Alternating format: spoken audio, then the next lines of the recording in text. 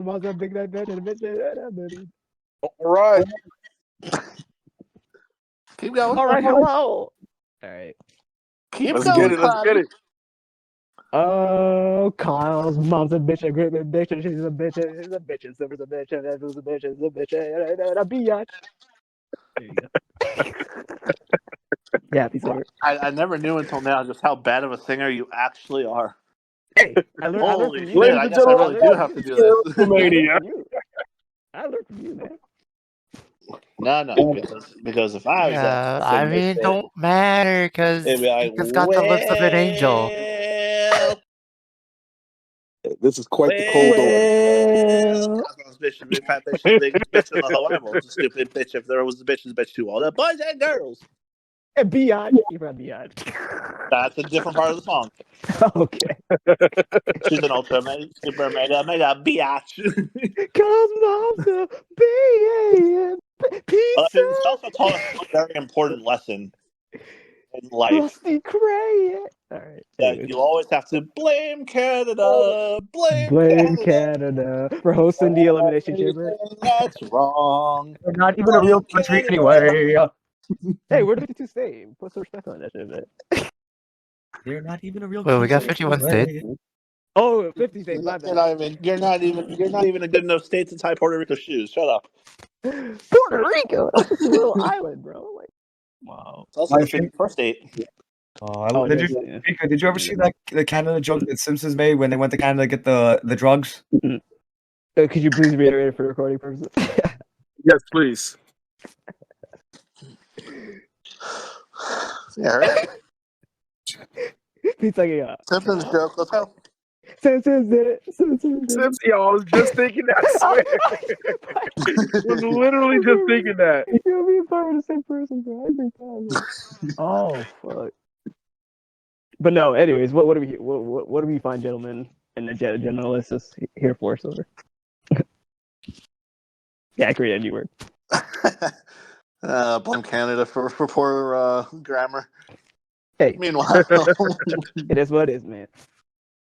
It is what it's about. And plus, Mishanky was a goat. I gave Mishanky a shout out before we started. Oh, absolutely. Yeah, Tally, on the other hand, oh, that guy's quite good. Are you sure you didn't create the picture of Tally, sir? Sir, I want you to respect my authority. It's called respect my authority. Mr. I want you to You suck my will balls. respect my authority, Mr. Garrison. Hey, so I want you to suck my balls. How would you like to suck my balls, Mr. Cloud? I swear to God, Sora does that shit too good. I told him to go get a voice role. This guy's not trying, bro. He's not trying. I'm too busy trying to get a degree. Dude, you can literally be a gag character on software and you choose it not to, bro. Like, this is crazy. I gotta create the audition tape then. Fuck you it. have to, bro. The mixtape. Anyways. All I have to do is play them Double Trouble. Oh no, you can't play. Okay, off the recording. Oh, yeah, Pyro doesn't know about that. Yeah, off the recording, you gotta Sure for trouble. No, Sora, don't do that. Save for the after hours. Let's just say that once upon a time, many years ago, I was part of a singing Pokemon players YouTube channel where we did karaoke covers of popular songs. Yep. And one of the songs I chose was the Team Rocket song from the Pokemon album, Double Trouble. And I know what you're talking about. No, but the thing here's the thing. Yeah. The number one, I killed it. Number two, I did the whole song doing impersonations of Meowth. Yeah, he was actually Giovanni. Wait, you did all three voices? Yeah, I did all four. Yeah, bro. Trust me, his James voice was the best. His James voice was the best, but when he did Jesse, bro, that shit cracked me up. I was done, dude. Oh my goodness! Yeah, he killed it. Sure, for James. That's right. Surrender now, or prepare to fight. That's right. Yeah, I can double check. Oh, so why'd you bring me back? Oh man. I'll find it after. I'll either find it after the recording, or I'll make it the outro. Make it a part of the. Make it like. Wait, you have that as a recording? Recorded. Yeah. I have. Yeah. Oh I have my god! So that's why we're gonna show you it after we finish the video. Yeah. Oh my god! It's an actual full karaoke song. Yeah, he killed it, dude. Oh wow! You're gonna be the judge. Either I get to continue a singing career, or I'm just cooked. I just remember, like, Sora got better over the years. He had, This was early days. Yeah. You're talking about like 10 to 12 years ago. I did this. Yeah, Sora kept the same consistency, by the way, because he sounds like the same guy like 10 years ago. Like, everybody else, not really. Like, Sora sounds different, I sound different. Like, everyone sounds different. Because when I first met Sora, I was 16, literally. Like, I was like that minor. He was the C minor. I was a C minor. Let me just say, it is awkward to see Trish Stratus on SmackDown. Oh, what about it's very awkward to see that. Oh yeah, SmackDown is going on while we were doing this. But anywho, It this dated the video. But anyways, what are we here today, Sora? So, Elimination Chambers tomorrow. Yes. And since it's tomorrow, and since we're terrible at planning things in advance, we figured, fuck it. We're gonna do a prediction show, and I'm gonna spend the entire day tomorrow editing this shit together and hopefully getting it up before the pay-per-view starts. But worst comes to worst, you're seeing it the day after, so hopefully you guys. There you go. Yeah, enjoy. There you go. And since go home prediction show. Go home. And since I'm see how wrong these people really are. And since I'm a glutton for punishment, instead of the normal cast of characters that I've brought on 4 special guests, including myself and Craig. It ain't even Mania. It ain't even Mania yet. Yeah, shout out to Craig though. He's one of my favorite characters in South Park. I'm not gonna lie. Like Craig, he got it in South Park, like real time. And also shout out to Stuttering Craig from Handsome Tom Stuttering Craig. Yeah. Anyone who remembers them. Oh yeah, definitely. And Butters. Different Craig, but yeah. Yeah, I know.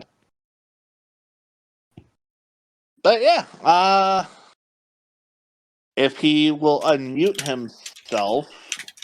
We all introduce ourselves except for I could start acknowledging who's here. Which I gladly did. First off, the Jewish man who accomplishes amazing feats, including getting people that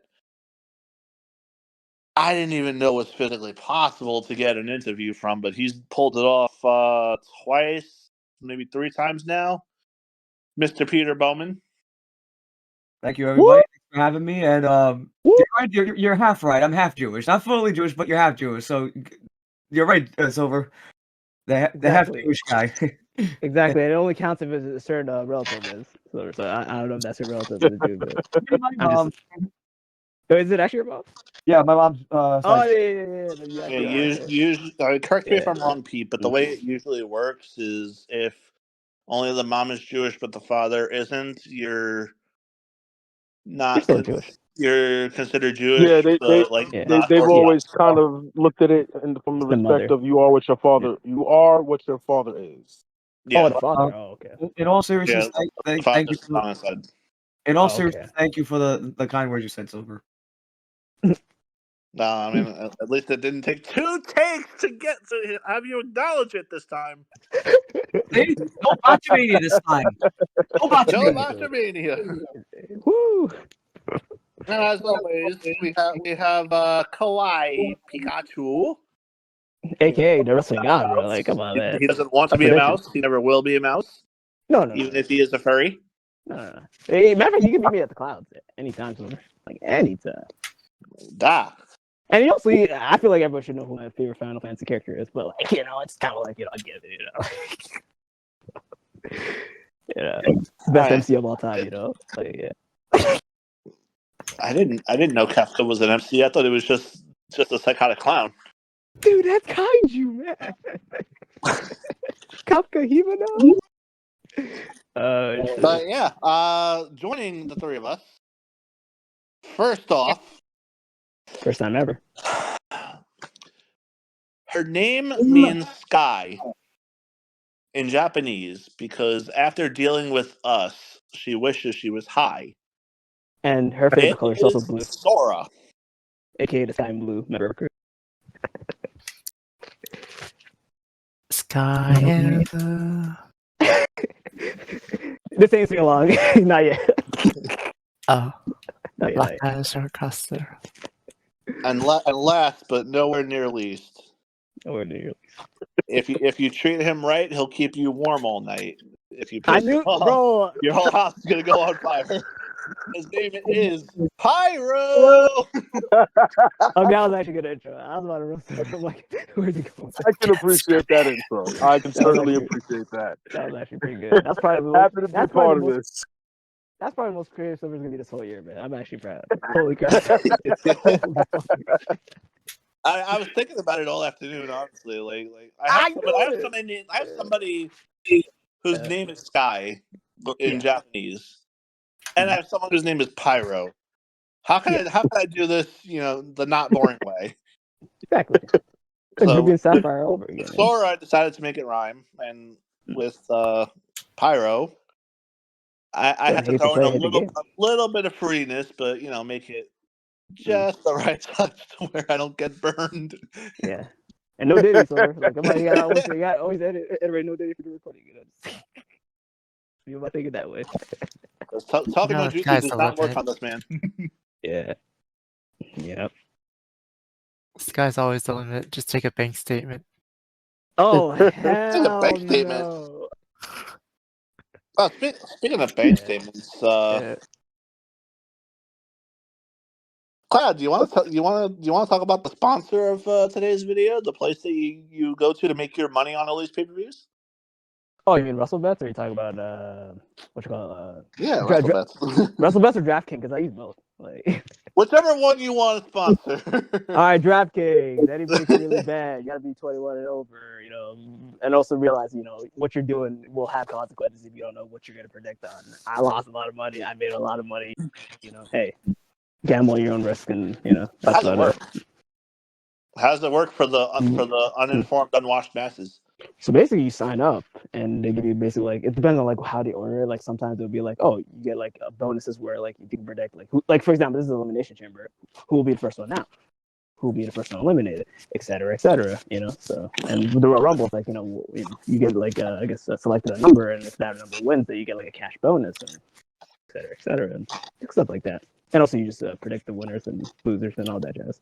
Like every betting game. So. How difficult is it to sign up, and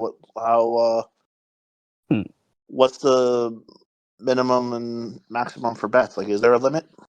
I don't think there's really a limit, but I was gonna say for you, Silver, you can't be using your freaking McLovin ID, bro. They need proper ID for that. I'm just saying. Don't you dare shit talk my McLovin ID. Do you know how many strip clubs that bitch has gotten into? Yeah, but no one's gonna believe that you're a resident of Hawaii, Silver. I've been telling you this. You don't look like you're from. People don't believe that I used to live in Florida, but I talk way too polite for me to live anywhere but. Because we all know people who live in New York, New Yorkers are not polite. Yeah, they also yeah. But see, here's the thing. Hold on. Here's the thing. That's the misconception. We're polite. We just mind our business and just gotta keep moving. That's it. We do not like to be slowed down for not a fucking reason. Right. Right. Sure. Either we polite, hate you, but just ask your question while moving your feet. We're not we're not outwardly polite. Either you hate you hate us bottle that shit inside. You just gotta understand New York. Look, you just gotta understand New York colloquialisms, man. What's up? I might be asking you one of three things. What's up? Well, we got a psychology degree. Are you good? You good? Listen, don't get more polite than that. I'm checking in on you. You good? You brought the legendary one, my heart. You my heart. You are my special. No, this ain't Shibuya. This ain't Shibuya. I promise. All right, so Yeah. we have 4 matches to go over since that's how many matches are on this card. So are we gonna So go in far that order? so far that's confirmed. Yeah. Are we gonna go in order that we think that the show is gonna like what's gonna open and what's gonna end, or do we just choose whatever we want? Tell you what. Mm. Yeah, what do you think is opening the show? I think the women's chamber. Yeah. Safe bet. Yeah. So what is the women's chamber? I don't know because you didn't give me a really good match card. You should probably have it. I gave you If Wikipedia I'm not link. Fuck. mistaken, Oh, you did. Hold on. we have Raquel, we have Liv, Yes. we have Roxanne Perez, we have Bailey. Raquel. Yeah, Raquel Rodriguez got. She did it. She lost to Roxanne. My apologies. Yeah. My apologies. It's Roxanne, Bailey, Yeah. and Liv and Alexa Bliss And Naomi. and Bianca Belair. Right. My apologies. Yeah. Yep. Stock to chamber. I'm not gonna lie for the women's. That's pretty good. Let's dissect this. That's pretty good, but like before you dissect it, bro, like there's a certain somebody that's missing, and like that kind of makes me sad. I feel like anybody should mention the person that's missing. It should be you. So, like who's missing, bro? Who's missing? Yeah, somebody who should have definitely qualified, but got screwed up. Io. There you go. Io. I mean, if anybody, shit, the layup was there. Yeah, because we are not. Because I'm pretty sure they never had her ever in the Elimination Chamber match, right? I'll be honest with you, man. She's Women's Elimination Chamber matches for me, and I mean this with all due respect. The women's Elimination Chamber matches over the last couple of years has been kind of a fever dream. So I honestly forgot who some of the combatants in the chambers has been since the one that Shayna Baszler just completely swept in 2020. To be honest with you, I'm not sure if I could look that up. Yeah, you but can I'm look not it up, sure but like off the top of my head. knowledge, I can only really remember Shayna winning one, so that was 2020. I know Asuka won one that led to, her match against Bianca at WrestleMania 39, which she should have won. By the way, like we're not just like the fact that Asuka's never won a match at WrestleMania is a crime against humanity in and of itself. Yeah, that's not good. But of all matches, that specifically should have won because that was her new ultra ego. Hard disagree. No, let me put it like this. I'm okay with like the streak ending because it was going to be a matter of when Asuka's streak was going to end, and she's going to end it to anybody. Why not Charlotte? Like somebody who actually is established. So I think no, but that's like saying Brock. You can have the streak. You can say the same thing about Brock. Not at Mania. Yeah. So the thing about Brock is nobody ever wanted that. I think people are okay with the idea of Charlotte beating Asuka. I think Brock being Undertaker is just lunacy. But Pete, to be fair, who was believable aside from Bray Wyatt? Who was believable at the time for beating him? Nobody. Beating Yeah. Punk left. Which year are we talking about here? I'm talking New Orleans, 2014. Who was believable for beating Taker? Yeah, who was believable at the time at that roster? Nobody. Nobody. What do you mean? Brock. Let me say something. It had to be Brock. Brock was always believable for beating Taker at Mania, and in my personal opinion, because Brock was always booked and billed as having Taker's number. Right. From 02 and when they started, I don't even think it happened in 02. In 03, it was American Badass Undertaker. Brock Lesnar was already became the next big thing. He had always had Taker's number. That's true. I think about it. It could have been something worse. Completely different. It could have been worse because, like, think about it, like, in hindsight, think about it. Let's say then like Taker would wrestle the other year, wrestle Bray, and we all want Bray to win, and Bray would lose, and we'd be like, fuck. And then the year later, we know damn well how Roman was gonna beat him, and that could have legitimately been the streak. And that was worst case scenario because I think that was a worse Undertaker loss than the Brock. Like I don't think Brock needed it, and Taker's even going on to say I don't think Brock needed it. Yeah, nobody at that time in the roster needed it. If I'm being completely honest. Like Brock should have lost and should have kept the streak going. Bray needed it to solidify his. I'm saying that year WrestleMania 30. Like that year, nobody needed it. Yeah. Oh, nobody. Yeah. 31, absolutely, Bray needed it. Yeah. Hell, I would go as far as saying this is probably unpopular opinion, fucking Demon Balor should have ended the streak. Fuck it. I don't care. Like, that know. would, yeah, because I would have Over been like, Bray though. Nah. yes, If that's the yeah, case, we might as well just get Joe Yeah. Gacy on the streak. yeah, over Bray because over Bray, and I'll tell you why. Just get Joe Gacy on the streak. If No, that's I'll tell you why over because Bray got exposed at WrestleMania 30 when he lost to Cena. If that loss never happened, then I would be like, yeah. If he beat Cena that WrestleMania, then I would be like, yeah, he should have been the one to end the streak. And here's the thing, though. People Yeah. make people say Bray Wyatt's more like what's the name, Waylon Mercy. Nah, I don't see it. I No. think Joe Gacy's more like a Waylon Mercy because if you look at it, they're both Right. like cult figures, but they're both like they have the same personality. Like one seems like happy, but they'll beat the shit out of you. Yeah, Bray was like that too, but I see more resemblance in Joe Gacy than I did in Bray. No, you know what it is? It's basically they're the same, but like Joe Gacy made it a little bit more entertaining, more engaging. Yeah. Because Bray, like, let's be completely honest, bro. Like the hindsight I think about right now, like all of Bray's gimmicks were like, you know, like he was putting 10 out of 10, like almost effort into it. But then when you think about like the what do you call it? Well, what was the whole like the cult, like Firefly cult? The Eater of Worlds. The Eater, That was yeah, the the Eater Eater, gimmick. Eater of Worlds. The Bray issue Wyatt about that, the issue, was he would ahead talk of his the talk. time. Yeah, he would talk the talk, but then he wouldn't back it up in the ring. So then it just seems like he just talked for the sake of talking, and that's what killed that gimmick. No, Vince McMahon. Yep. Nah, I feel like creatively, right? I felt like creatively Bray Wyatt was stifled a lot. Yes. Right. In-ring work improved over time. Big time. I don't feel like Bray Wyatt was in a situation where he was given too much too soon. If anything, he was given too little too late. Right. In my honest opinion. Love Bray to death. Don't get me wrong. Love Bray to death. I need to preface this in saying that Bray is one of the most innovative talents that we've had over the last 20 years. But because of how Bray was utilized, Bray to me in the main event scene, and this has trickled down currently to Wyatt 6 in my opinion, and we can get into that if you guys like. But go ahead.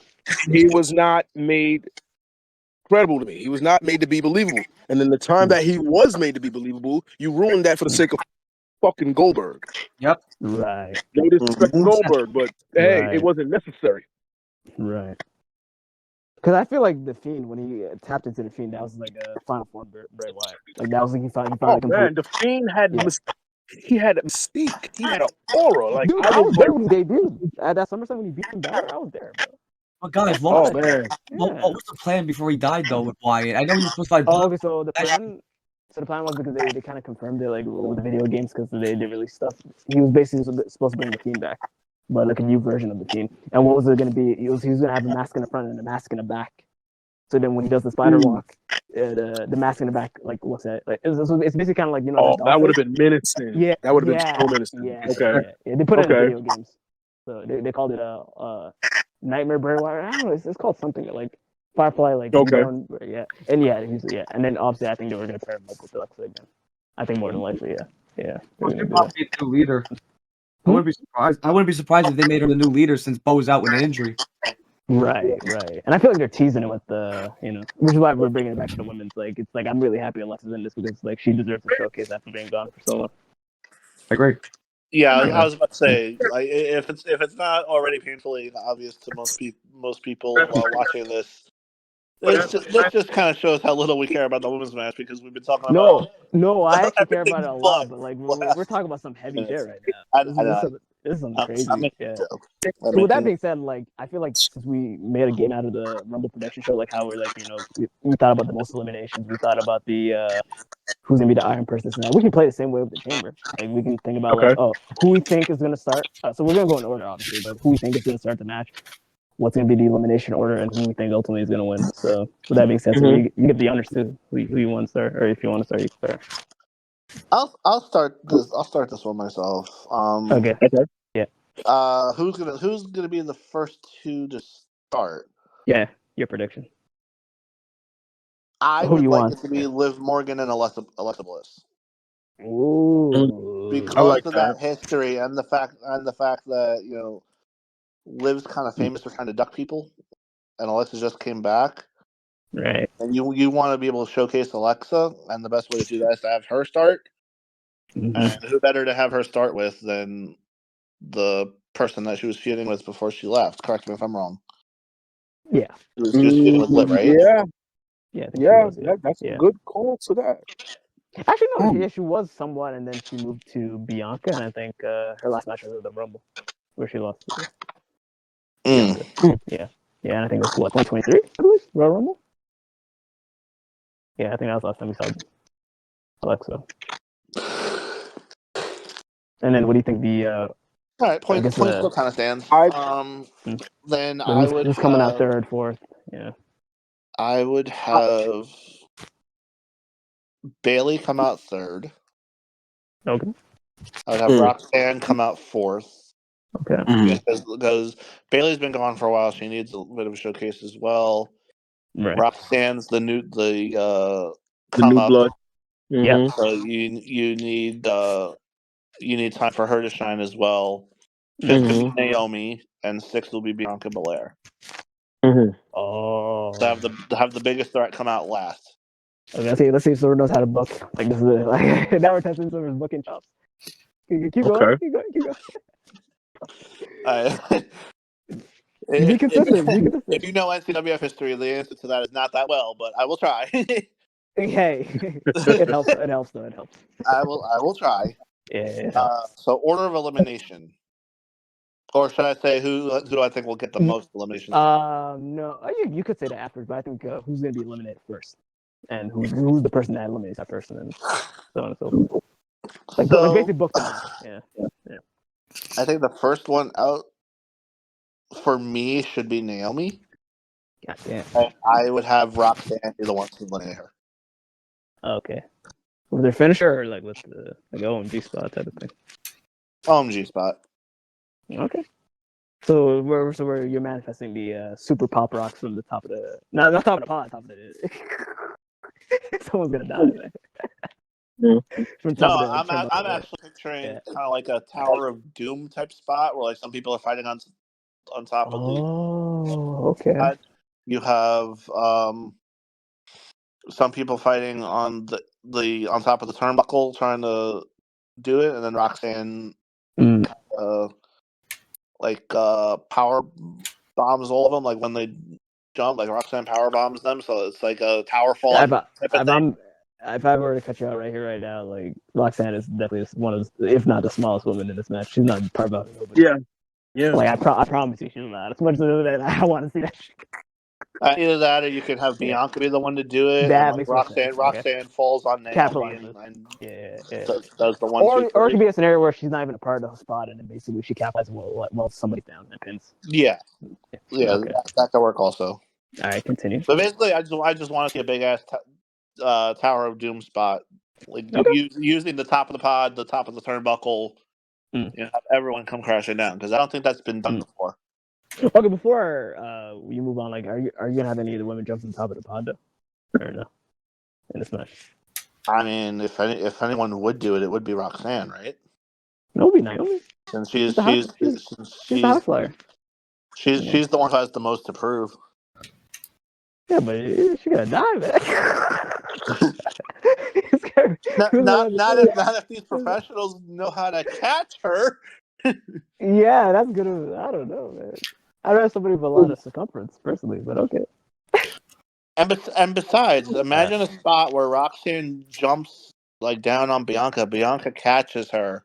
Yeah. And turns it into a KOD. Oh, so you're manifesting Roxanne being eliminated. I'm manifesting Roxanne get eliminated. Yeah. Oh my god. Okay, continue. She gets eliminated second by Bianca Belair. Okay, continue. A spot like that. Continue. So we got 2 eliminations. Then I would have Alexa eliminate Liv Morgan with Alexa's finish. Okay. And then I would have Alexa eliminate Bailey. Oh.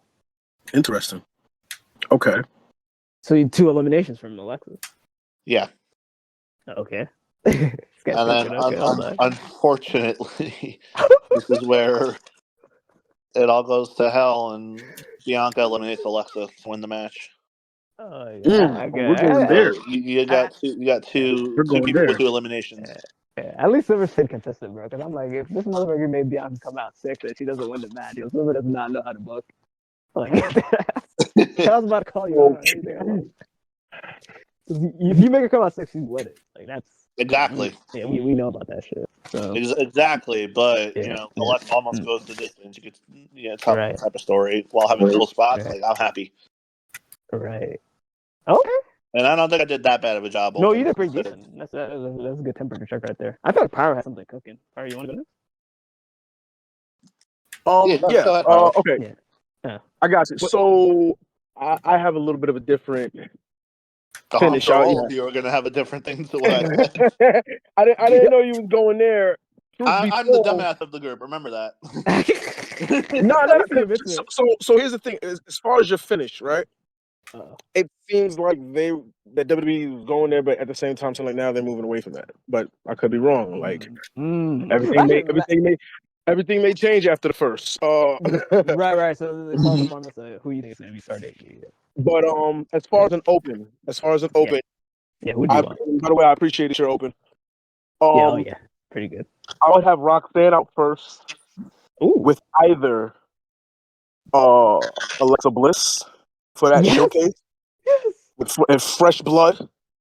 You know what I mean? So either Roxanne is definite for me. So either Roxanne and Alexa as the initial pairing in the ring, or Roxanne and Bianca. Okay. Ooh. Okay. Throw her straight into the deep end. I like that first only for a fact because I kept telling Sora, I'm like, I really want Roxanne and Alexa start matches. I really want to figure out who's taller because I feel like they're both like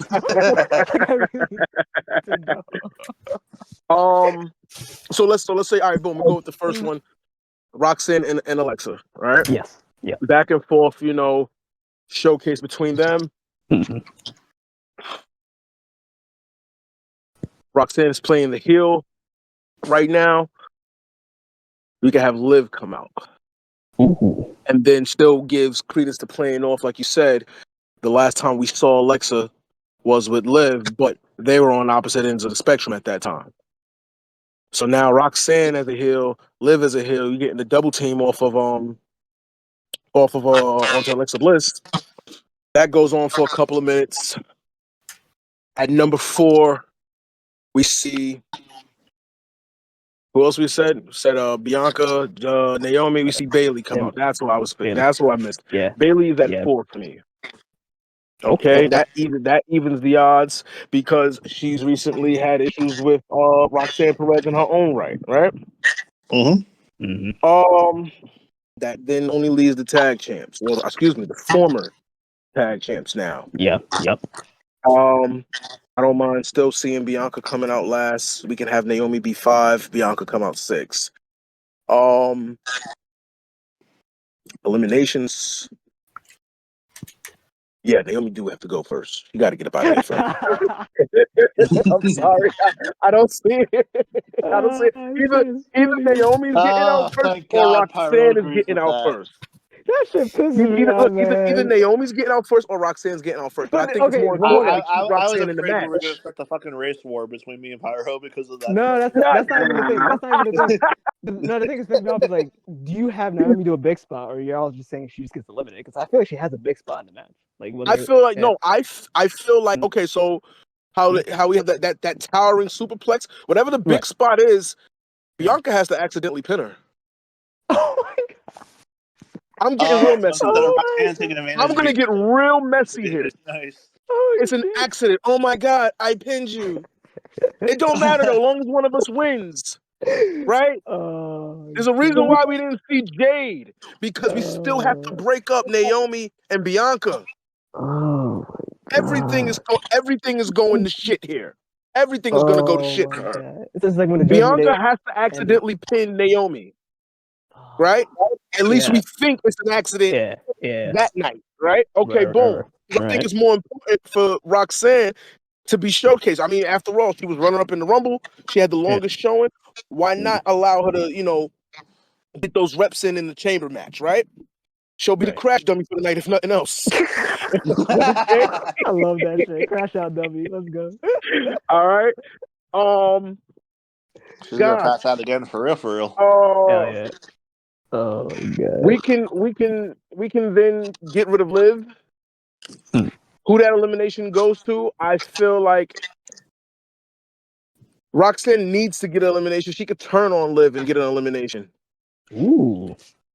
You feel me? Like they shot. let them work together for a little while. Eventually, she rolls up. Nice.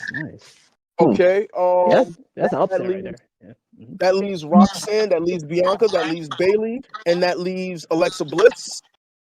Oh, shit. That's one elimination for Roxanne. That's one elimination for Bianca.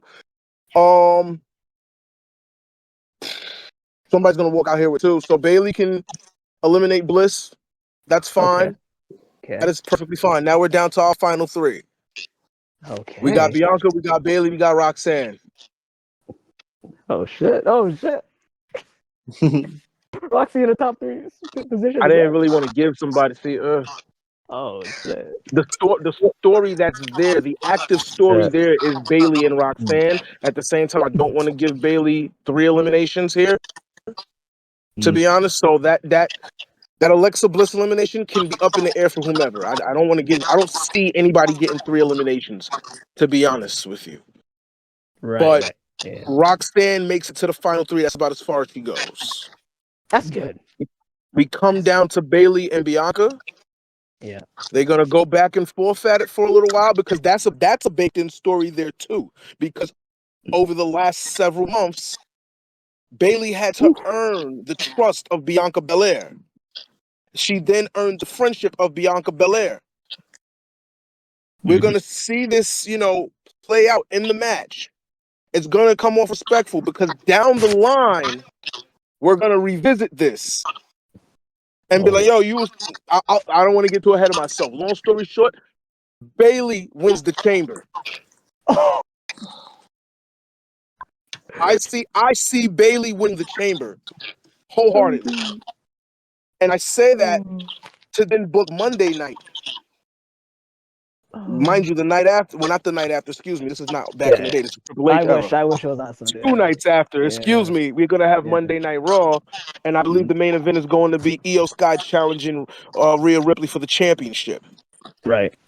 I'm not sure what kind of fuck finish we're gonna get there, but it will be a fuck finish, and I believe we will see Io, Bayley, Rhea in a triple threat match for the World Heavyweight Championship at WrestleMania.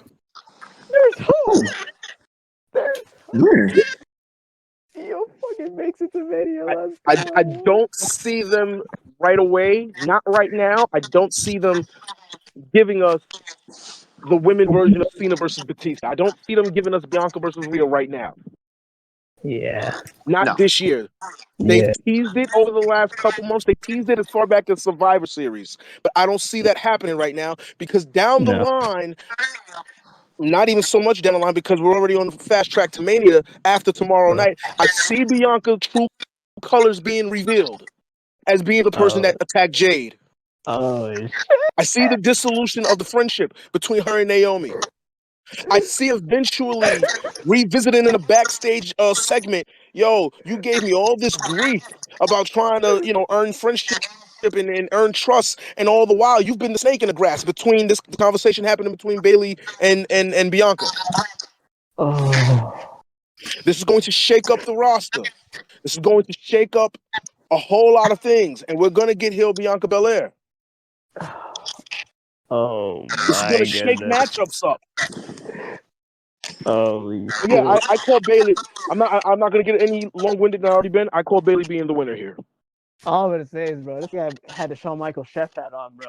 Ain't no way. Ain't no. This guy's cooking. What the fuck? That all makes sense. Like, all right. Wow. Well, if Pyro is Chef Shawn Michaels, let's hear from Chef Boyardee. Cloud go. No, you've come on, have more respect for me, man. Like, that's like fast food. What are you talking about? Chef Boyardee is amazing. That's like fast food, bro. At this point. Like back in the day, that shit was incredible. Like, so is mac and cheese, but that's still delicious. All right then, like you had the Katie prediction. I'm gonna have to forget. Crab dinner. I'm gonna have to play with Chef Boyardee. All right. So what I manifest, because I think me and Pyro are like you know, we might be one of the same cell. Like he's actually on the same, but that I'm really thinking about. But I want to actually be ballsy. I want to be ballsy about it. I want Elimination Chamber to be like a moment where it's like, holy crap, that was the rippling effect that led to this great WrestleMania that we're gonna have. Because if we remember correctly, last year it was a press conference that happened and changed WrestleMania 40 from like it being it might be as good as WrestleMania 39 to definitely being better than WrestleMania 39. And I feel like this show needs to have that rippling effect.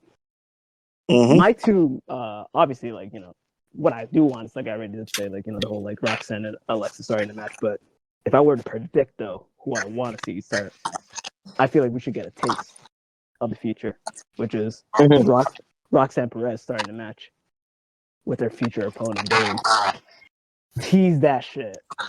Because I really do see, you know, if they don't go that direction that, like, Pyro was saying about Bayley, that's, like, more than likely Bayley's WrestleMania match against Roxanne, and hopefully puts Roxanne over. If not, then it is what it is. I'm okay with it. So I want them to get you know, the rub in the match. You know, have like a good 5 minute back and forth. You know, show reintroduce the WWE universe. You know, because everybody in NXT knows how good Roxanne is because, you know, she's a prodigy. But the main roster don't know that, but they're gonna see it in this match. Obviously, they saw. Actually, I think they have high stock on her because they made her the Iron Woman, like, of ever. Like they gave her like the record of like being like the woman to stand the longest in the Royal Rumble on her first like you know, not her first Rumble appearance, but I guess like in her first like, mainstay like Rumble appearance, which is kind of impressive because she was just like fresh off NXT. Number 3, I want to say that's gonna come out should be Alexa. You know, so we can finally, you know, because I really do want like a tete-a-tete between like Roxy and Alexa, and I want Alexa to just, you know, kind of like, you know, do drum manipulation, do like all these like freaky like playhouse shit that, you know, she was gonna say that she was gonna do on Roxy. I feel like doing it on a smaller competitor would be really cool. 4th, I would probably say would be Bianca, because, you know, if you put her a little bit later, like it might like serve an issue with, like, you know, the continuity of the match. So you gotta have her like kind of be like, you know, a little bit like, you know, battered and bruised. 5th would definitely be Naomi at that point because she's gonna come out to, you know, help her, you know, tag team partner. And then you have Liv come out last, which is, you know, probably controversial, but like, you know, just knowing that she won the tag team titles, it's like, now she also got like the, you know, the most like you know, the number 1 like spot that everybody wants to get, you know, to, you know, keep themselves, you know, pretty much restored throughout the whole match. And I want to see like big moments in this match. So like the Naomi thing, it's like if I don't see her do a crossbody from like the top of the pod, because I feel like we've seen her do that before, I kind of want her to do the Jomo spot, which is like, you know, the whole like spider walk, like climb to like the top of the or like the Montez 4 spot that, like, you know, whenever you go to the top and then you just like, you know, and then you free fall. Like I want to see a free fall spot from Naomi, or maybe a position where like everybody's fighting outside and she's like on top of the pod and just jumps outside. It's like one or the other. Like that would be a cool spot. With Alexa, I want Alexa to play around the cage. You know how like you can kind of like, you know, put someone's arms through it and like tie them around and snap. Like, you know, just like basic. Also, another thing too, I want to see a spear through a pod, and I know they've never done that for the women. I feel like knowing they had Bianca in this match, you could actually like, you know, do that, you know, pod spear thing. But do they have the balls to make it like a misfire? Like, you know, because that would be a cool way to like, you know, kind of get Bianca out of the match if she like goes for a spear on the pod and she just like, makes it kill herself, you know. Basically like the Otis spot, you know, like because it happened like I think Otis years ago. So order of elimination, I would probably say, and this would be probably a shocker, because I feel like you can utilize this moment to kind of be like, okay, this kind of, you know, the tone shift the match and actually progresses things, you know, for WrestleMania in the future. Have Roxy do the unthinkable and pin Bayley, and let Bayley be the first one out. Because then it proved, yeah, because that's gonna freaking, that's gonna, if you do that, then it's like Bayley has no, like, she's gonna be like, yeah, I want that match at Mania. Like, it's not gonna be something along the lines like, oh, I'm Roxy, I'm the newcomer, I want to face like somebody established this and that. Bayley's gonna be like, no, you're not ending my Mania moment like that. Like, you know, I want you and I want you down. That would be like a way to kind of like spark a fire to that feud.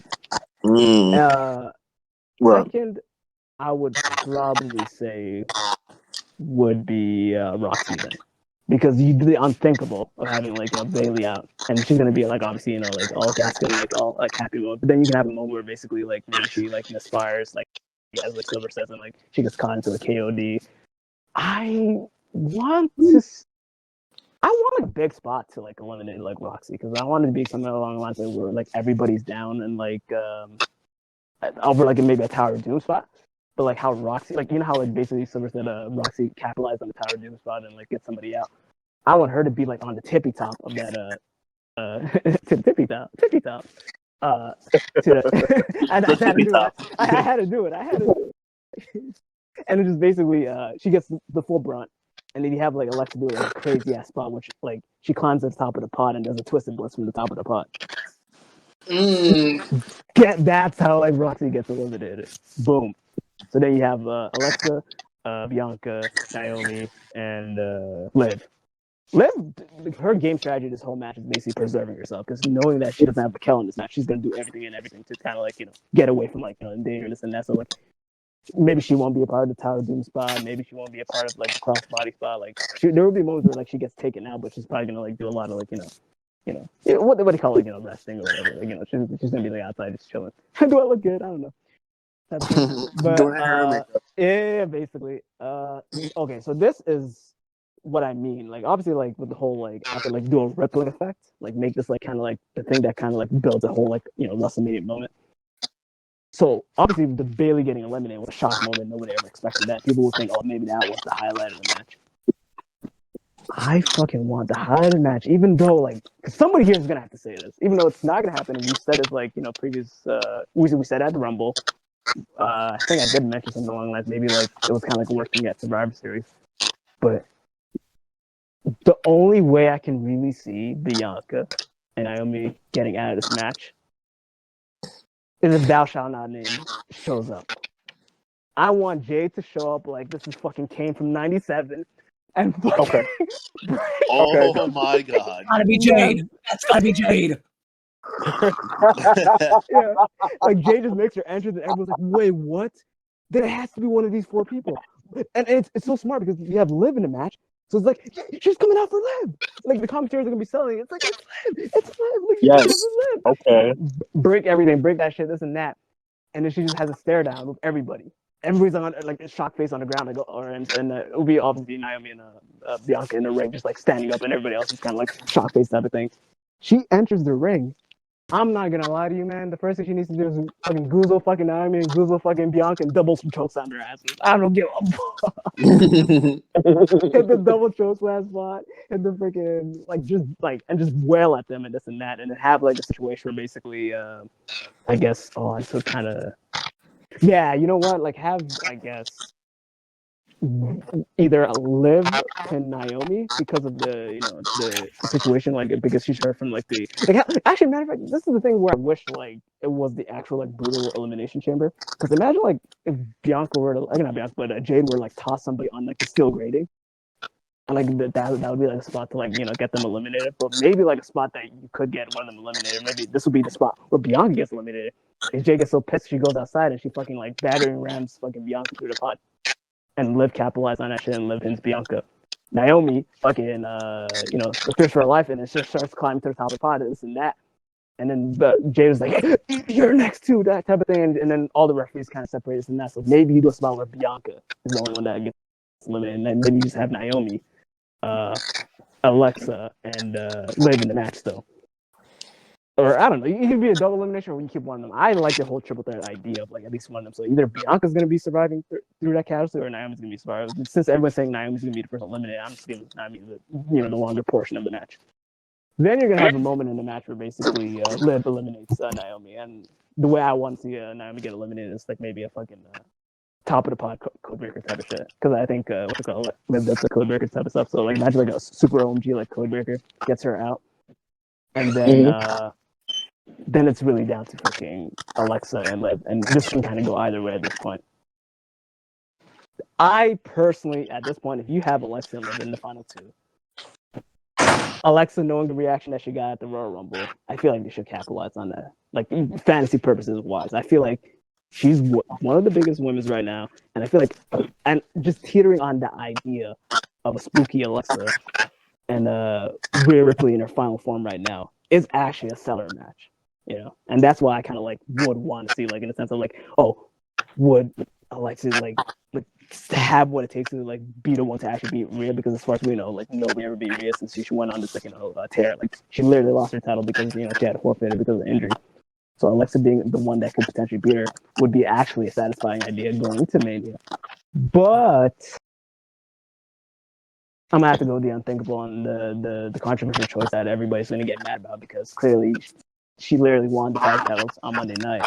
And there's no way in hell that they would actually give Liv back-to-back wins, but they fucking did it. They gave Liv back-to-back wins, and yeah. So my prediction is Liv wins that shit. Everyone's gonna be pissed because everyone's gonna be like, "No, they're doing Rhea and Liv again. They're doing Rhea and Liv again, right? Mm-hmm. Right?" And then this is where the fun begins, because playing on to what Pyro said, there is going to be some fuckery when it comes to like the Io and Rhea Ripley match. And I feel like when either the moment where like Rhea's about to win or like Io's about to win, that's when Raquel and Liv come in and just like break everybody. And I think that's what leads to the whole scenario of the triple threat. So instead of Bayley having to be in that triple threat, it'll be actually Liv. But what's your thoughts on that? Okay. I mean, that does have potential because it culminates. I mean, it's like you book into the story, but it's all about the chase for the championship. It's all about WrestleMania, and why not reignite heat for that story, and then also add Io to the mix. Raquel would be a wild card factor going in. I mean, shit, that could work. That could work. Either way, to me, it's a stronger match than what's on the other side with Charlotte and Tiff and Stratton.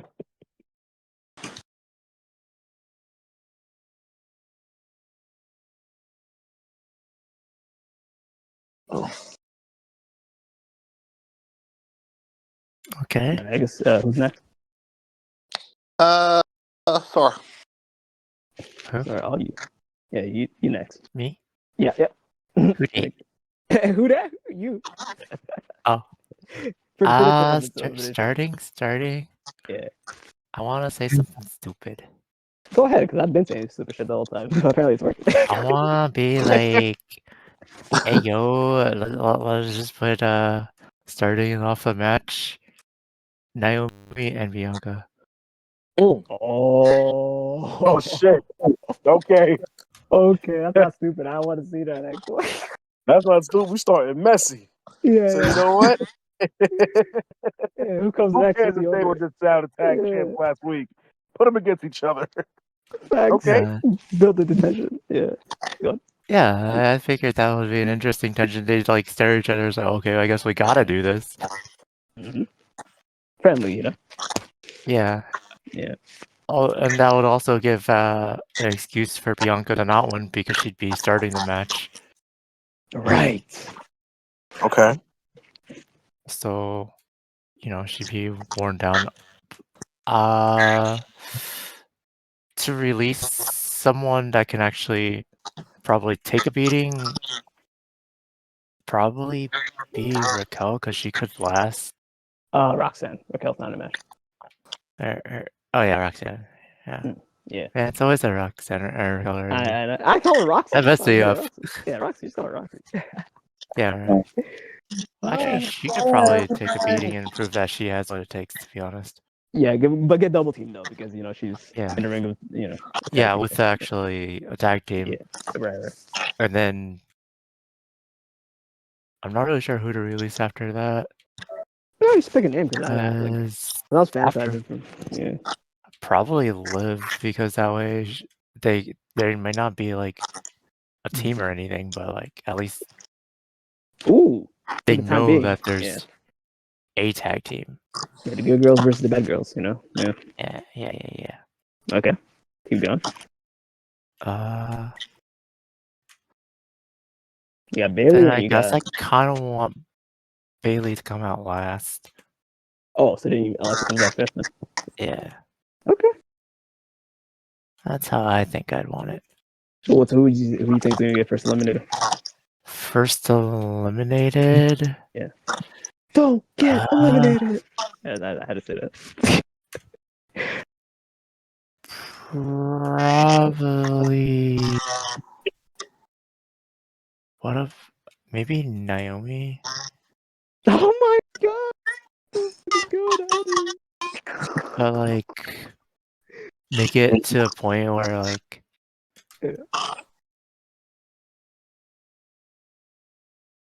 where Naomi's kind of knocked out in a way, so like she doesn't know who pinned her. Okay. So it could have actually been, Bianca. her tag team. Yeah. But only if she's knocked out. Okay. If not, then one of the heels. Oh, okay. Probably Liv then. Yeah. Okay. So like contingency plan. Okay. Cause I think Liv is probably gonna be like second to last. Oh my god. Cause she always fumbles at second place. Yeah, but that's not second place though. That's like the opening act. Yeah, but she always ends up fumbling somehow. Yeah, but at the end. Yeah, so This like, is the so I'm not really sure who would be next to get eliminated. Yeah, So that Roxy. means probably Roxy would be before Liv, so Before Liv. Bianca would have and Bliss would have to be eliminated before that. Because I do want to see Bailey win. Oh my goodness. What? I never would have thought I would hear that from you. Because that I did like what the other person said about having hope with like that triple threat. Well, hold on, I thought triple threat idea too. What do you mean With I mean they elaborated with Io, man. I elaborated. I said like maybe no, they were talking about Io, Bailey, and Rhea. Yeah, and I said Io, Liv, and Rhea. I made it. Yeah. Bailey could face Roxy. I did an alternate idea. But no. Okay, continue. So I guess Bliss before Roxy, maybe Roxy gets the pin on Bliss. Okay. So build up Roxy's resume a bit more. Cool. I like that. So yeah, that would be it, I guess. Okay, so Bailey's okay. Weird. Alright. I don't know why I started off with the tag team champions, man. No, it's cool because that's a unique, So far, we all have different people that we think is going to start the match. I'm saying, potential Peter Mania match. You're saying, tag team partners. Silver. That or Truth randomly starts the show somehow. No, stop. Take the chef hat off right now. No.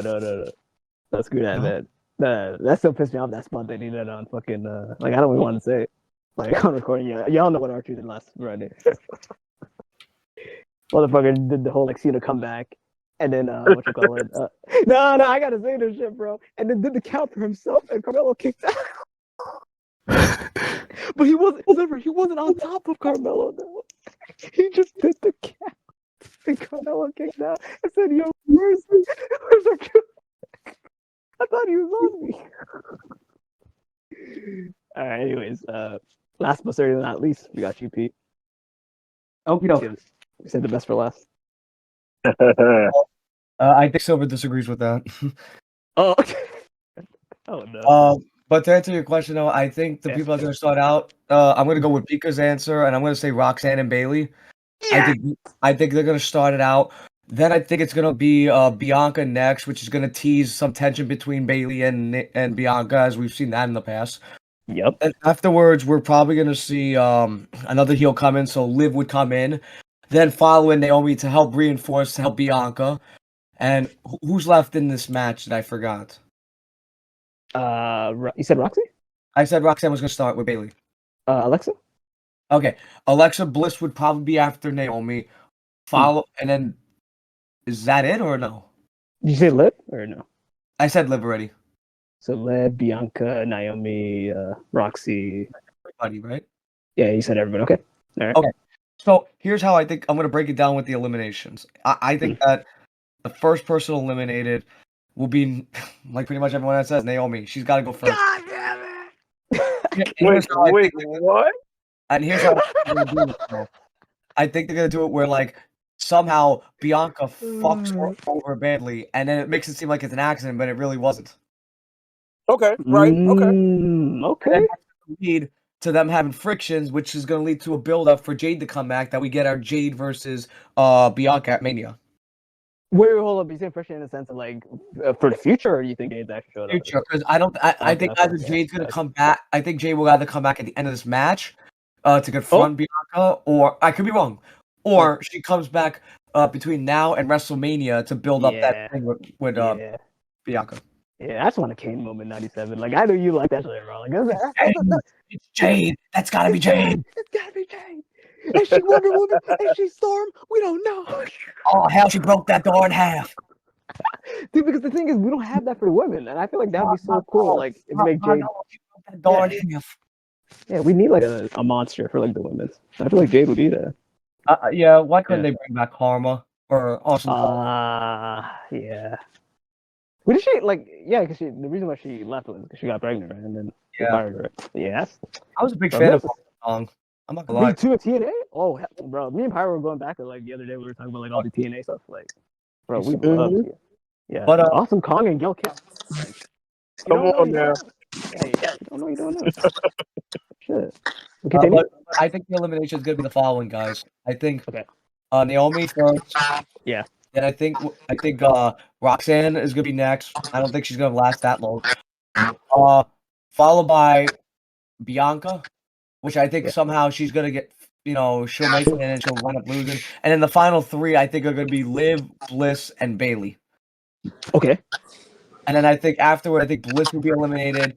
And here's what I think is gonna happen though. It's either one or two ways. Either Liv Morgan versus Rhea Ripley or Bailey versus Rio versus Rhea. Oh, so it's either me or Pyro's ideas, one of our ideas. Yeah, so I'm gonna go with either one of your ideas. I'm not losing. No, but the thing is, they're not gonna do Liv and Rhea again. Like, so like Io would have to play a factor into that, right? Like for Mania. Peter, you'd be surprised. How many times did we say, "Oh, they're never gonna run back Brock and Roman"? And how many times did we get that? Holy shit! Holy shit! Oh god! He checkmated me. He checkmated. That's crazy. He got you there. That's true, bro. All those matches sucked except for the SummerSlam match. No offense. Yeah, the SummerSlam was literally the only match that didn't suck. That actually was good, yeah. Hey, Chris, I apologize. You were there for one of those Brock Roman matches. I apologize. You have to watch that. Wait, which one? Which one? Winner take all. Mania 38. Mania 38, yeah. You know what? As much as I want to rip on that shit, that was actually a good video. But yeah, Stone Cold, they had like Answer this question. Why the fuck did Roman spear him from behind? I did get that. Hey, every hit counts. I wish I had Roman just wanted to try surprise butt sex one time. Oh Lord! How many times did he talk about missionary position? No, but that's unique though. Like a spear from behind. I don't think that's ever been someone's finish. That would hurt somebody bad. Yeah, Pyro. It's like they'll never see it coming. But to be fair, Roman is probably the weakest spear out of everybody. No, it is actually. Yeah, I don't like Roman spear. It's a big hug, basically. Yeah. Because the thing is, how you know Roman spear is not really that good? Look at Breaker spears nowadays. Like you really see what a good spear is nowadays. You kind of forget. Look at Rhino, the Gore. Right? Oh my goodness. Hell, but I don't even go as far as say Goldberg because I went to that show that he speared Dolph Ziggler. Like that shit was crazy. And it also helps that Dolph Ziggler was one of the best sellers in WWE history. I know, but like that animation's still not in the video game, and that shit pisses me off, bro. Like I'm not gonna lie, somebody made a joke, and I was like, "It's a fucked up joke," but I kind of found it funny though. Somebody said, "Did you guys see that report where they said that they had Ziggler and Lana practicing in a room with Rusev watching them with Rusev and Vince?" Yeah, 100%. That's wild. That is. Somebody posted. Well, he didn't shit in her hair, did he? And then somebody said, "Happy Rusev Day." Rusev Day. It's for a movie role, right? It's for a movie role because they're doing movies.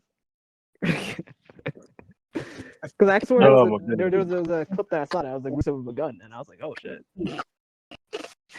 I'm gonna shoot. Oh, I can't wait for him to come back. You know him and Black are coming back. I hope, bro. Because at this point, I just feel like it's just like a pipe dream until it happens. I think, guys, especially Pyro, you would find this very funny. Don't you think it's kind of funny that WWE is now what AEW was in 2021, where like NXT guys were going to AEW? Now it's AEW guys going to NXT. Yeah, I mean, but this was bound to be the nature of the business, where it's like, hey, man, the back and forth was going to happen eventually because, listen, anybody can feel. We all have our opinion on the current state of AEW, but the AEW effect is a real one, and it has benefited WWE and made them. Forced them actually to step up in ways that we had not seen before, ways that they probably wasn't worrying about before. Right. All these cats making all this money now. They wasn't thinking about paying these guys. What I read the other day, anywhere between the neighborhood of 200 to 350,000. They wasn't worrying about paying them that kind of money. Can I say this to Pyro? I feel like not to go off subject, but we talk about like companies like AEW and TNA. You know who with this partnership with AEW and partnership with TNA and WWE. You know who I absolutely feel terrible for in this whole ordeal? Who's that? Robbie McAllister. Why? Robbie McAllister. Why Robbie? I haven't heard that name in so long. He got punched for showing up. Yeah. I feel so terrible for this guy. The irony. I know he's looking at this shit like, ain't this about a bitch? Like, it is but a bitch moment. I seen Penta working out with Sheamus, right? And he was speaking about how he has like a muscle tear thing. And I'm thinking in my mind, I'm like, if this was 10, 20 years ago, like WWE would have not signed this guy. Like Desmond Wolf, I mean, not freaking fucking what's his name, bro? I forgot his name. Nigel McGuinness. Nigel McGuinness is pissed. He's pissed because they wouldn't sign him because he had a muscle tear. Yeah, but they signed Penta like it was nothing. But you know what it was? Penta probably kept it under wraps. He probably never told. But then again, extensive medical too. They always test them. So yeah, there's no way that they could have not. But it won't be long before you see his brother there. Yeah, I heard that they already working on preliminary plans for his imminent arrival. For when everything does successfully go through between the dissolution between him and Tony Khan and the contract, and he's free to sign. Yeah, they're working something out already there. We live in a wild age, guys, where CM Punk is in WWE, Edge is in AEW, and Dolph Ziggler's in TNA. Man, listen, it's well, only one of those is truly crazy. Yeah. Oh man, Edge and AEW is the only really crazy one. Well, the only reason you got that was because Punk went back to WWE. I mean, Punk going back to WWE once Triple H took over and once Vince was gone was only a matter of time. True. That's why it's not that surprising to me. But Edge going to AEW, that was shocking. That was shocking because I thought he was a lifer for sure. Like exactly. Like the writing for the Punk, like for me at least, I thought Punk was going to come back to the WWE in a matter of time. As far back as 2019, he did the WWE backstage thing. Now, granted, yes, he was employed by Fox and all that stuff, but when they started to incorporate social media into storylines, and immediately the whole thing with him and Seth Rollins started to unfold when he tweeted him "fight me," and they was talking about it on the backstage. I was like, oh yeah, so this is going to be what they do. They're going to segue this into a potential match, maybe a Mania match. Like they may be trying to work something out here. But Pyro, would you say that Seth and Punk are the modern day Brett and Shawn? In terms of I want the heat. No. I think this is its own thing. I want to say the thing between Brett and Shawn, that was two co-workers, so to speak, right? That they were jockeying for position, man. They were jockeying for position. And ultimately, it came down to respect. It came down to respect. That's why shit went sour. Other than the fact that it was reported, you had all the stories. Sean was difficult to work with. He was a different human being then than he is now. But ultimately, it was two guys who were at the top of their games, jockeying for position, and what was a vacuum of of power. It was like, yo, nobody. It's wide open. It's wide open. Hogan cashed his last check. He's gone. It's wide fucking open. By the time Punk left, he was made. Rollins was on the come up. You know what I'm saying? This is. I would not to say like, oh, this guy is this guy and this guy is that guy. For what the scenario presented at the time, I would compare the Punk and Rollins interaction to that of the build towards Shawn Michaels and Chris Jericho, WrestleMania 19. I see. I would compare it to that because now it's like where you've been gone for some time. I feel I surpassed you. You were once looked at. I once looked at you as a mentor, but I feel like I'm better than you now. And now that you're back, I got the chance to prove it. Yep. Now granted, it's a little bit. It runs a little bit deeper than that. If you ask me, a little bit more petty, to be honest with you, because he didn't directly, shout him out by name and all that disparaging shit that was said on, Son's podcast way back when. He just felt like, I'm bearing the WWE flag, and if you're shooting at WWE, you're shooting too close to me, so I'm gonna take that personally. But hey, to each his own. Rollins was always one of the ultimate yes men of modern WWE, so he'll defend them to the ends of the earth, whether Hey, warranted or not.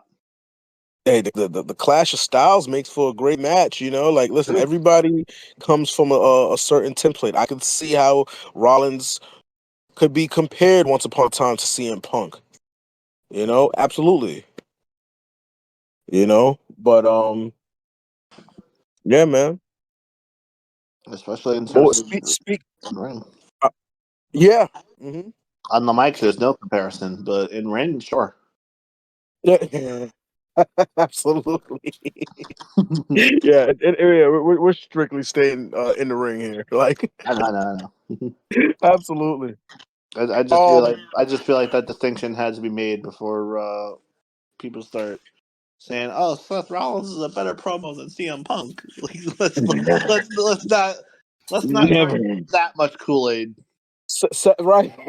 Listen, Seth have his moments. Don't get me wrong. I appreciate a Seth Rollins, but on a Yeah, microphone, man, come on, you're gonna son. start comparing the two. There's no. Come on, man. Shit. What else we got? I know we're kind of like maybe filling in here for content purposes, if you will, or just really just shooting the shit, having a good time. But yeah, I think 4 matches, right? Like, so Yeah, so if we the still women's have 3 chamber matches goes on, left. right? We still have the men's chamber. We still I'm have back, boys. Tiffany Had to Stratton. stop for a bit. We have the women's tag match, and we have the unsanctioned match. Wait, did I miss left. anything while I was gone? Like, you guys No, did? we were basically shooting the shit for a while, waiting for you to come back. Something about the unsanctioned match, which absolutely bothers me in kayfabe term. Kayfabe, why? Okay, here's what bothers me in terms of storyline telling. How come Sami Zayn was able to come back from taking that same pile driver Kevin Owens took, but Randy Orton we haven't seen ever since? So I learned from this that Sami Zayn is a stronger person than Randy Orton is. Well, I mean, It's not. Randy also had more messed up Yeah. problems. Yeah. Right, So, because yeah. Randy already had a prior aggravated injury, and That this and made it worse. yeah, and also everybody's different. So some people would be more not because okay, let me put up Sammy because we know the history of Sammy and Kevin. It's like Sammy's been taking that move. But So guys, he built a He's tolerance. used to getting dumped on his head. Yeah, he built a tolerance. But, Not for nothing. This match. Shout out to El Generico. Yeah. Yeah, but why are they wasting this match? Don't you think this should have been on WrestleMania? This match? Yeah. Nah, because they already had a Mania match. They already had a Mania match, but you know what's funny though? I don't think this is. What year did they have a match? I think this is just the beginning of the end. I don't think this is the end. Wait, which WrestleMania still have a match? I don't remember. That was like 34. No, that wasn't 34. No, 34 it was was 37. 37. Yeah. 37? Yeah, 37. Yeah. So the first one, post dynamic. Yeah. Oh shit! I didn't even know. Wait. Who was the heel? Sammy? Sammy was heel. Yeah. Okay, then that makes sense. Wait. Hold on. Was that 37? It was 37. Yeah, it was the Pyro ship one. Yeah, right. We had fans back by then, right? Yeah, we definitely had fans back then. Yeah, first one, yeah. It was Small Joe Rainy Kill Day. Rainy Kill Mania. Right, that one. Okay, that one. Yeah. No, I'm wrong. No, he's right. Yeah. All right, then maybe it's best for Elimination Chamber.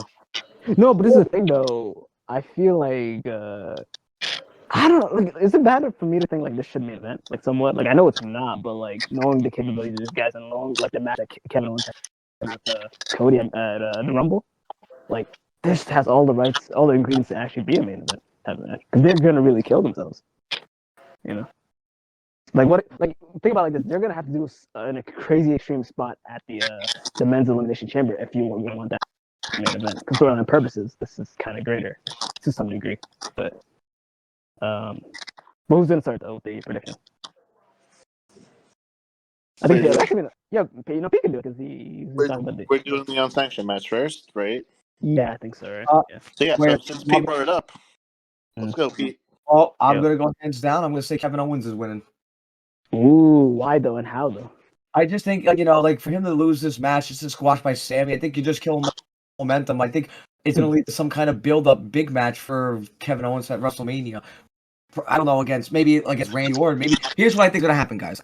I think Kevin Owens is going to win the match, and then he's going to beat the shit out of Sammy like post-match, and then that's when Orton's going to come out and run him out of the ring, and that's when we're going to have the build-up for Orton and Kevin at Mania.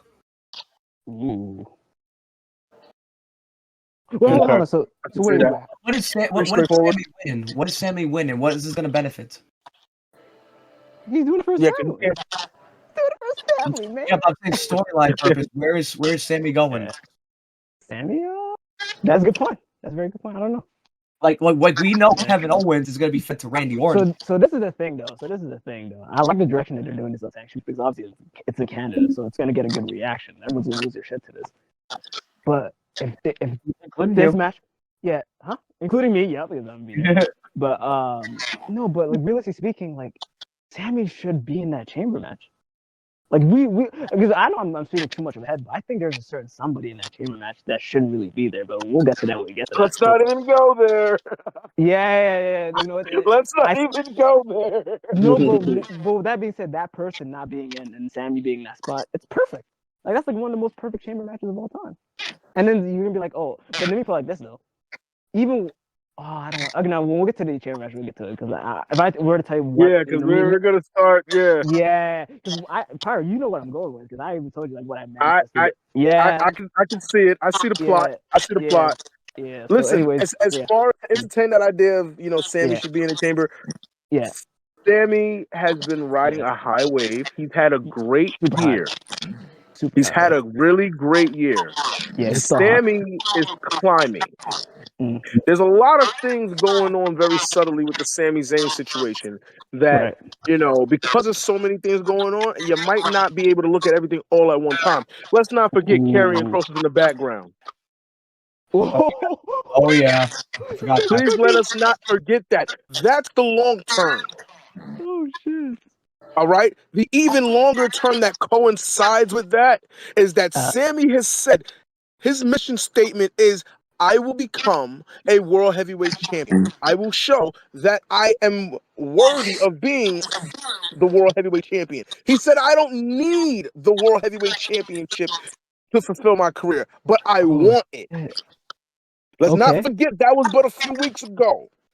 Okay. Sammy can absorb this loss because Kevin needs the momentum going into Mania. Kevin Owens' match at Mania is the bigger match. But Sammy's not gonna. I don't even think it's gonna be a win-lose situation. It's just Sammy's gonna get fucked up very bad. It's not. It's All gonna be right, massacred. but he can absorb. He can absorb Yeah. that. That's fine. Sammy is. I'm not. I don't want to call this a redemption arc, and I'm sorry because I know I'm interjecting way too soon. My apologies. No, you straight. You straight. You straight. I am so sorry. Yeah. No, you cooking. No, you cooking. But Sammy has to not redeem, but build momentum back.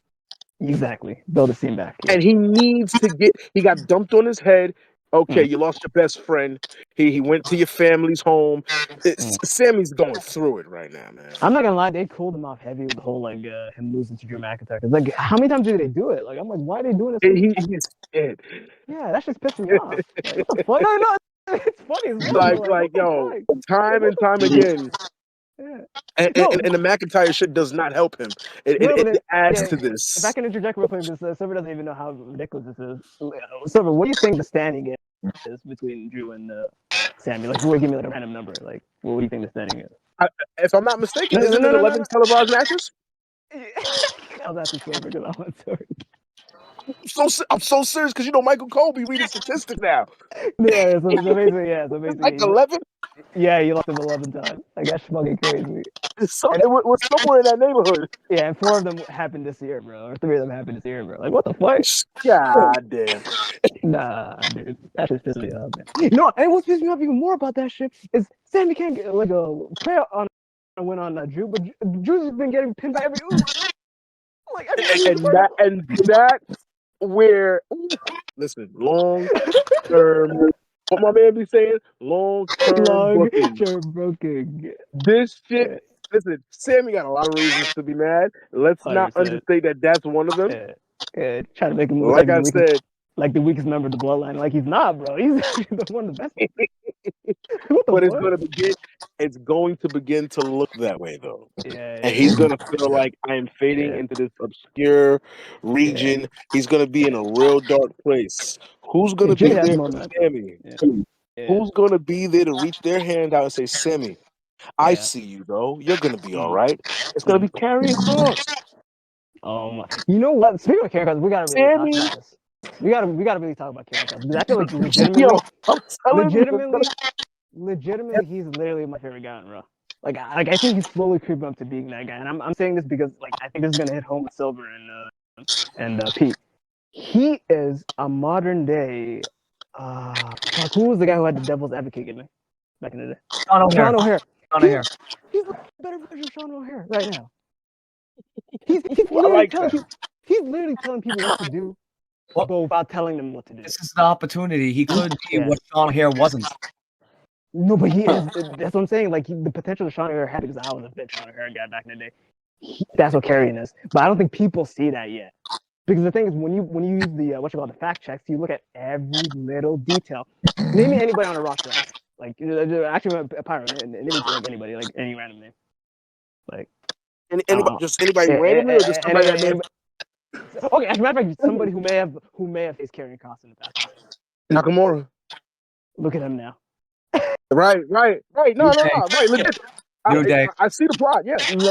Look at him now. New Day. Some people will even go as far as say like Drew was the first when he came back. Drew was the first opponent. Drew. Yep. Yeah. So everybody that he's come in contact with, he turned him to the dark side. Yeah. New Day. Hell, even AJ. AJ. Yeah, he had his dark arc. Yeah.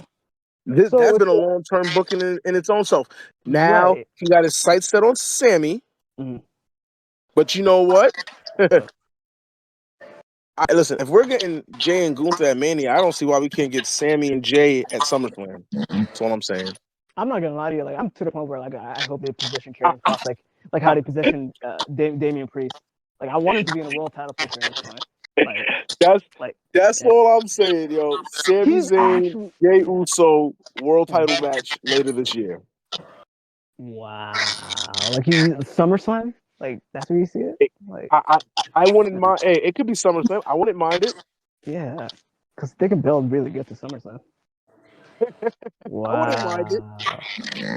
Wow. I So don't would that feel be? like Mania is not ending anything. I think this year's Mania is gonna just be beginning a lot. Yeah, where it all begins again. Where it all where it all begins Again. That's what I would say. again. Yeah, that's exactly how he said it. Yeah. Jericho Mark. All right. With that being said, Silver, the baton's back to you. Oh gosh. Who do you want to see win this match? The unsanctioned. Unsanctioned? Yep. So before you actually do say your prediction, you don't even know what unsanctioned means. Like it's neither of yours, but There's no rules. If anything happens, WWE is not liable. Okay, good. Basically, no holds barred. It's a fancier no holds barred match. So what's the ref's job then in the match? Basically, just count the pin. That's it. What's the outfit that the ref's gonna wear? Not striped shirt. Yeah, I respect him, man. He knows. I gotta prep this guy because they're gonna wear street clothes. Actually, hold on. Before we get to this, when was the last time? Like, does anyone know when the last time they did an unsanctioned? I also talked to Sora about this. Like, I don't remember. Like, it's been like Randy and Cena. Like, was that the last like unsanctioned match? I thought it was. Oh no, it wasn't. Wasn't it Christian versus Randy Orton or Triple H versus Randy Orton on the when? No way! You said the pandemic episode. Oh, no wonder why. Remember, that's when I think Bliss threw the fireball in Orton's eyes. Oh, let's not talk about the greatness that was unsanctioned. That was wasn't that between Randy and Triple H, and then it ended. It was. Yeah, it did. Yeah. Oh, yeah, that was because I remember that one. I remember Christian versus. It really bums me out because that 2020, if it had a crowd, that's a good year of wrestling. Aside from the main event, because the fucking that Drew and Brock match sucked ass. Like what the fuck? Like I don't give a fuck you're wrestling in front of a crowd. Wrestle for 15 minutes. Nothing. Like you're wrestling in front of millions on TV. Like everyone's watching shit on TV, bro. Like yeah, but I feel like without the COVID, it's not like COVID. We wouldn't have the Firefly Funhouse match with Cena and Wyatt, and we wouldn't have the Boneyard match. Yeah. COVID low-key blessed us with a lot of gems. No, because what I'm saying, like, who capitalized the most was like the whole Wyatt stuff and Alexa. Like, she was, like, you know what Alexa was doing? That was great. Don't get me wrong, that was great. But you're gonna really say that was the best thing that came from COVID? I would say Drew's reign. Drew's reign was the best thing. Not even that.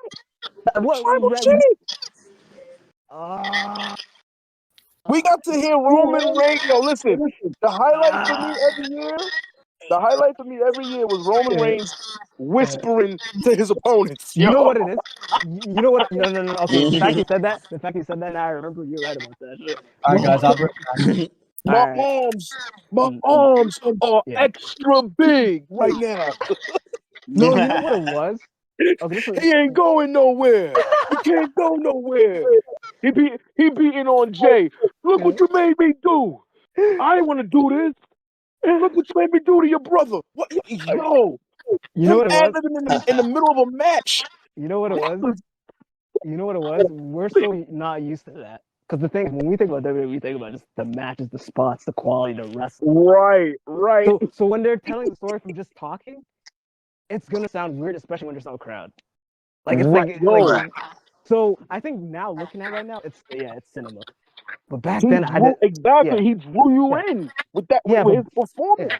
But back then, I didn't think it was bad, but I wasn't a fan of that because I was like, why they're having a Hell in a Cell match? Why are there more talking and like people like fucking bleeding? And like for example, like I wanted a CM Punk and Drew type of match from Jay and Jimmy, but to some degree, like not too extreme, but like I wanted blood, I want to see color, I want to see like the fact they're just like and not only that, let's say even if the match lacked, that finish still bothered me because I'm like he gave up because he didn't want Jimmy to get hurt. He gave up because he did it for family. He did it for family. Dude, if I was honestly, fuck Jimmy, hold on, bro. I missed one Mania because of the injury. Because wasn't he the one who got injured? And he missed he missed 36 the tag match. Yeah. So I'm like, my brother can go out too right now because it's my time to shine. Because I'm trying to become main event. Like I would have been selfish. That was just to sell how threatening Roman was in that mind state. Right. But I'll tell you that. But I'll tell you that though, like that version of Roman, that probably was the best version of Roman. I'll give you that. That was so epic. Yes, it is. It is. And the thing is, why it didn't suck so bad too is because we didn't know how long that raid was gonna be. So it was like at that moment, we had no clue. yeah. So it was like, okay, this might be a thing that will last just for a year, and like let's enjoy it. The fact they drag it on is why I was like, damn. You know, like I think it's kind of losing the luster, which is why they introduced all these bloodline elements. Like let's bring Solo into it. Let's bring what you call it? Who else did they bring into the? Like they brought so many people Sammy, into it. when they brought Sammy. in, When they brought Sammy to that shit, I thought it was a joke. I'm like, this is gonna be R-Truth all over I again. did It's too. gonna Did be not R-Truth all expect over it to again. go on as long as it did. The fact that they literally dubbed him Sammy as it did. Uso, and they literally said you're an honorary Uso, we're like legitimately gonna be our freaking will. I was like, oh, okay. And Right, I'm invested now because people love Sammy. You just put Sammy in the limelight that he deserves. Because let's be completely honest. Prior to that, Sammy was getting his ass whooped by Johnny Knoxville. That shit was Yep. Yeah. So yeah. So back to what we're saying. So Smooth. back to you. So what do you think about this? Sound like Pyro has something to say. Oh, No. I'm good. I'm good. Go ahead. Yeah. Back to you. All right. So basically, long story short, Right. and I don't know if this is even possible considering unsanctioned, but Go ahead. I want the match to end without a pinfall or a submission. Ooh. I see where you're going with this. Okay. Okay, keep going. I want this to get to a point where Kevin is beating Sammy's ass so badly and does like a power bomb off the pop up power bomb off the stage. So where Sammy's incapacitated, it has to be stretched out. No, sir. This is where I have to stop you, please. You're cooking too crazy. We're not forgetting what's it called, Machine Gun Kelly. This guy. This is Sammy we're talking about here. Hold on. You're pissing me off now. Actually, no, but like if you're making this unsanctioned because I you're know going to tell that kind of personal story and with the history that these two motherfuckers have with each other, all the way back to NXT and even long before that, our evolution, baby. You gotta have it be personal like that. Okay, fine. I'll take. Otherwise, like the only thing that runs through my mind is why are they making it unsanctioned? Right. True. There has to be a reason. You got to up the ante for Kevin Owens. It could have been now. Extreme Rules. It could have been no DQ. It could have been a street fight. It could have been no holds barred. Why did they say unsanctioned? You're right. And you do this to Sammy, now you really have Kevin Owens fully snapped. Wow. And where do you take Kevin from there? Right. Back to the prize fighter. Absolutely. Prize fighter. Wow. I haven't heard that name in a long time. I forgot about that nickname. And I don't want Kevin to just pin Sammy. No. And don't get me wrong. I say all this liking Sami Zayn too. I know you do, but like when you said powerbomb off the stage, bro, I felt some type of way. Because Machine Gun, but he deserved though. Like anybody actually deserves like another influencer that's a part of it. He deserves. Sammy, I'm back. Oh yeah. He's saying, can you reiterate? I don't want to. So basically, I don't want Kevin Owens versus Sami Zayn to end with pinfall or submission. You want it to end with no decision, right? Like basically him like submitted, like with no submission, like not submitted, but like knocked out. Yeah. Incapacitated to the point where the loser has to get stretched out. Yeah. And then we'll explain how what the finish would be. But like you want him to lose, but you don't want him to lose clean. Right. Who do I want to lose though? Let's see if you don't want Sammy to lose clean. You want him to lose like where he passes that's out. your logic, right, Silver? Yeah. Basically. Okay. And I had said the pop-up powerbomb off the stage. So basically what you're saying is, Silver, you want a Brock Lesnar Cody ending where Brock made Cody pass out. No, that's not what he said. That's not what he said. Yeah, except Cody pass out with knock the fuck out. Okay. Okay. Cody never lost clean. No, but you heard him though. He said he wanted to pop up powerbomb off the stage. That's what Silver said. Worse, that or taking the tsunami off the stage. No, but what's the first that comes to mind though? A powerbomb on stage. What do you think of that? Oh, Papa and Mae Young. And what else? What else? Remember when Kevin did a part off there? No. Like it was a moment where like some shitty guy was on Raw and nobody liked that shit. And then like Kevin was like, "Oh, you know what? No one likes the guy. Okay." Oh, what's it? Machine Gun Kelly? Yeah. Machine Gun Kelly, yes. Kelly. Lord have mercy. You need to call him that. Oh shit! I just came up with that. He's the person who's married to Meg Fox. Like, that's Machine Gun Kelly, right? Wait, is he married to Megan Fox? I think he is, right? He is. Oh shit! No wonder why her I don't know career if died. I don't know if they're married. I know they were together. They may be married by now. Someone told me they did Man, a no wonder why her career died. The fuck? Bro, her career died after Transformers. We all know about that shit. Like, stop playing. Stop playing. Yeah, that's probably when she started dating Machine Gun Kelly. Probably. What were you saying, Pete? Oh no, I had a question for Pyro. Uh-oh. Yeah. What's up? Okay. Do you think that if that old piece of shit was still in charge, do you think that it would have been reversed where like it would have been LA Knight in AEW and then those model guys back in WWE, not vice versa? Oh, Hold on. You talk about freaking Maximum Male Model? Yeah, but you know what? Creative. Oh my god, my heart kind of sunk a little bit. Yo, Pete, why would you say that shit? No, I'm not gonna hold you. I'm not gonna hold you. I'm actually about to cry. I don't think he'd be in AEW willingly. I don't think he'd be in AEW willingly. Nah, he was forcibly. It would have been a forced thing because, like, I think Max Dupree and the Maximum Male Models would have eventually gotten released. Yeah, they would have eventually gotten released. I'm not gonna lie. That's the biggest like what if because it's like look at LA Knight currently right now. It's like imagine that never happened. Keith Lee is also that shit pissed me off. Just thinking about that idea. Yo. Yeah. Imagine, I'd give you a what if it actually would have went through. Imagine if Adam Cole really did shave his head. You know what? You say like that's a bad thing. I think that would be a good thing because he's in jail right now. Maybe that's actually a good thing. Wait a minute. Now come to think about it, Pyro, maybe Bearcat he was going to have him shave his head and use him as manager for Keith Lee. Okay, let me put it like this. That's bad, right? That's bad. Like I the last Adam Cole shaved his head, right? Yeah, but Pyro. Wait, Pete, let me say this. But if he did that though, he would have like gone to AW. His stock went down, broke his leg off something that just like doesn't even matter, and then he had like like he had a bone transplant. Pyro. Yeah. Like all of this happened just because like he's like obviously like you know who would have thought like you know because I think in his mind like he was like yeah there's no way Vince is leaving. If he had an inkling like Vince like that thing was going, I don't think he would have left. I think Undisputed Era was still doing a thing in WWE currently. That's another big what if. Like if the whole Vince thing happened a little bit sooner, how like would AEW's demise like been a little bit closer than than what it is right now, or would AEW be on an uptick right now because they wouldn't have the slander of like all the people who went to WWE just failed there basically. Because that's what led to like AEW's like reputation right now. It's because they had all these people that were like god tier wrestlers in black and gold to just basically being nobodies in AEW, being dark elevation people. And they still fucking do that. Right. So it's like, yeah. Long story short, it's like the way I'm looking at the shaved head manager thing is the way I'm looking at Max Dupree.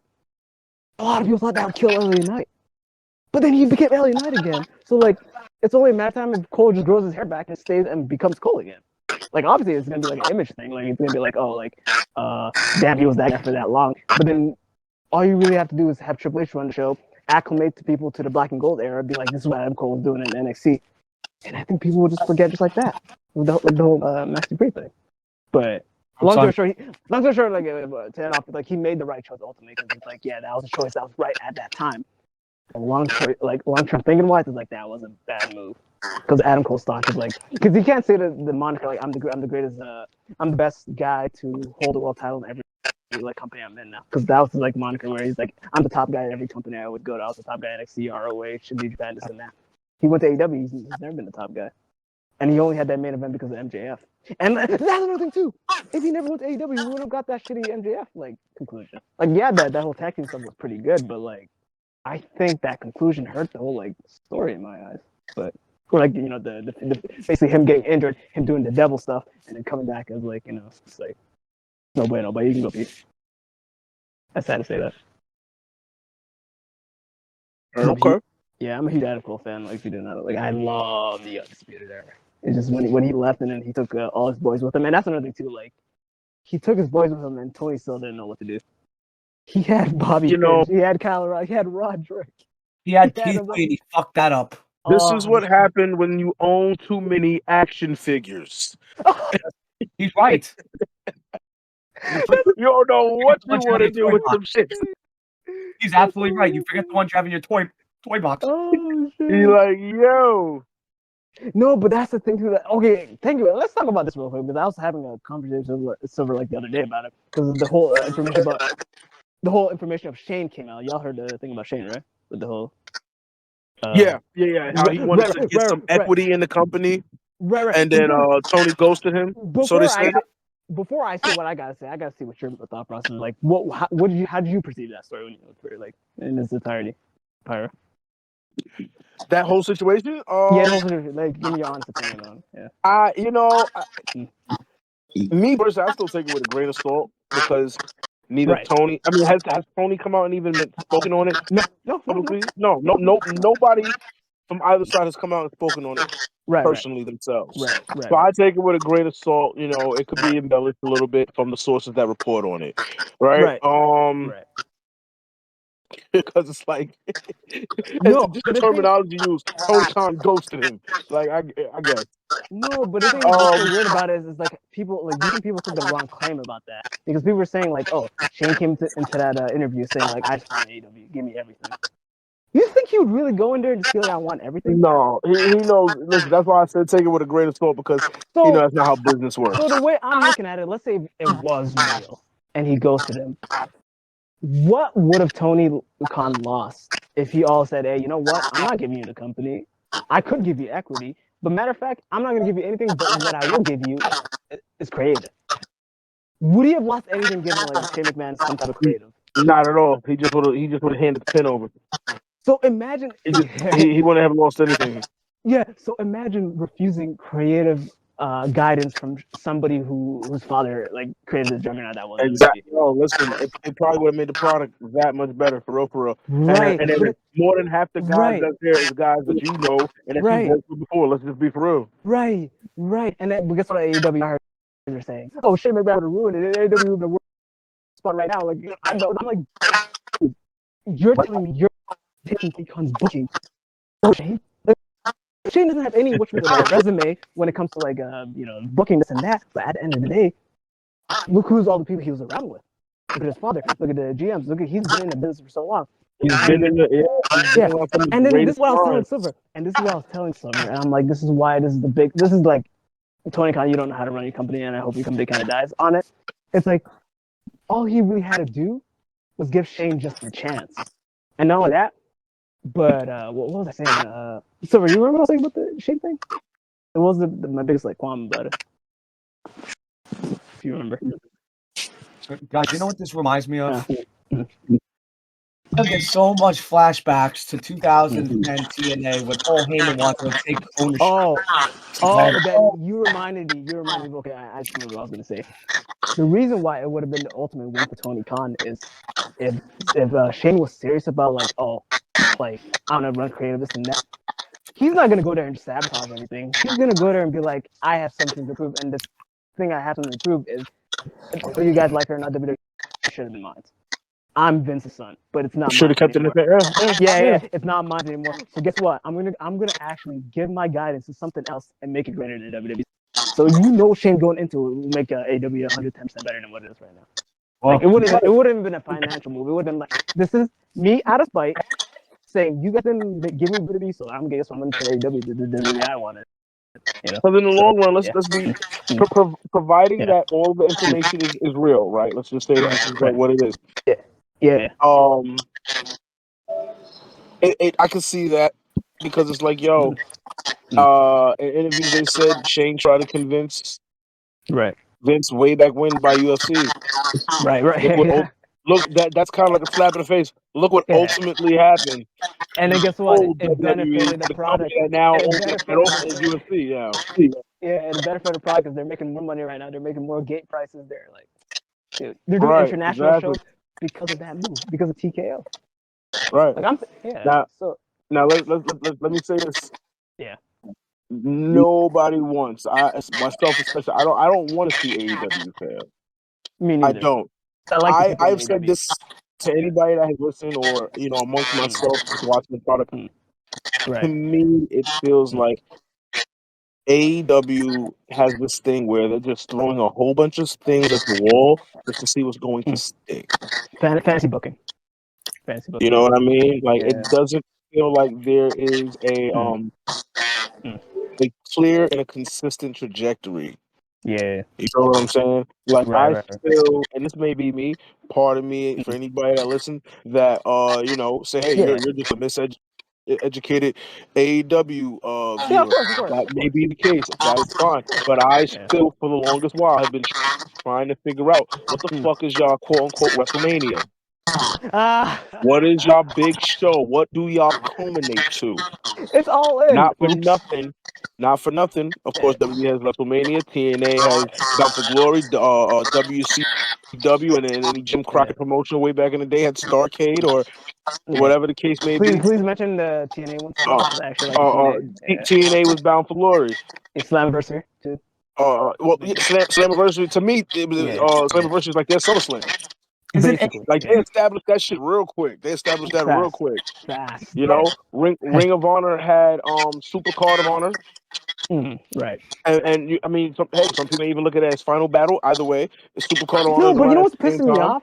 It's like their names are corny. Maybe this is how you know I haven't watched AEW for so long.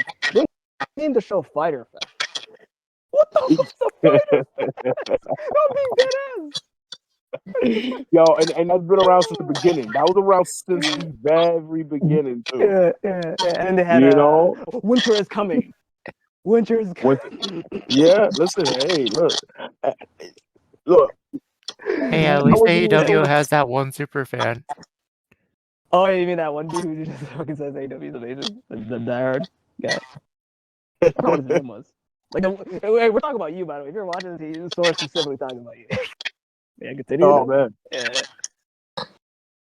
But no, AEW, I'm not gonna. No, but I agree want with them. They have to stay around. They have to, because it is driving competition. And it is this is the thing. This is the thing why I lost hope. Being around. This is why I lost hope. I don't want AEW failing. I love the people in AEW. I just don't like the management. But this is where it's failing. The VP stuff, you gotta stop that shit. Like VP should not exist. Like if you're an active wrestler, don't be a VP. If somebody like a Big Show or a Mark Henry or who are there like Sting should be a VP. He retired.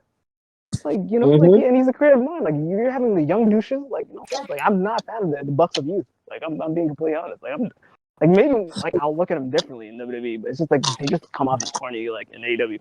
But no, the main reason why I just gave up on AEW is once you realize it's literally existing because the father's basically giving his son basically the payroll. It's like as long as money is being paid, that's why AEW is existing. Because when you really think about it, is the Max deal really doing anything? Like they're trying to say this Max thing is like Netflix. They're saying like, oh, because they're on demand right now. This is the meat and potatoes. This is why AEW is continuing. The moment Tony Khan's like, hey, you know what? I'm done with this pet project. I'm not putting money into this. What happens to AEW then? Man. Dead. And then what hurts me about that shit is a lot of people are just gonna lose their jobs, and it sucks for the people who are employed to the company. The moment this guy stops giving money, it's like okay. So at the end of the day, it says like I don't know. That's the reason why I'm looking at AEW like it's only existing because it's being funded. The moment the day and I'll be the one first day on recording. The day I'm like, oh wow, it's not being funded by like Tony Khan. It's actually being funded by the fans. Because people are actually buying things. Because I'll tell you, actually, matter of fact, Pyro, could you summarize the whole Australia thing that happened? Because I tried to explain to someone, but I'm like, maybe I did a bad job. The whole Australian pay-per-view, if you know the fiasco that happened there. Could you summarize it, Silver, from what you remember or what you you remember what happened? I got my notebook. I'm ready to take notes. Yeah. Pyro, do you know about that or no? Wait, Pyro? Oh wait, that was for Sora or for me? Yeah, no, he wants you to explain to me what happened in Australia. Yeah, if you heard the Australia story. What for AEW? Yeah. Yes. Can you summarize it really short, but because What you talk about for Grand Slams recently? Yeah, the big No, what controversy happened? happened. What happened? You I'm don't know actually the controversy? You don't know? Okay, yeah, I'm so in the dark on that myself. oh damn. So I want your insight on that. Okay, so basically what happened was, you know how like AEW like promotes like stadium shows, and like they got Yeah. like the itch where basically they're like, oh, WWE went to Australia, right? So like we're as good as WWE. We got the funding. Let's do it. They Right, yeah. a whole year they planned for that Grand Slam thing, and that whole year, and this is what's funny because you know what happened that whole Grand Slam stuff like ultimately right now. But did you know that they were promoting that the whole time as a pay-per-view? Wait, say that last part again? That Grand Slam for like a year ago, they were really, and up until the up to recent, but like I want to say up until like November, they were promoting that as a pay-per-view, like a big event because it's Australia. Okay, right, yeah. So And let me continue. Go ahead, Okay, I'm following you now. Okay, so with that being said, they did marketing, they did this and that, and they started all the way. I want to say in February, they got to I want to say September, October-ish, and they realized like, oh, we're advertising the stadium show, but nobody's actually We're not selling. right. You heard about that, right? They're not selling. Right, we're not selling. So what do we do? What you say? Because I feel like you kind of know this stuff. It's like, hey, let's move the venue. Let's move to a smaller venue. They moved to a smaller venue, and this is where it's gonna piss you off. People were planning basically that Australia stadium show, like AW, the way they were promoting that, they were promoting that as like it was gonna be kind of a WrestleMania-esque show. So people plan travel to Australia. People were trying to book events, hotels and this and that. When they found that, but it wasn't okay. So it was a pay-per-view, like I was mentioning, right? So because they booked in a small thing, they cut the pay-per-view moniker from it, and it became glorified collision taping. Yes. You heard about that, right? It became that, and then he had the nerve to say that. Oh no, it was always planned to be a television special. Right. No, it wasn't. No, but let me get this is where it gets infuriating. So guess when the people found out, guess what people did? They're like, I want a refund. I want my money back. Naturally. And guess what AEW said? Somebody said no. They 100% said no. You're not getting a refund. They said no. Oh man. And that pissed me off heavy because I'm thinking in my mind, I'm like, bro, imagine. Okay, so picture this. In layman's terms, because I want the viewers to kind of visualize it because they're going to tune out and stating on AEW. Imagine you're going to WrestleMania, and you're like, let's say WrestleMania Las Vegas, and you paid like, let's say, okay, this is a hypothetical because we know it's a lot pricier, but let's say that first row seat is like $5,000. You paid $5,000 for that first row seat at Mania for them to be like, oh, we're not doing the Mania show. We're not doing it no more. Like, we're doing it at the Performance Center. I mean, shit. When you think, I was just about to say. Technically, that happened with COVID. Right. Yeah, but guess what? Was WWE dumb enough to be like, we had a global crisis blamed for that? And they gave everybody their refund. Absolutely. Everybody got theirs. I never heard a story where someone didn't get their refund. So with that being said, a lot of uproar happened. They're like, oh, we want a refund. You're not getting a refund. So they're like, damn it, I planned this booking. I planned this trip, this and that. I'm going to have to go and do it. So they did that show. And this is the, you know how people talk about LOL TNA moments where like TNA does something to bite themselves in the ass? This is the purest LOL AEW moment. So since this is an Australia show, what's the biggest issue that could come for if anybody's watching it in the North America? Say that last part again. What would be the biggest issue that would come from an Australian pay-per-view if you're watching it from North America or anywhere else around the world? The time difference. Yeah, of course. So they're doing a bad job of spending what time. So we can do me if we can mute your mic because I don't know what's the static right here. Like mute for a bit. All right, test it. Oh damn, that sounds way better. Cause I gotta tell the story because people need to hear this shit. Fuck you. you know what I mean? All the way with the dildo. Yeah, because I was hearing feedback, and that's why Pyro was having a hard time. Anyways, I'm gonna Honesty. This question is actually for Pyro or Pika. Yeah, what's up? I noticed because I'm still not understanding this. Maybe you guys can help me out here. I noticed how Ricochet went from being universally well loved in WWE to usually despised in AEW. What happened? Like, where did the hate come from? Oh, okay, I'll get to that. Let me just finish my story because, like, dude, that's a very good question, bro. And I want Pyro's answer first because I want to see what I would say.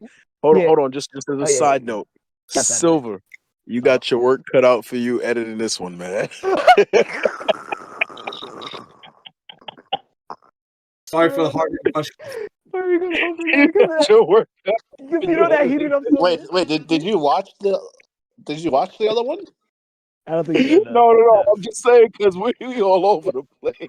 I know. It's fun though. It's so fun. Because we're off the rocker now. Imagine a WrestleMania prediction show. Like, that shit's gonna fucking be like 6 hours. Victor, you really sound like Bruce from Family Guy. I know. Oh no. You're never gonna catch me. You're wasting your time. Forget it. You know what the funniest part about what you just said, Pyro, is? What's up? If Cloud keeps up this level of disrespect about my mic, he's gonna be the one editing this fucking 6-hour WrestleMania prediction show. Hey, I'll do it and give you a kiss on the cheek too, just because I love you that much. Oh man, kiss on the cheek or kiss on the tip? Hey, I'll serve it a lot. Hey, as long as I'm getting your soul, it's whatever. Like, it's As long as you swallow what? As long as I get your soul. All right, anyways, let me just finish the story because this is kind of crazy. Yeah. So basically, you can be yourself. So wait until I finish the story. So so those collision tapings, people want refunds. They have fun. Oh, the whole timing thing. So basically, the big gag was they weren't telling the time, but the day of the pay-per-view was NBA All-Star Weekend, Pyro. Okay. So they should have known ahead of time. There's no way in hell we can have a pay-per-view because NBA coincides. Because I'm assuming it's all like one, like it's like on that same channel, whatever the right. Yeah. So because it wasn't a pay-per-view and it was a TV, what's gonna usurp it? Obviously the All-Star game. So then when Tony realized that shit, he's like, damn it, then I guess we gotta air it after the All-Star weekend. So or when the show ends. So they aired it 11 to 12 at night, midnight, dude. So nobody catching that Nobody saw it live. Nobody's catching that shit. So your whole demographic that you would normally pull is like, oh wait, no, AW. So basically, not only did he say fuck you to the people who bought like big tickets to a stadium event and then downgraded to like a PC event or a collision event, whatever. Like okay, picture this. This is the best way to explain it. You bought tickets for Mania, but Tony said, hey, you know what? You guys aren't selling, so I'm going to blame my audience. You get main event type, like WWE main event. Right. He turned a Mania show to a main event, and then for the people who are watching at home, oh, it's not pay-per-view anymore. Yeah, and people were watching at home, they expected it to be a pay-per-view, and it wasn't a pay-per-view, and it aired at midnight, nobody got to see it. So then guess what? Everybody opens their social media. Next morning, they got spoiled everything. They spoiled everything. Everything got spoiled. They spoiled everything. So literally, I'm telling you this, 80% of your fan base already heard about like Tony Storm winning the title. Like, matter of fact, I'll even put it like this. That's how stupid they were. Even on their YouTube channel, they put heard about that early in the day. Yeah. On their YouTube channel, they put Tony Storm win the title and said Tony Storm won the women's. They spoiled it on television. So they basically made that show obsolete. And basically, I gave and I gave up AEW at that point. I was like, okay, this is the competition that everybody was like saying like, oh, this is WWE the match 2021, 2022. Like this like in my mind, I'm looking at it, I'm like, this is a fantasy league that's being run by a billionaire that's going to keep putting funding into it until he says I'm done. Until proven otherwise. Listen, I just hope they need to turn their profits. If they're making money, whoever is like, all right, yo, you just cutting blank checks, fine, but you're making my money back. But we've seen this before. We've seen this before. He's not the first billionaire or whatever his worth is. Yeah. So right now, he's not the first person of wealth to open and start a flipping wrestling company. So right now, this whole rant is me just chastising, saying that Tony Khan's not a businessman. I'm not even getting to the booking. The booking is a different story. You have to watch a show to be mad about that shit. I don't watch it. No, I wanted to say that Tony Khan isn't a businessman. He's not. He's not for the wrestling business. Right, and he's not. And I'll tell you why he's not. And he's not a booker. If the story it's came different. out that he goes to Shane, a businessman would at least hear him out and give him a counter. Whatchamacallit? A counter. Right. He said, "Hey, you know what? Your Shane McMahon respect. You want creative? You want what? Oh, okay. I never some form of equity, right? And again, disclaimer that's provided if it actually went down that way. And I feel like it did, like somewhat. Like I feel like there's some truth to it because the photo came out. The photo came out. Because I would not believe that whole meeting came out if I didn't see like a photo of like Shane and thing. And he looked surprised. He's like, oh my god, somebody took a photo. So that photo probably leaked or whatever, and they leaked it on purpose. I'm assuming there's no way to like that. Just like so. That meeting definitely happened. So there's no way that whole meeting was like, oh, you're Shane McMahon, oh, you're Vince Sora. No, it's not two billionaires just talking about how like rich they are. They were literally talking about creative plans. So for him to kind of be like, nope, like I don't care what you're gonna bring to my product, but like that's what you want, equity? Right? No. Because at the end of the day, like people were saying, no, Tony Khan did the right thing because what billionaire would give another billionaire his whole company? I'm like, right. Think about it. Tony Khan only has to really be like, I'm giving you everything, but if you do anything stupid, I terminate you. And sign the shit. Like, because WWE took the risk on Punk, and guess what? It benefited them heavily. Because he was persona non grata. We all know what Punk's MO was after AEW. Nobody wants to work with this guy. But guess what? Ariel, what's it called? The guy who owns I was going to say Ariel Hawani, but whoever owns the billionaire owns it, and then also Nick Khan. They're like, no, we got to do it. Because not only this would be a big fuck you to AEW, but he's actually going to give us profit. He's gonna listen, the most chanted name. Yeah. In the history of the business, I'd argue. Yeah, so before I forget. Not just over the years that they chanted, but in the history of the business. Yeah, so before we forget, like, because I know Pete asked that question, so back to the Ricochet thing. Pete reiterated that question, and Pyro gave you your answer. So what was the question again, Pete? How did Ricochet? I'm trying to understand this because maybe I forgot. Maybe I missed something here. But how did Ricochet go from being universally beloved in the WWE world to being universally despised in the AEW world? All right, Pyro, you can go. So are we all right? So I gotta compartmentalize this. Are we talking in real life? Both. I'm assuming do you hear those boosts? We're talking real life. It's very simple. He took Samantha Irvin with him, basically. Okay. You know, she can say whatever. She can say whatever she wants. Oh, they wasn't gonna let me do anything more than announcing and blah blah blah. Nah, man, listen. Once your man left, we already knew. Yeah. It was a matter of time. We saw the right on what it was a matter of time before she was gonna be gone. And then one day she just didn't come to work anymore. Because I'm not gonna lie to you, like as much as I want to like cope it, like I see why I did cope because I don't want to get into that story, but that's still fucking stupid. Actually, matter of fact, you know the cope thing? Please tell me you know the cope thing. Like, yo, soon as they had that episode where it was like, oh yeah, by the way, here is Lillian Garcia. I was like, that's kind of odd. No, that pissed me off. Because WWE took a blow. And then what happened? I want to say, was it 2 weeks, 3 weeks later? Lillian Garcia's full time again. Yeah, which I'm kind of happy about because I don't know about y'all, but I actually like Lillian. Like she's like I think she's like a child of favorite of mine. It's like every time I see her, I'm like. I mean, listen, she's nostalgic. She softens the blow because exactly for real, like Samantha Irvin added a beautiful layer of so much aura to the whole presentation of what WWE is. Right, and I'll speak for everybody here. I think without her voice, it takes away kind of like somewhat of Cody's moment at Mania. I think that announcement for like when like she was literally crying. She's like, she was crying. She was literally crying. Yeah. Like, that's what, like I'm like, dude, like in that one moment, I'm like, well, who's that? Who's the most the Fink, Howard Fink. I felt that Fink energy for that little bit. I was like, yo, listen, the people who is on the microphone to call the match or announce the match, they have the ability and the luxury of task of painting a picture and bringing it to life. Right, and she was one of them. Yeah. Like for real, she's definitely one of them. Like for me, like real quick for me. Right.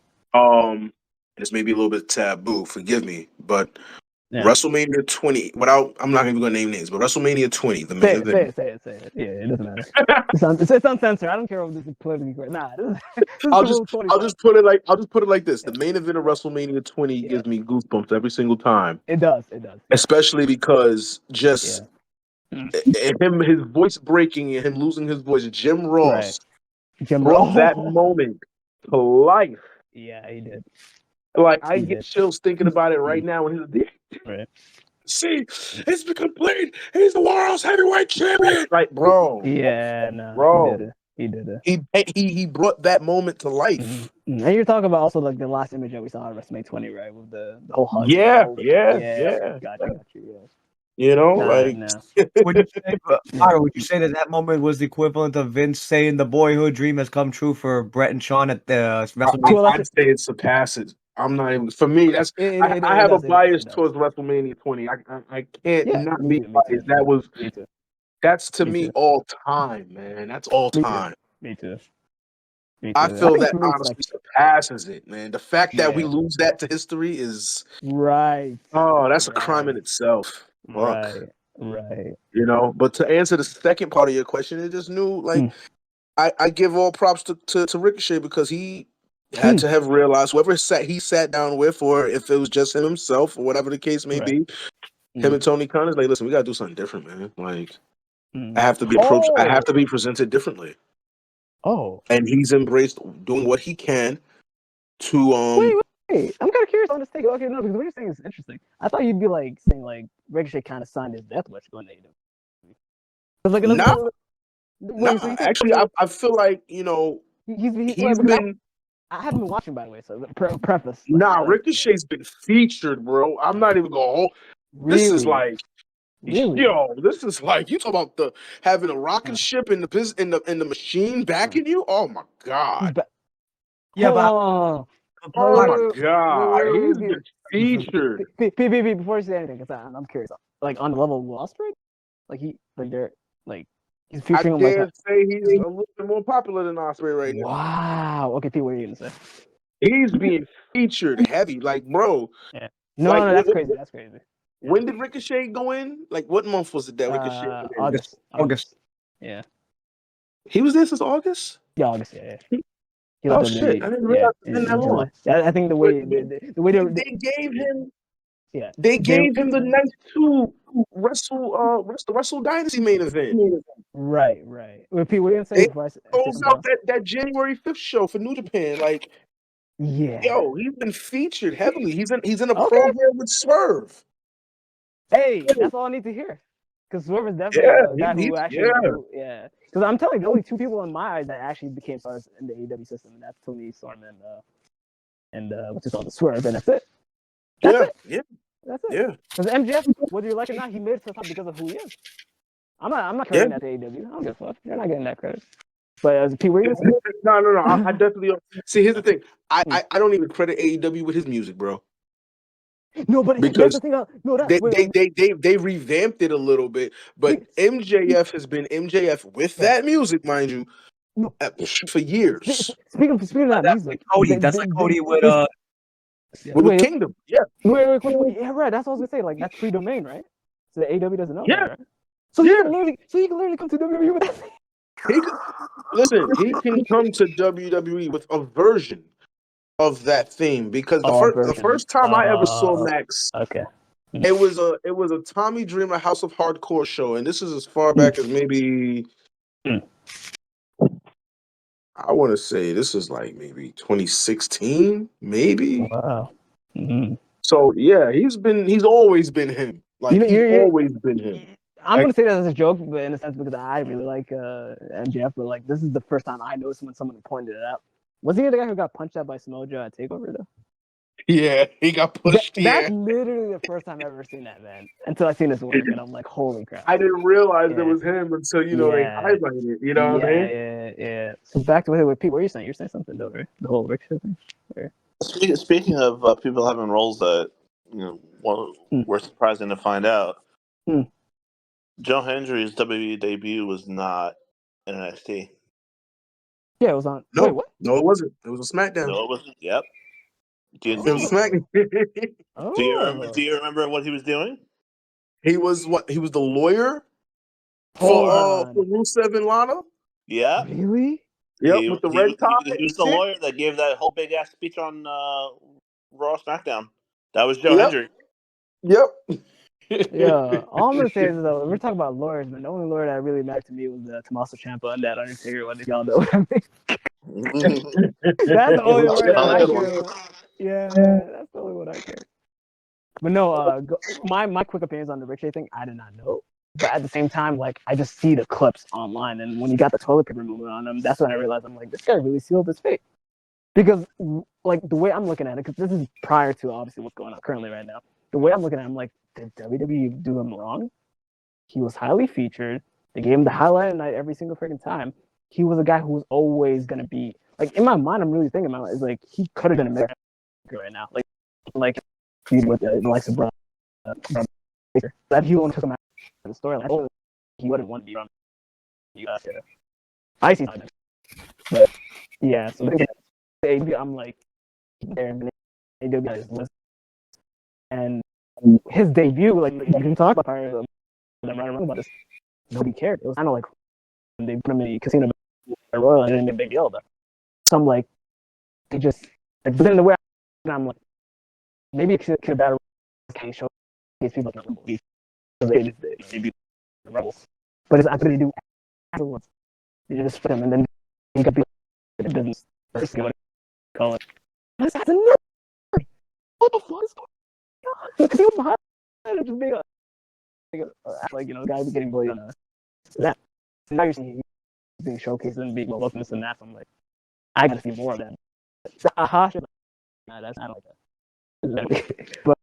But him becoming exercise, whatever, like someone was telling me like he's kind of like a psychotic character. I'm like, I gotta do better. Because Ricochet is, his best work is just in the ring. It's never a character. I mean, he has no personality. So you can help us put so that said though, really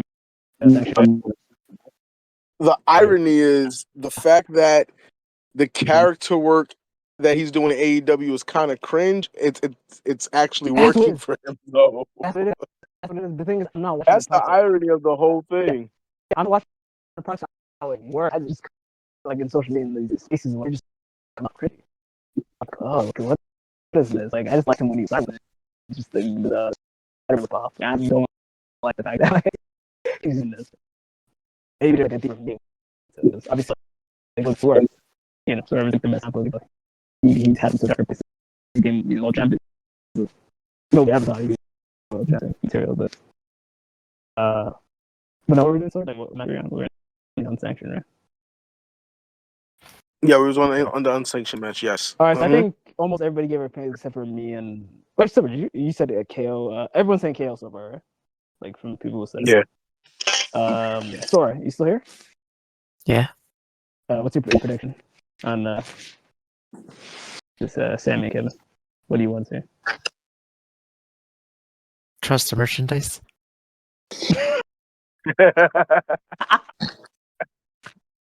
Hands off the merchandise. No, but seriously, who's your KO is right. Hey, it's okay. Oh damn! I'm not gonna be the only guy to Sammy, which I think is but if that's Sammy, though. But I Matt pussy way that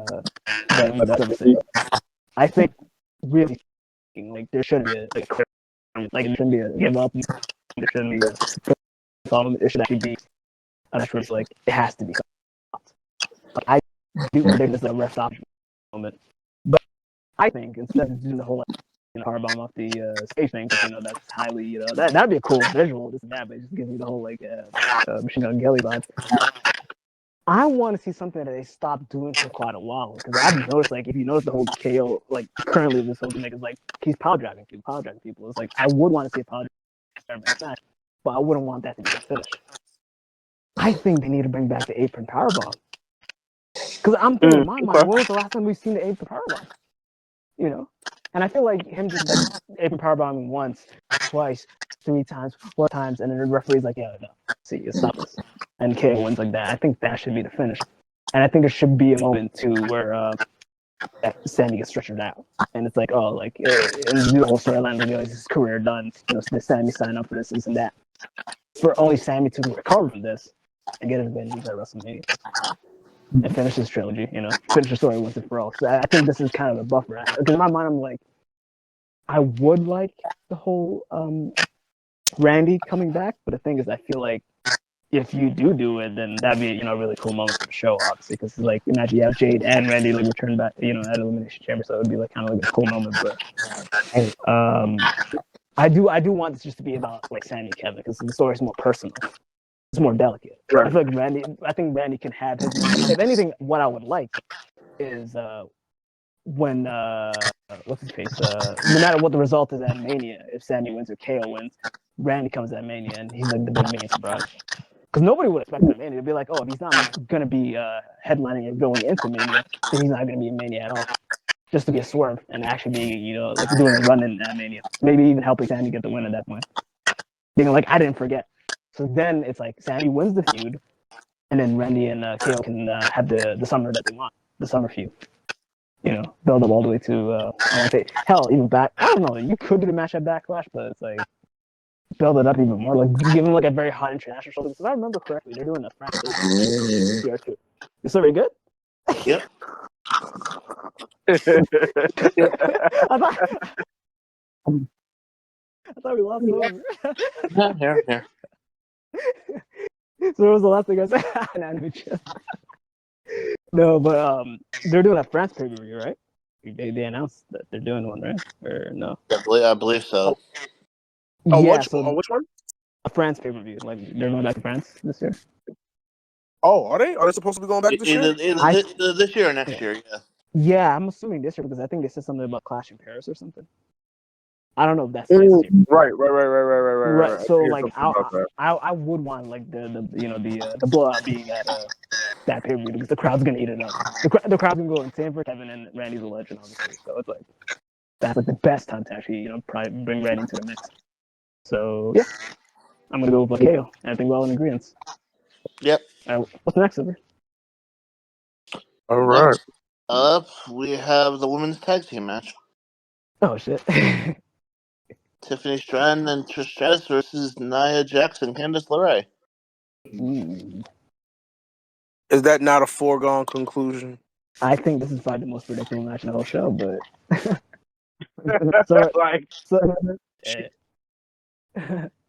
you go on. Hometown. Yeah. Babyface turn. She's getting the rub from Trish. Right. Come on, man. Yeah. Who wouldn't want the rub from Trish? Tiffany Stratton. Tiffany Stratton definitely wins this. Like she definitely wins this. Hell yeah. And who gets pinned, by the way? Whoa. What happened? What? He said, I don't know if this was a match. I don't know if this was a match or not, but Roxanne pins Bailey. On what? This was a match. This was a match. I guess on SmackDown. On SmackDown, yeah. Roxanne pinned Bailey. God damn it! She null and void my prediction at the show. Son of a bitch. And Alexa Bliss just took out Roxanne Perez. Nah, I'm pissed. I'm heated. That just made me stupid. That made me look stupid on recording. All right, well, I mean, you guys know that was gonna happen. No, but the thing is, like, I predicted it, but why did it happen early? That should happen. Oh man. You know what? Fuck it. I'm predicting a 2-piece. It happens at the show again. They're gonna repeat that same finish. I don't go. I'm doubling down. I don't go. But no, yeah, I 100% agree with it's basically the let's make this crowd happy type of match, and I think we all agree who's gonna get pinned, right? Sadly, it's gonna have to be the workhorse girl of the match, Candice LeRae. But I definitely see like them being like, we can't pin Nia because we have to give Nia the actual clean shot before Mania. You know, so they're gonna protect Nia. They're gonna protect Nia in this match. And they're gonna, you know, I hope they get like a moment where like they just like have like a twin moment, like basically imagine like double chick kicks, double like stratosphere, stratisfactions, like because people do say like Tiffany Stratton's a modern day Trish Stratus, so it's like them just doing like some of the moves would actually be like a cool visual, especially it'll pop for Trina. So yeah, I'm gonna go with Trish and Tiffy. What about you, son? I'm passing it to you. Basically, we're all in agreement. Tiffany's winning. Yeah, your Pete. Same thing with you. Yeah. As far as this match, I think it's very nice that they're gonna give Tiffany that win before in that moment before she loses to Charlotte at WrestleMania. Oh yeah. And by the way, I'm not saying that I'm enjoying it. I'm saying it's unfortunately and sadly true. That's what happened. Do you think anything from this point forward, up until we do the prediction show for WrestleMania, that there's a chance that Tiffany might actually be Charlotte? I would be super shocked if she wins, but something tells me that the girls could be selfish. Damn, man. She was selfish, at WrestleMania 34. She was selfish at WrestleMania 36. Yeah. What's gonna make me sad is like you're telling me Tiffany's not gonna prove that she has the best moonsault in the match. No, like, I really think she's gonna be very selfish this year. The fact I see that's crazy though. It's like I can't even refute that. Like there's a high likelihood. It's not her first offense though, Pika. It's not her first offense. She's done it before at Mania. Right. You'd do your absolute best to refute it if I was the one saying it, because Pete's saying it. No. Well, yeah, because you just like hating Charlotte. Though. Like you make that like a national pastime. But if I was saying stuff that Pete's saying, Yeah, but he's saying there's a big difference, Silver. You're saying it the way I would say about Vince McMahon. Like I'm saying it on a more factual level. Yeah, factual level. Yeah, because when you really think about it, like one's a veteran, the other one's by nature, it's still a factual level though. No, if I said the exact same stuff you're saying, Pete. No, but the way you would say Silver is like, oh, like Charlotte cashing in her Charlotte in the back. Like you'd be disrespectful about it. Like Pete's actually just like getting wrong. Like like he's saying back and forth. Like there are gonna be moments where like it looks like Tiffany's about to win and then Charlotte wins at the end. Yeah, but the thing is, but this is a question that she's not tapping though. No, she'll probably pin her, unfortunately. All right, good. So there's no disrespect to that. Okay. And by the way, I'm no fan of that. By the way, because you know what, she's beating her dad with the records on not only championships but divorce records too. Oh shit! So you're telling me what God, bro? Well, what happened? What happened? Damn, P. I know I can be fucking wild sometimes, right? Yeah.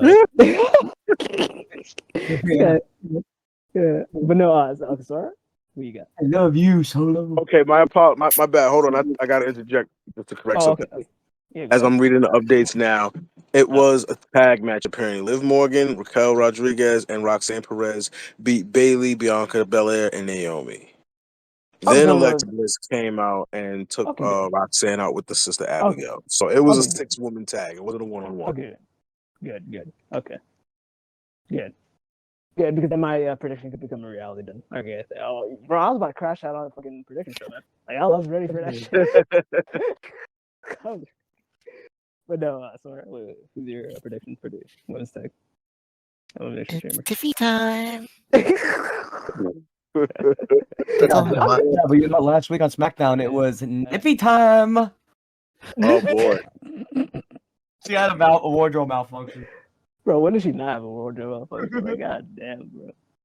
Like so I'm not a lot of that because this week alone. That's sheesh. Yeah. Oh yeah. Man. Oh yeah. That being said, I guess we can move on to a big talking point, because apparently they're hyping us up to be something really big, which is, will Cody accept the offer? Oh yeah, that is really fair. So I want you to go first, because we've been going first, and I feel like you have something cooking with this. So if you know what I mean. It's gonna be shocking, but I actually have a couple ideas cooking with this one.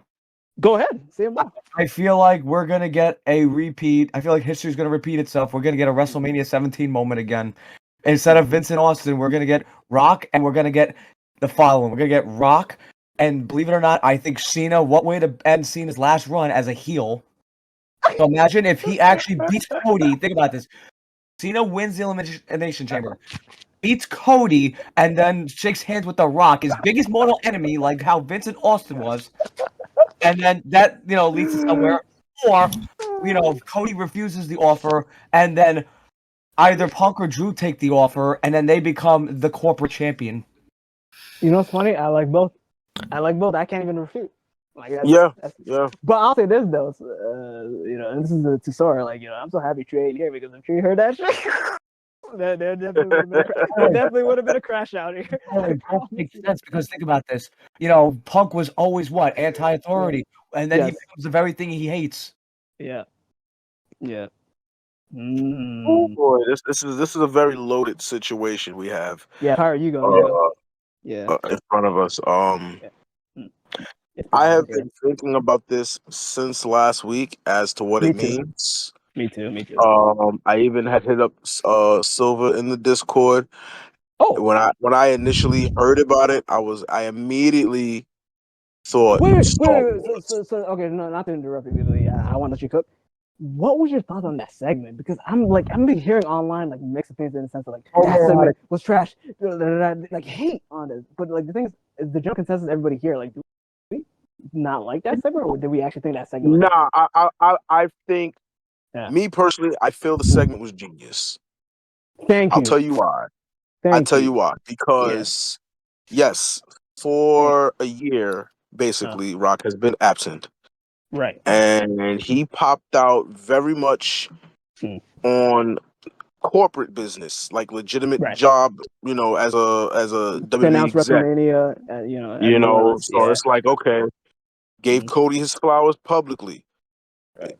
Very much broke the kayfabe of what was supposed to be going on. Yeah. Right. Yeah. So it's like, how do we tie this in? Yeah. And he tied it in beautifully by like, hey, listen, man, I got to know not to you. interrupt you again, but the backlash too of the first night on Netflix. Remember, like everybody got mad. They're like, "Why is Cody right? Yeah, absolutely. Okay, yeah, continue. Just continue. Yeah. So I feel like the segment was genius because he tied it in beautifully. Where it's like, hey, man, I got to know you. Right, your family. I got to know your desires. I got to know your family. Yeah. You really got to know Mama Rhodes. Mama Rhodes, Thank you, sir. So it's like, listen, if you can't beat them, join them. Yeah. But why? When you're the boss, how do you join? Like, you know what I'm saying? He's the people's champion. You take over. Yeah, he's not the Rock champion. He's the champion of the people. He's the champion. Like you said. Yeah. Like you said, I can open all these different doors for you and blase. You know what I'm saying? But you just got to be my champion. Exactly. I'm gonna bring you to the heights that I'm at. That's a different kind of defeat. I want to take the moral victory away from you. That's deep. And listen, it immediately, like I said, as soon as I heard the promo and watched the segment, I immediately thought about Star Wars.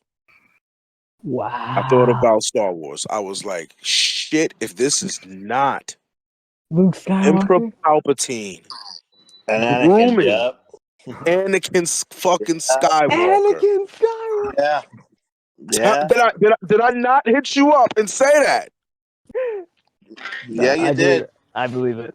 And almost immediately, and I'm like, yo, this is definitely. I can see this unfolding in that way, and because it's layers to this, where even if it was by accident, this has kind of been building for a year. The underlying narrative of the weight of being a champion. Heavy is the head that wears the crown, right? Right. When they had the Post-Mania show last year, he had Cena on, Pat McAfee that is, had Cena on, he had Cody on, if I'm not mistaken. Right. And he revealed what Cena told him. He was like, you feel this championship in your hand, it gets heavier with every passing day. The Punk promo for the go-home show before the Rumble. Granted, Cody took a kick to the face. Anybody would be flustered immediately picking up a microphone after that, but he just seemed fucking off. Yeah. He legitimately seemed off. especially when Punk came out and was like, "You see, it's like the cracks are starting to show." But could you do they exchange? Like, what did Punk say to Cody and what Cody said to Punk? Like, if you remember? It's basically summarizing like, yo, it's as if the cracks are starting to show. You know what I'm saying? He's like, No. you've been stabbed in the back. Yeah. I'm not gonna stab because, mind you, at the same time, he's dealing with the Kevin Owens situation at this time. Right. He's like, I'm not gonna stab you in the back. I'm gonna stab you in the front, and I'm gonna take the championship. Yeah. Now, for the most part, all year, because Cody's only had about a handful of defenses, but AJ had got a couple. Kevin had got a couple. AJ was somebody he respected. Thought that AJ was on the up and up with certain shit. He got swerved. He got betrayed. Yeah, and he was friends with Kevin Owens turned on him. Yeah, right. Yeah. Mm-hmm. He's been losing friends left and right. Mm-hmm. Let's just be for real. And what he said to Punk, he went straight in the face. He's like out of everybody that's been talking to me, Punk, you're still my friend. Right? And that was the line right there, actually. That was the line where I was like, yo, you seem a little unhinged. The way he said, you're still my friend, right? Right? Like the eyes started to twitch and shit. Yeah. You know what I'm saying? Yeah. So, okay, boom, there's that. Then this past Monday, right, we finally get him and Seth Rollins in the ring. And Cody said some shit. Yeah, granted, he read Seth, but Cody said some shit a babyface wouldn't say. Please say it. Please. He went petty and was like, "Oh yeah. You turned on your brothers in the Shield. Yeah. You did this and you did that. Like, bro, that's not not for nothing." I want to say something stupid. I say it before I say something stupid because I just think is like this new up and coming young wrestler in the distant future is like, I'm gonna take you down roads, as like he reveals to him that he is his father. It's the Luke Skywalker. It's the Luke Skywalker into the chat. Oh my god! Back to what I was saying. I want you to say that legendary line because, like, Will said the whole thing. He was like, "Are you really gonna take that offer? Like, we went to war last year. You not slapping Rock in the face. It was a slap in my face. This and that." The first words that came out of Cody's mouth, he was like, "That's so much animosity. That's so much hatred for something I never did." Are you kind of mad that you didn't that you didn't get the same offer? Oh, I know why you didn't get the offer, because maybe your soul's already compromised. Rock ain't offer you that shit because your soul already compromised. That, bro, what? Yo, I started tearing up. Babyface wouldn't say that shit. No, a Babyface would not say that shit. Never. I mean, that ass never. Who says to another girl, man, your soul's compromised? Bro, listen. All I'm saying is this, because even during that promo, Seth said, "What's up? That championship getting a little bit too heavy for you? I'll take it off your hands." Right. You know, so it's like the weight is clear. The weight of him being the champ is clearly showing, right? Right. And Cody is approaching a year. I think it's all but confirmed that he will hit in past a year, given the fact WrestleMania is April 20th, which I'm pretty sure he's defending on night 2. Night 2, yeah. So he will indeed go over a year. Yes. The thing is, he's the champion, but Rock offers status. It's not just the champion; he offers status. Movie role. So like you said, everything I got to scratch and claw to get. He's literally presenting to me on a silver platter. Yeah, for free. Yeah. And I think this ties into the conversation we had just a few weeks ago about a potential Cody heel turn and what that would look like. Right. We were fantasizing on and that. how that could be a thing that occurs over the course of a year, and then enter whoever would be the Obi-Wan of the story to try to turn him back, if you will. That being, I can see that being a John Cena. Now, I can see that being that's the straightforward approach, to be honest with you. It is very straightforward. Where to Pete's credit, kind of old. Wouldn't he be more like Yoda?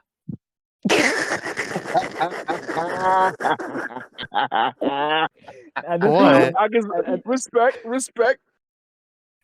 But see, here's the thing too. Because I even entertained the thought of, yes, what if Cena said, "Fuck it, I want 17.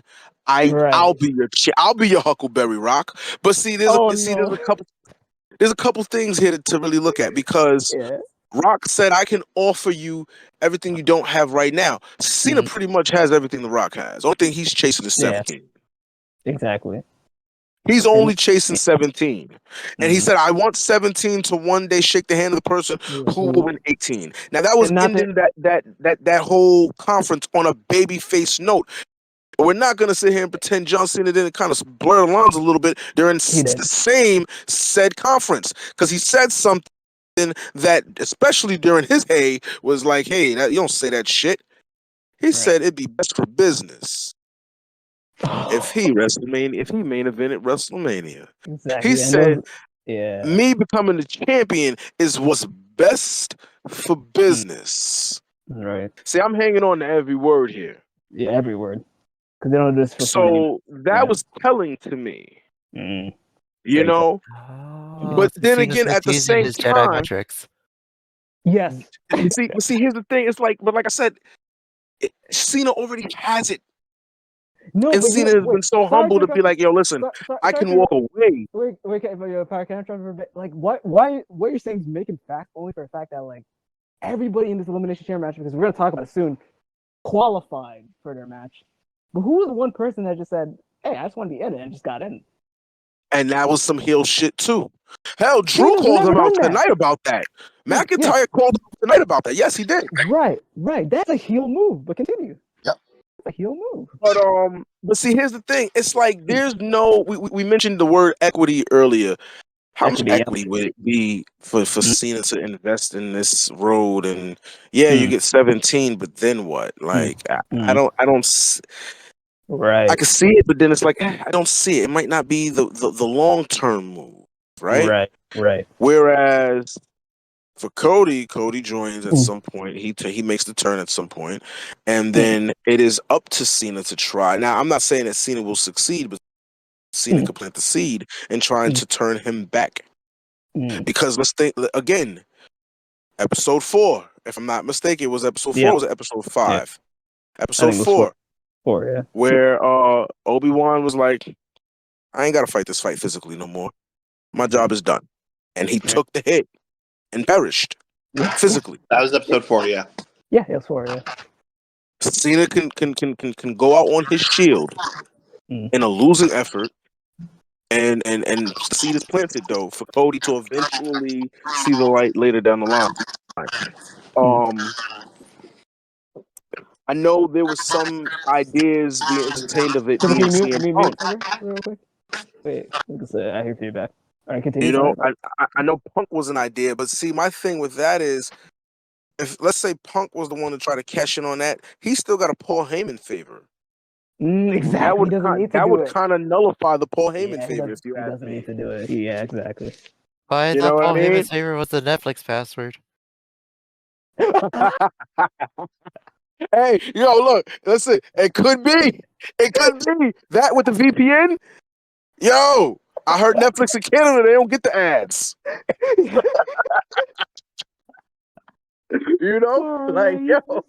the fuck? How do you remember that? Matter of fact, before you continue, what is the other thing that CM Punk hates the most too, Sora, if you remember? I don't remember. Remember the thing he said in interviews that he doesn't want this word to be said because it's like no wrestler. He hates people not bringing him his donuts. No, he hates the word moveset. Oh yeah, Kevin Owens has a great moveset, by the way. I know he does. He's gonna be on Kevin Owens' head later. Just wait, you remember that segment, right? KO and Punk. Yes, they're gonna come back. Yes, to that. They're coming back to that. Absolutely. I can't wait till when they do. I swear. Yeah. Oh, that's gonna be gold. That's actually gonna be gold. But continue, my bad. It's just a lot, man. It's a lot. It's Drew's feasible. I don't think Drew would be as impactful personally, but Drew is feasible because Rock has verbally said, "I like Drew." And not only that, but like that it wouldn't make sense for like Drew's trajectory right now because he's just been losing to everybody in the bloodline. So if you can't beat him, but see, the thing is, absorb some losses. Like right now, Drew's untouchable right now. And it's not a thing where he can't beat him and join him type of thing because he's not really joining the bloodline. He's just taking the Rock's advice. He's like, I'm not gonna join y'all because y'all screwed me, but I like the Rock because he's gonna help me and further my career. So exactly. And wasn't the Rock the person who signed a new contract too? Like, let's not forget that either. So yeah. Right. But continue. So that's a possibility. We gotta play with every possibility ever since Jay won the Rumble. I promise you. Like anything's possible. Anything's possible at this point. I don't care what else says. But continue. As far as that decision, right? As far as the decision, somehow we're gonna get a weasel. It'll be weaseled out of. I don't think we'll get an answer tomorrow night. To be honest, I think we'll get more questions. Right. You know. Right. I don't think we'll get an answer to that until maybe the night of WrestleMania. You know, I know Pete mentioned something about WrestleMania 17. Oh. Yeah, Pete, and he loves the WrestleMania 17. I can see them making a callback to that because honestly, Rock is calling back to a lot of the Vince McMahon tropes and with his own twist on it. Right. You know, so right. Only time will tell. Right. But I don't think we will get a proper answer until Mania, to be honest with you. I don't think we'll get an answer until then. Yeah. So I want to just bring some like outside like thing because like hearing like when Pete said what he said about Cena thing and the heel thing, I thought it was hokey at first. Like in the sense that in my mind I'm like Cena's at his like last stretch in his career. If at any point he's gonna turn heel, you think he's gonna turn heel on this last year? Like, come on, he's probably just gonna ride it out, be a big face there. With all this conversation that's going, like the whole like entitlement of him, like being in the chamber with the things that The Rock can like benefit him and this and that. I'm thinking in my mind, it's like that would be the thing that we would never see coming. Like imagine this, like it's like we don't see it coming, so why would it happen? If this is the last year for Cena, what better way to kind of be like, this is the last year of Cena by killing the Cena character? You mean, like, say that he loses the Elimination Chamber, doesn't make it to WrestleMania, but he interrupts the WrestleMania match by crashing out? Just any form of, like, heel, like, turn elements. Like, basically actually fully turning him and killing the whole hustle loyalty to respect. Because when they do that, then we know it's the end of Cena. Because realistically speaking, they're saying this is the... You just said something. Hustle, loyalty, respect. Yeah. I hustled you motherfuckers and got your asses in these seats. And I was loyal to my cause, and you can't do nothing but respect my gangster. Yeah. Like, a heel John Cena using the HLR? Oh my God. No, because the thing is, it's feasible now, but the thing is, what sucks is, like, are we really going to get Cena's best work on his final year? You want to know what would be the biggest heel turn? You want to know what would solidify heel turn? Cena said, "This is my last year." He turns heel, and in December wins the title and said, "Guess what, guys? I'm not going anywhere." Oh, if he does that shit, if he does that shit, oh my God, that shit would be gold. That shit, and he stays at least until the following Mania, which would be 41. 42. Excuse me. That would be gold. You know what? That would piss a lot of people off, but at the same time, the way I'm looking at it is like, that's best case scenario because, like, what's the whole point of him doing his best work if this is his last year? Milk it a little bit. And if you're going to milk it all the way to Mania, yes, that's what the fans truly want. Because think about all these years, we want Cena heel, we want Cena heel. If we're getting his heel year being his retirement year, and that's it, that's such a cop-out. That'd be crazy. Yeah. So yeah. So Pete. Oh, by the way, Pete. What happened to Pete? Because he left. Because I was gonna give him like all the props. Because in my mind, I'm like, that's fantasy booking. But then what I'm thinking about my mind is like, they can throw caution to the wind because they have nothing to lose with Cena this year. If this is his last year, you can literally do anything with. Like, oh, you should be heel. And here's the thing: we live in an era, where Jey Uso is a top merch seller in babyface. Yeah. Cody Rhodes is a top merch seller in babyface. Right. Rey Mysterio is still pushing mask. Yeah. So he knows I can have fun right now. Mm-hmm. Right. So I mean, you never know. Right. So the thing is, like, I'm not gonna lie, like, you and the P, everybody here, you guys can warm me up to the idea of Cena turning heel now. Like, I think now it's like in a sense of, I don't think it's weird. I think it's like, okay, this kind of makes sense because they're giving us the unorthodox route, the unpredictable route of Cena's last year. Only if Cena could lie, cheat, and steal. I think he will. I think he will. Because if he turns heel, he would be lying to us the whole time. Because he's like, okay, so like, did you really believe in the hustle, loyalty, respect, or was that online the whole time? Because you literally sold out in the last point of your career. Listen, like, yeah, being on an over 2,500 day losing streak would drive anybody nuts. You know, that's such a great point. Because like, if you can reiterate, what was the last year he won a match? Losing to people that you have no business losing to. Yeah, would drive anybody nuts. Yeah, just I guess to point out to the viewers, like I think they said it was like the last time he won, the year was 2018, bro. And it was against, I'm assuming, Elias at Supershow. That was the last time he won a singles match. Yeah, when he introduced what you call that shitty punch thing that he did. I forgot. Like, you know, that lightning fist. Yeah, that's literally John Cena went to Thailand and came back never the same. I got massive disrespect right here, but R-Truth is a better Cena than Cena. Oh my At goodness. At this point, yeah, sadly. At this point. Because you can at least say R-Truth actually won a match in the past like 8 years, or how long Cena's been on a losing streak. Oh my god. Yeah. John Cena is wrestling like, and this hurts me to say, he's wrestling like one of those wrestlers that was a main event once upon a time in New Japan, and now they just join the pre-show rumbles at the Tokyo Dome shows. Right. And also why I'm okay with like the heel turn now going is like we're getting a different Cena that I wasn't expecting throughout this year. And what I mean by that, it's like when he said this is my last year, I thought he was going to be on almost every show or every other show. That's what I thought. Listen, I'm gonna be very upset if he don't show up to that Madison Square Garden show. I'll be heavily upset. Right. So the fact that he's just like saying, "Oh, I'm full time," but he's actually not being full time is like why I'm like, okay, I do want him to turn heel now because he's that's a heel move itself. Yeah, that alone is a heel move. Yeah. So, but with that being said, we all like cooked this Silver. What's your thoughts? The Cody and the final boss offer. Silver's still here. No, I'm actually allowed to unmute myself. Fantastic. Yeah, all you know. Fantastic. Wait. Where's Pete? Pete left. That's what I was gonna say. Like, can you bring him back or message him? Because I was gonna give him like his flowers. Because like he really convinced me. Like it was like he planted a seed, and then Pyro just went crazy about that whole like the little details of what he's saying about selling. Like he never used these phrases. Like he never like said, "Oh, I'm gonna use my I am Cena, so I'm gonna be in this match." These are all heel moves. No. He's done that before.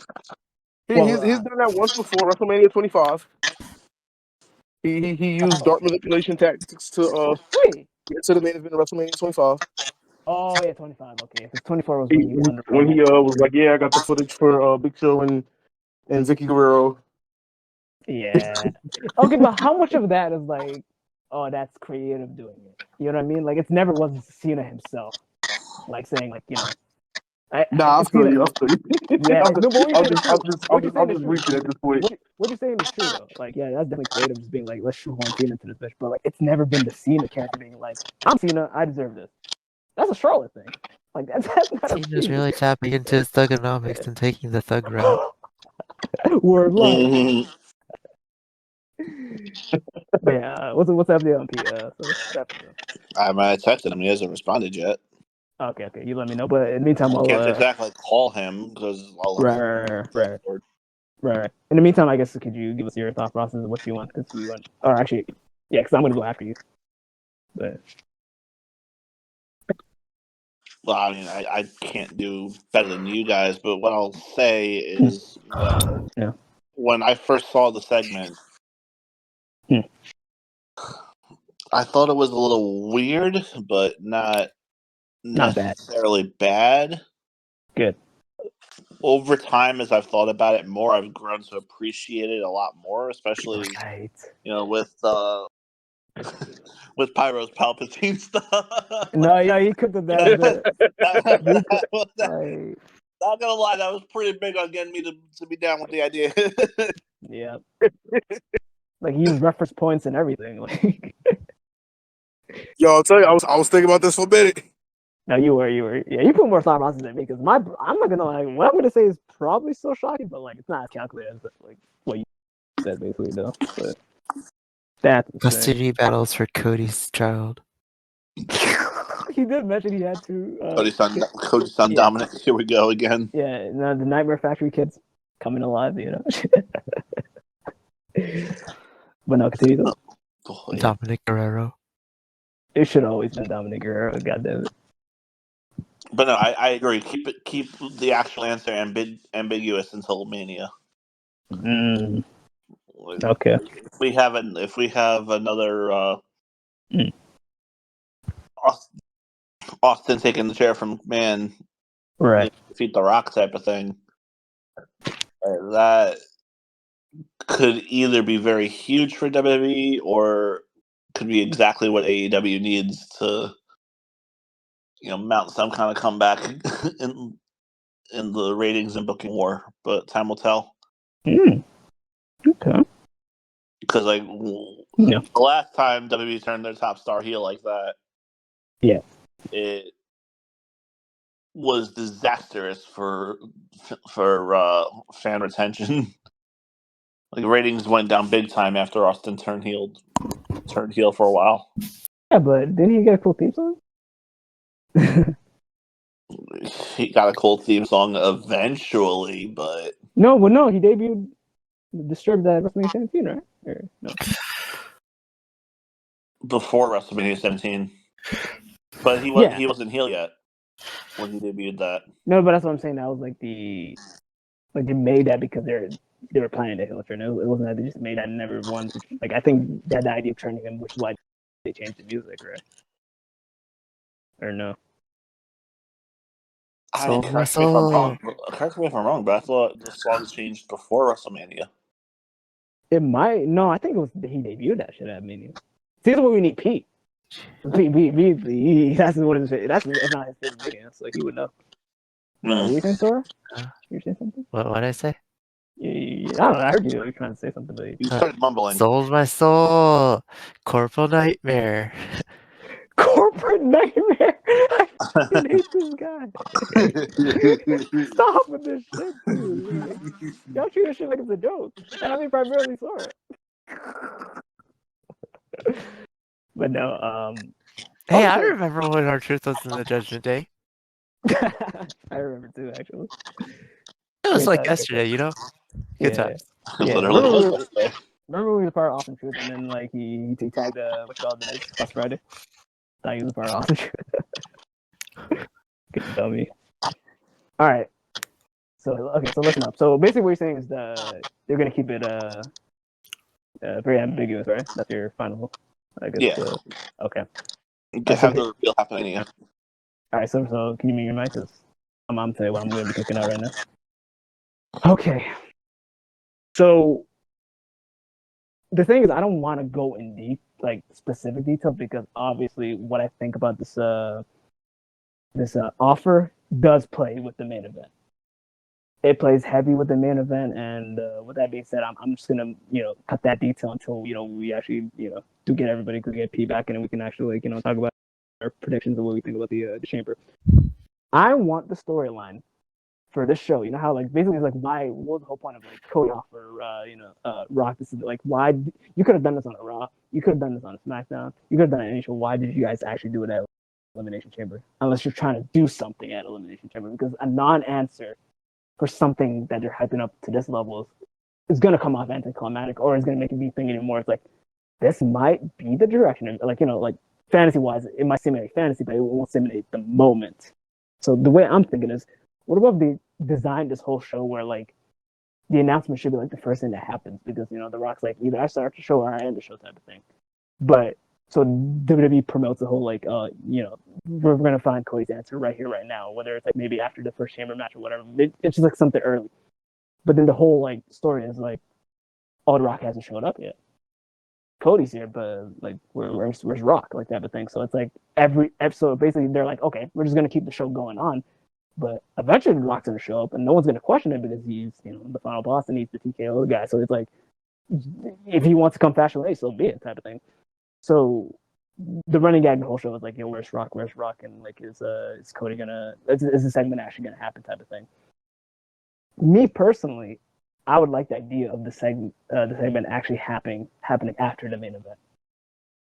So whenever we do know who the winner is, I think so. Like the way you can kind of do it is obviously whoever wins, which I'm not going to say because we're going to get to the elimination prediction show. We're going to predict the winner, but whoever wins the chamber will get the celebration off the Pyro. I'm going to Mania, this and that, and Cody's going to come out and obviously congratulate the winner because that's what Cody would do. Like it'd be like, okay, let's raise the cage, congratulate the winner, this and that, and like just when we think the show is over, that's when the final boss comes out. And then the final boss is like, no, nobody tells me what to do. Like I can come at any time I want to come, and I'm going to come right here, right now. So Cody, what's your answer? Are you going to accept the offer or not? Obviously, depending on who, because I feel like we all kind of know who's going to win the chamber, but like it's either going to be one of these two people. They're going to be in the ring with the segment too. They're going to be one or two. Like, oh, is Cody actually going to take the offer or not? And obviously, Cody can, like, as you guys say, play around that offer and be like, there's so much this and that. But the thing is, everything that you're saying, I currently have.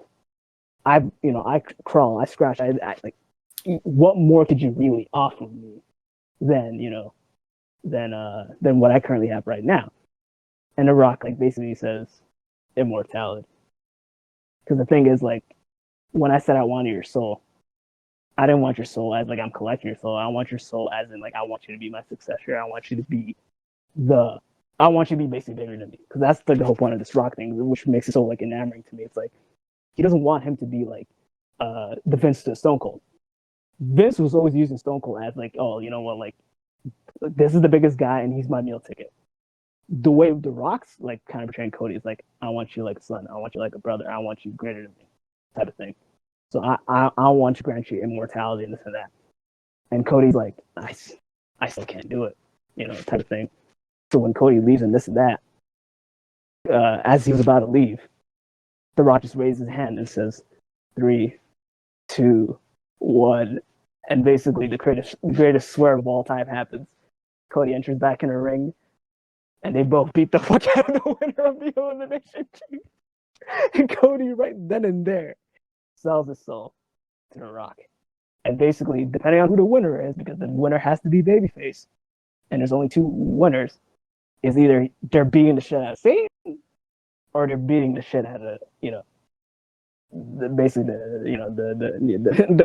the greatest of all time.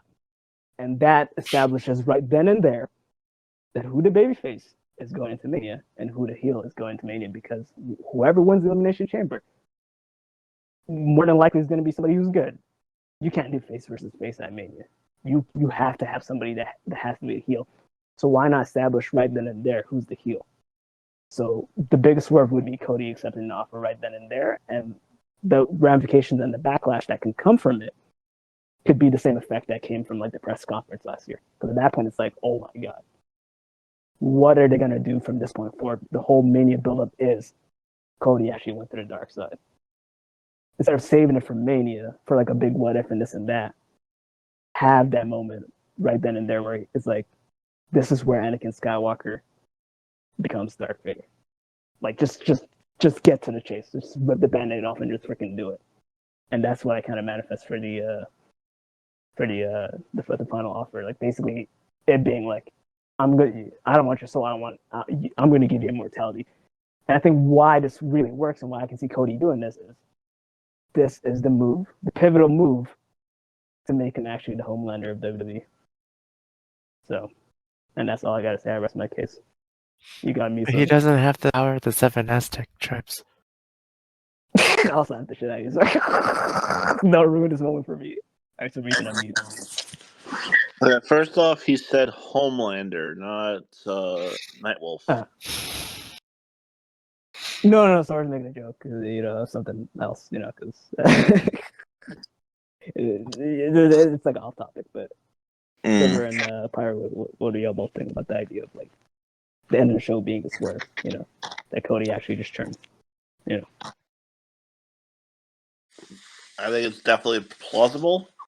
Yeah, because who's gonna expect it? Who's gonna expect it? Like we think about it on paper, fantasy wise, like it would be cool, but realistically speaking, Cody's gonna not do it. But if it's something that is shaped at the end of the show and we know who the winner is, so let's say I'm gonna give you 2 names. I'm not gonna say this is who I think, but let's say likelihood it is Cena and Punk. Them just mud stomping the fuck out of Cena and Punk. Wouldn't that be like a crazy ass moment to end the show and make the whole build to WrestleMania being like, okay, this is picked up again. This is the pivotal moment, like when Rock, when Cody first announced the press conference, and we thought that shit was real. It doesn't get no realer than Cody selling out in Canada at all, because they're gonna boo the fuck. Because the thing, this is another thing too. I gotta mention this too because I forgot to preface this. I think Canada's looking for a reason to boo Cody, and it's always been a thing since he's been feuding with KO, which is why I reiterate the whole point of like the whole Survivor Series thing. That's the reason why they didn't do KO and Cody at a Survivor Series, because they know that they do that match, KO's getting cheered, Cody's getting booed, and like we don't want that to happen because he is he's our face right now. But this is the moment where like literally, like he's not gonna be our face right now. We're gonna make him the projected heel going into the match. So what better way for him to get booed to oblivion in front of a Canadian crowd, because The true American nightmare, because we all know corporations are nightmarish. Right, and they can play on that. Oh, y'all booing Cody, but you gotta realize he's the greatest person standing in the ring right now. He's representing the greatest country in the world, America. Oh, dude, American made. Yes, ever. Imagine like everybody throws garbage in the ring because of that shit. Imagine they get the look good. Yeah, imagine it would be beautiful. So, well, would Cody just hire American Made as his new bodyguard? Fuck, anything could happen once you're, the Rock's champion, because at that point he really sold his soul to the devil, and I feel like that would be the greater Rock Austin moment. Because the Rock Austin moment, as much as we think is iconic, we ultimately think it wasn't really the right move. Well, I mean, it was more of an Austin Vince moment, but yeah. What I said? You said Rock Austin. My bad. I meant Austin Vince. Like, I mean, yes, Rock was Austin's opponent, but no, I know, but that's not what I meant. I meant really Austin. No, yeah, that's what I meant. Yeah, that's what I meant to say. Like, yeah, it would be a better version of that, because, and then you're gonna be like, well, why though? Cody's white hot. He's selling merch. Everybody's wearing his shit. So but then, right, but then also what you gotta understand too.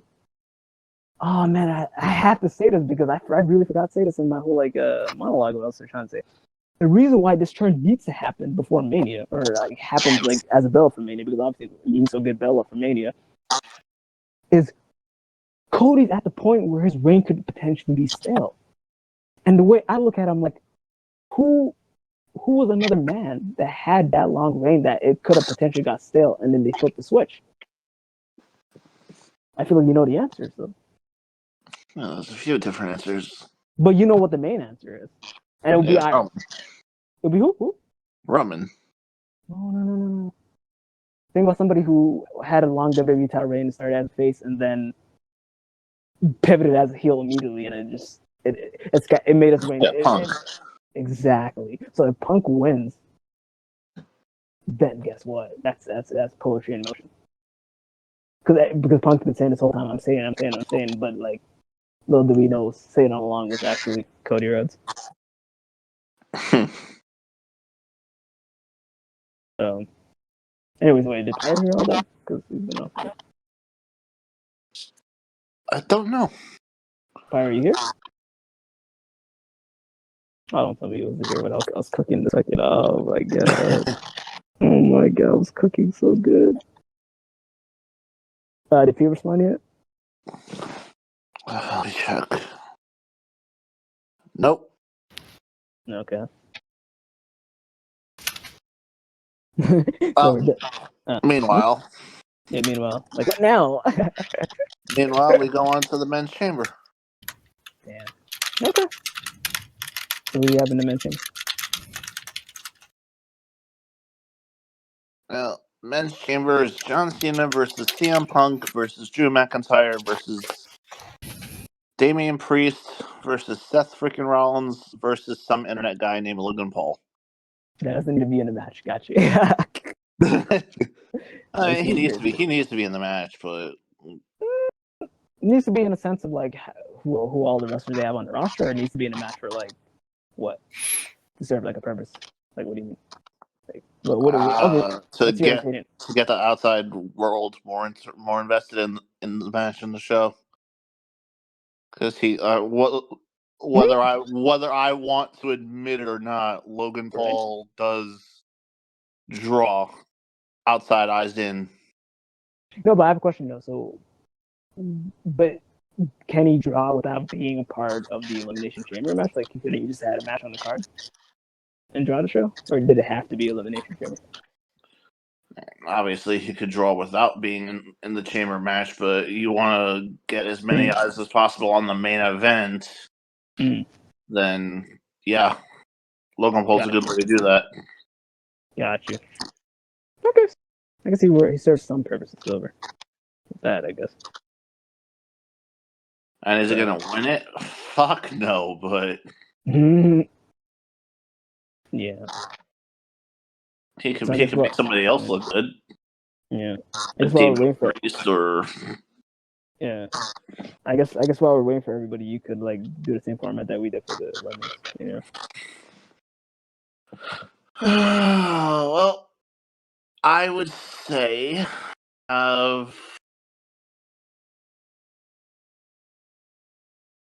let's see.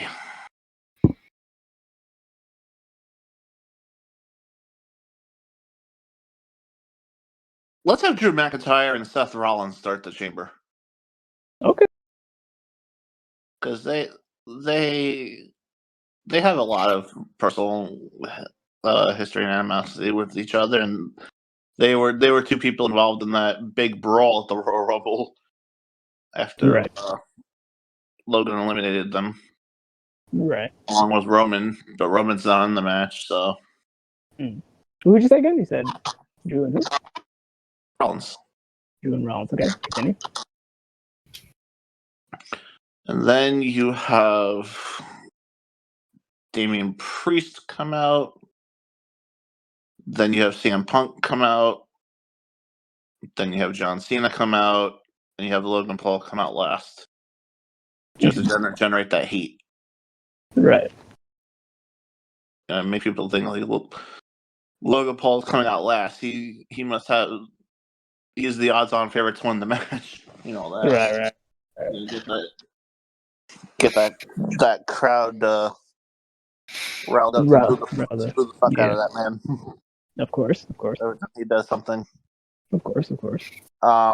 As for elimination, I think we'll get the most eliminations. No, who gets the most eliminations? Who order of elimination?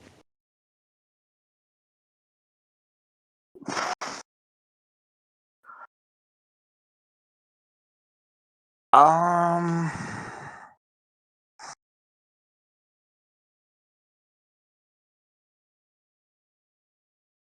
would actually have Damian be eliminated first. Okay. By who though? By Logan Paul. Oh my god. And then, like, before Priest is able to leave the ring, like, Priest hits his finish on Logan out of frustration, and Drew pins Logan, taking advantage of the situation. So that's 2 quick eliminations. Okay. And that can kind of set up Logan Paul, Damian Priest for Mania if they wanted to go that route. Right. Then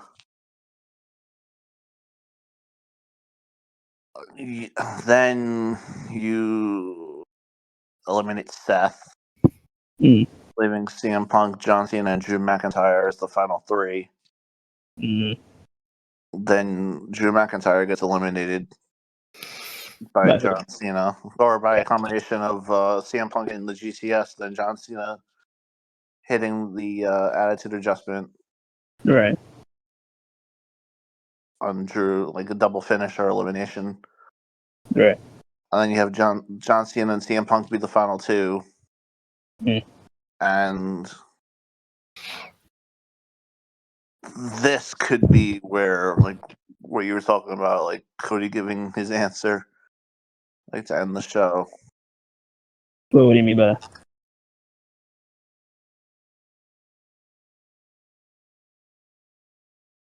You're talking about Cena and Punk being baby faces for the whole thing, and if they're the last two, whichever one wins would be the baby face for your storyline. Yeah, I know, but I want somebody to elaborate. Like, that's obviously after the match. But I'm saying, like, what happens between like Cena and Punk. you have the long back and forth, hitting each other with finishers, kicking out, all that, and Right. it ultimately ends with John Cena hitting the double AA. Yeah, he hits the AA, then rolls through. Oh, okay, yeah. And then hits a second one, like back to back, and that finally beats CM Punk. So John Cena wins the Elimination Chamber, and then The Rock comes out. Yeah. Like, of Right. Cody surprise jump John Cena after the match. No. You got build tension for that shit. Because the thing is, Cody would come out, but like Cody wouldn't come out just like guns blazing, just attacking Cena. Like he would like celebrate and be like, congratulations, and then they can say shake hands, and then they could both point at Mania, like the Mania sign, and fireworks, confetti, all that. Oh my god, thank you. Yo, Pyro, are you here? Hold on. He's muted again. All right, y'all figure out if Pyro came back. I'm just gonna grab us a little quick. Just don't say something too much. I want to hear what you guys say, but I'll be back. Just give me like 2 minutes. Well, he's here. Pyro's unmuted. Well, he's unmuted anyway. And he left. He's having Discord issues. Hold on. I'll be back. Is he still having Discord issues? Okay, here we go. Can y'all hear me? Yeah, there he is. I hear you. Yeah, my joint. I had to walk over here to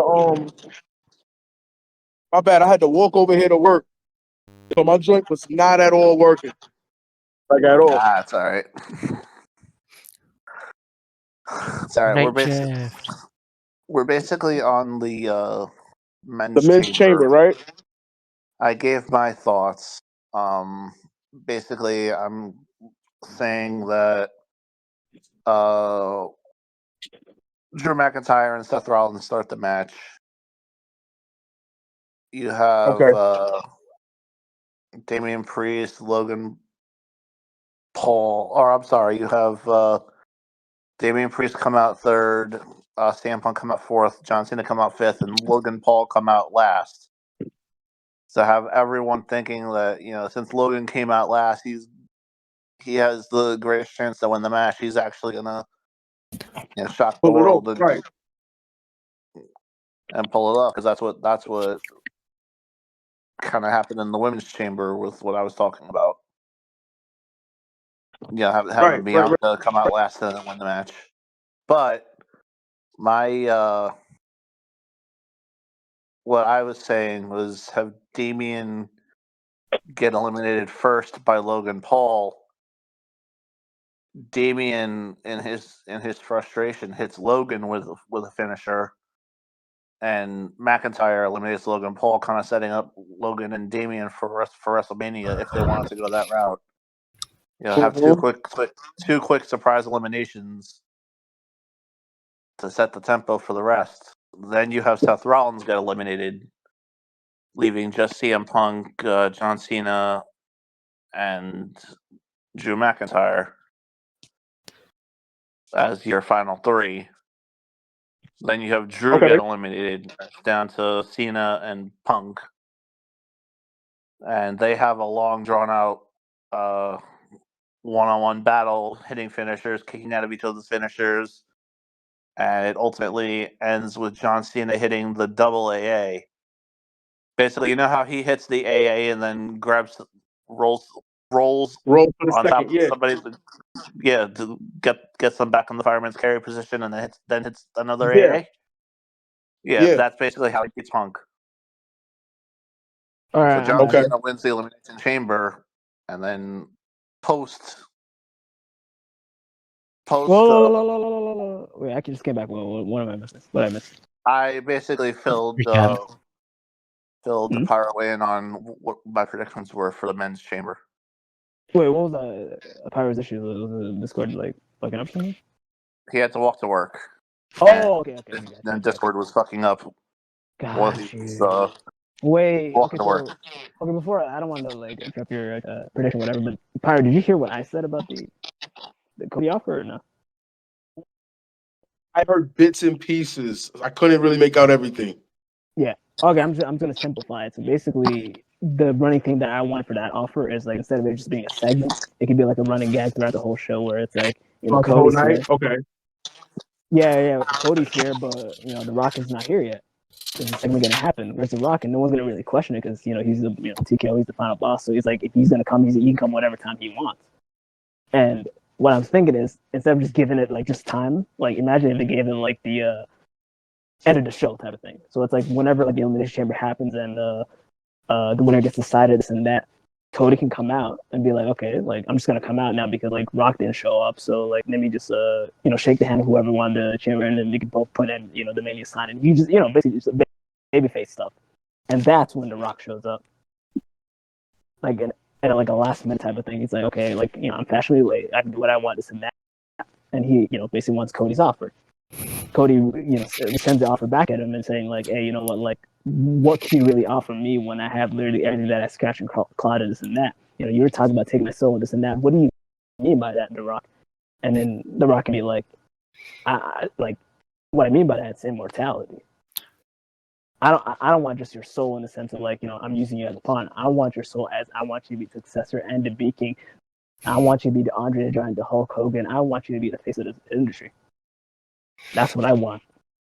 What do you want, Cody? And Cody can fluster about this and be like, you know what, like I've had enough of this and just let me leave because like it might be too much on his psyche. But then like as he's about to leave, then The Rock raises his hand, does the whole like gesture of 1, 2, 3. Cody comes back, stares at The Rock, and they both just double team and beat the shit out of whoever won the elimination chamber. And right then and there, solidifying basically. Cody did sell his soul to The Rock, and oh no, tell me you didn't hear that shit. Oh my god, tell me you heard that, bitch. Workplace is hard. I know, but tell me, because I know you would like that shit. I know you would like that shit.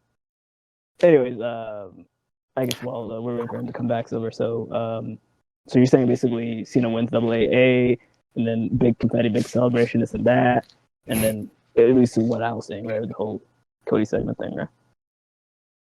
Oh, correct. Pyro.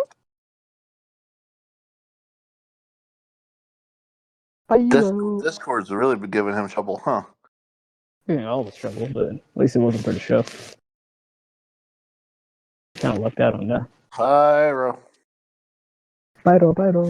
Being a little lukewarm there, buddy. Anyways, let's all right, so since we're waiting for Pyro to get his stuff back, who wants to go next? Do you have something to say, Sora? You want me to go? Up to you. Sora, you can go. I believe in you. Go Sora. I believe in you. Let's see. So the starting competitor. Wait. Silver, can you yourself? Please. Jesus Christ! I have to do this every time. Silver, you can have push to talk. Like, come on. Go. Continue. Starting competitors. Let's see. Maybe CM Punk and Logan Paul. I like that. Yeah. Logan's like all cocky about being the one to start the show, kind of.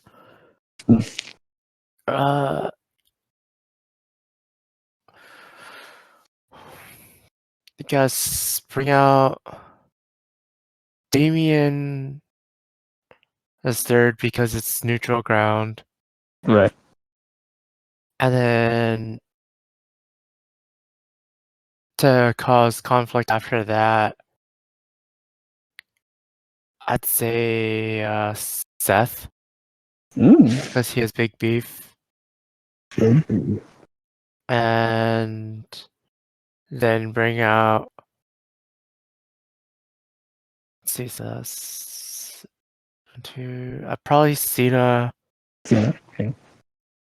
And because I think Cena should come out second to last, so he's like in the Right. match more. Right. And then that leaves Drew as last to come out. Right. Right. So that's how I want to see that. Or elimination. I'd probably see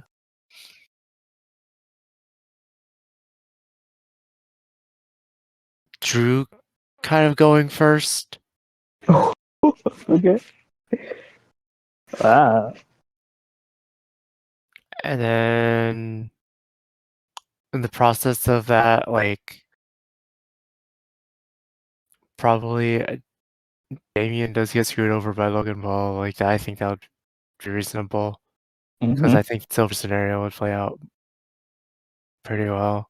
Okay. To get those three out, which would leave CM Punk, Seth, and Cena. And I think Seth has to go because what I think would be an interesting thing is Cena's "You can't see me" get you first into a go to sleep, and then Punk wins. Ooh. Wait, Pyro? Yeah. When'd you come back? You been here the whole time? I closed the app and just came back just now, so I don't know what it was showing on y'all end, but yeah. Okay. Oh, what was it? Because I was in the middle of talking and you had your like, what was the last thing you The heard me last say? thing I caught you said was by the end of the night, The Rock throws up the 1-2-3 joint and they double Oh, team whoever yeah. wins the chamber. That's the last thing I caught. Yeah, and basically what I was alluding to is like that leads to the whole like process of the full character transition for Cody, for him to actually become the Homelander of the movie. Yeah. But that's his full transition of going to heel. Because the thing is, we don't have an idea of who the heel and babyface is. Because let's say if Punk wins and Cena wins, you still have like Cody and Punk or Cody and Cena as the faces going into Mania. You can't have face versus face. Somebody has to be the de facto heel. So I'm thinking like the shift, the pivot would be literally, one of them like drastically turning heel. So whether it's Cena, whether it's Punk, or whether it's Cody, the likelihood out of those three is actually Cody. Because of what they're trying to tell. Yeah. And then I want to expand off that for the end. Go ahead. Yeah, you can go. So basically, Cody would come out to congratulate Punk. Okay. Kind of like, buddy, I'm glad it's you. You said that you'd stab me in the front, and here I am. You know what? And Oh then my God. basically gets interrupted by the final boss. Oh shit! As he goes to the stage and asks Cody, the thing, and Cody's like responds like, stabbing me in the front's all good and all, and then backstabs Punk right then and there. Yup, that sounds too perfect. This is what I don't like, bro. I hate when you guys take my ideas and just perfect it, bro. Like, I expanded it off it, man. Nah, you made it make more sense. I'm pissed because I can't take full credit for that now. Because Punk did admit that he would stab Cody in the front. No, it's true. That he's coming for the title. He kept saying, "Yeah, I'll stab you in the front." Like an honorable thing. Right. And then like the whole like what's it called? How do you call it? False herring. Like you keep saying, I'm saying, but realistically speaking, like that Punk was never saying. No. Yeah. I'm good. Yeah. Right. But yeah, that actually sounds dope. Yeah, so Pyro, you can go then now because I feel like you have something to cook now. So basically, it's like the elimination chamber. Who you think is going to start, the order of eliminations, and then how show going to end. Okay. Let's see. I mean, this one I've been kind of like going back and forth with for a little bit. Because I'm like, do they want to start safe? Do they want to start chaotic? Do they want to start with revisiting some heat? Matter of fact, instead of predicting, what do you want? Because we've been talking about what we want this whole show. It's not even predicting anymore. So, okay. All right. Yeah. Shit. Let's see. I think best bet would be you revisit WrestleMania. You have Seth and Priest start. Oh. Wait, no, was that? No, I'm sorry. Huh. I misspoke. That wasn't Mania, but no. Either way, you just have Seth and it was Drew that won, right? Yeah. Have Seth and Priest start. However, Okay. nice little game competition, little back and forth, whatever. How much are you, man? Okay. And let's see. From there, you can have because that's two baby faces right there. Well, maybe they I don't know. Maybe they want to stick with that. Oh, give me 1 second to get out of here. Right Yeah. My bad, guys. No, you sure. No, I do like. I do like that idea. But Seth and Priest, right? You know what? Yeah. I mean, you need a buffer in between, a general buffer. So Seth and Priest, right, start off the match. Two faces, game competition. More or less mutual respect, that was forged between them over the last year. Logan Paul come out third.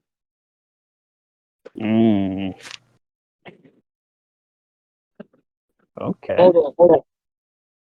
Logan Paul comes out third.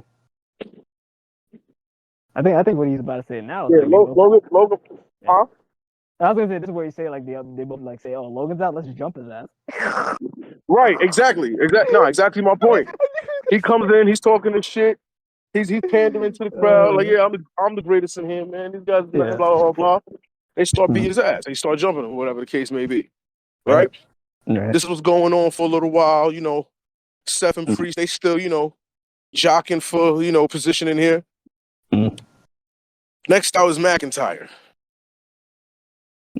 All right. Now we add a little bit of psychology now. Right. Logan Paul got some help from another heel. He's gonna target Seth, he's gonna target Priest. It's kind of like it's evened out right now, right? Now this is 4. Where the chaos is now. This is again considering if we get the type of chamber that all 6 is in at the same time. Right. 5 is Punk. That's where the chaos ensues.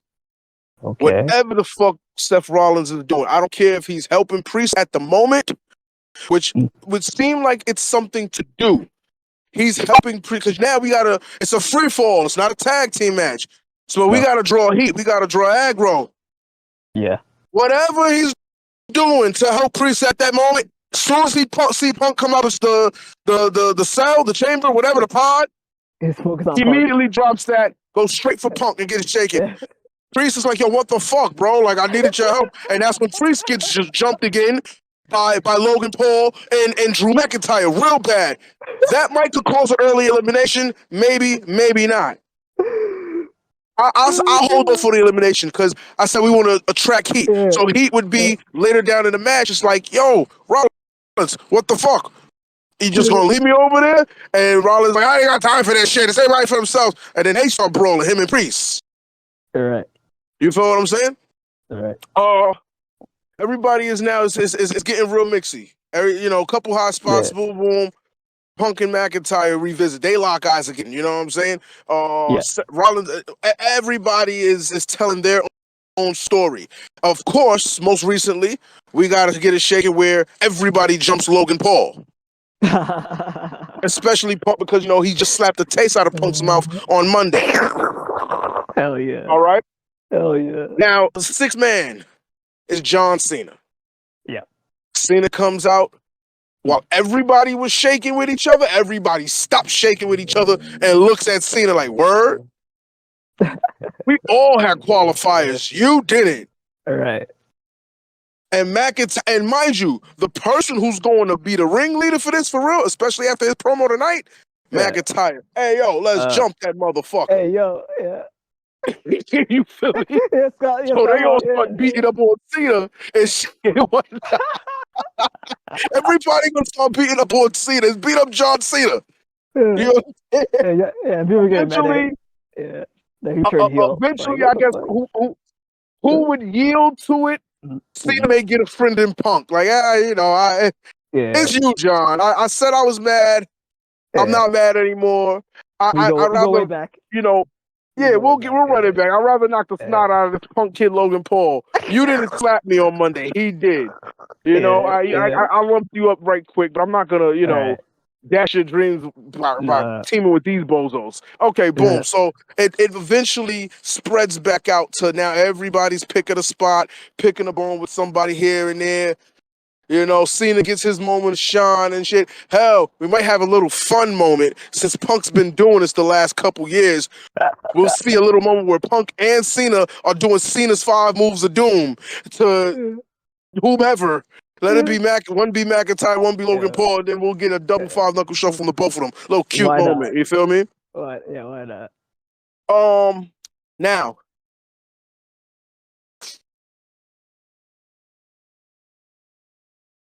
Here we go. Now this is where it gets interesting. Who gets eliminated? Yeah. Fuck. Priest or McIntyre would be first. Okay. I can see it being McIntyre because it's like, yo, wait a minute, you caught me off guard. This is not how it's supposed to go down. I can see it being Priest just because, Logan Paul is a draw and he's strong on the mic. Priest is still, that move to SmackDown. I get it was a necessary reset, but it's initially going to do more harm than good because it's almost like you're resetting Priest. Priest as champion was cool, but Priest as champion is not as made as Gunther is, for example. All right. You understand? So you can make him in the chamber, have a couple of good spots, but at the same time, he's an expendable first elimination. All right. So it can be either one of them first. I legitimately do see a final 4 between Cena, Punk, Rollins, and Logan Paul. A lot has happened over the last couple of weeks where I was of the belief that Cena would eliminate Logan Paul. And that we would see Cena versus Paul at WrestleMania. That is a possibility that's not entirely left my mind.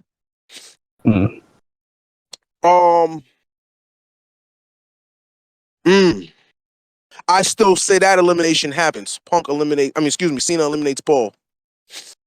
Wow. And it tells a story 2 months in a row because who eliminated Paul out of the Rumble? Cena. Right. I don't know if Cena gets the main event. Wow. It makes big business. I'm a John Cena guy through and through. It just doesn't make sense to give it. They're trying to make it make sense through Cody. Maybe. But this was not original plans. No. I definitely can see them giving Logan Paul John Cena at WrestleMania. Oh, shit. So let's say that happens, right? I'm going to entertain that. Paul gets eliminated by Cena. We're down to 3. John don't really dance the way he used to dance. John don't know. I'm being honest. John don't dance the way he used to dance. So, John going to play the corner. He's going to take a kick. He's going to take a knee. He's going to be in the corner. We're going to see steps, and we're going to see Punk fucking it up. Thanks. All right? We're going to see them really fucking it up. Cena going to get involved every now and again. Boom. Cena, sit your ass down. They're going to be fucking it up. What happens? Somebody mentioned something about 2010. I'm going to mention 2010 again as well. Elimination Chamber 2010. A la, who's emerging from underneath the goddamn chamber? It's Roman Reigns. Oh, okay. Wait. What year? Yeah. Just Just like Sean did in 2010, Roman's doing shit. He might not come up under. Roman might just say, yo, fuck it. Snatch the chain off the door and go inside. And he's making sure he spears, because we ain't got nobody in the match that does a spear. We got a Claymore guy, sure. But we ain't got nobody that does a spear. He gonna spear Rollins through the goddamn pod. And Rollins is going to be eliminated by Punk. We come down to Cena and Punk. I do firmly believe that's our final two. Gain match. It'll be back and forth. Punk wins. Punk wins. Oh, I'm not even going to hold you. This guy Punk wins. Is all his booking resources and assets just for the main events over. He literally half the show could have just been that. Yo. Oh my god, bro! I'm not gonna lie. If it does play out like that, that's probably the best game of all time. But I ain't gonna lie to you.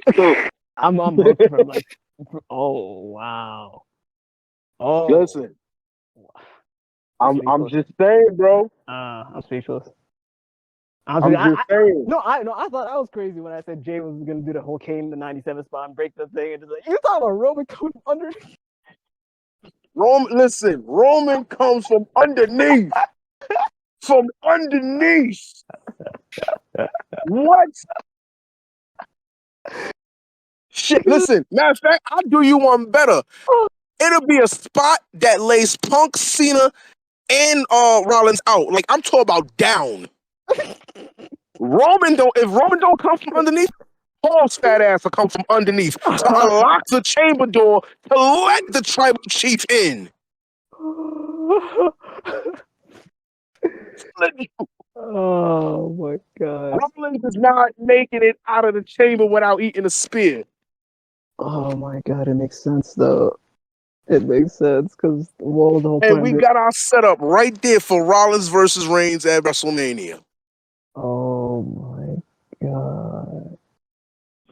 Good God Almighty. I can't believe you've done this. Like, yo, the only reason why I won't pull a 2009 where it's like, yo, you know, he takes Rollins out before he gets into a pod. Yeah. Roman gets to the show too late. He does what he want to do. Whatever the fuck. Facts. No, Roman's not rapping early. He's coming late too. Yeah, he's going to do what he want to do. Yeah.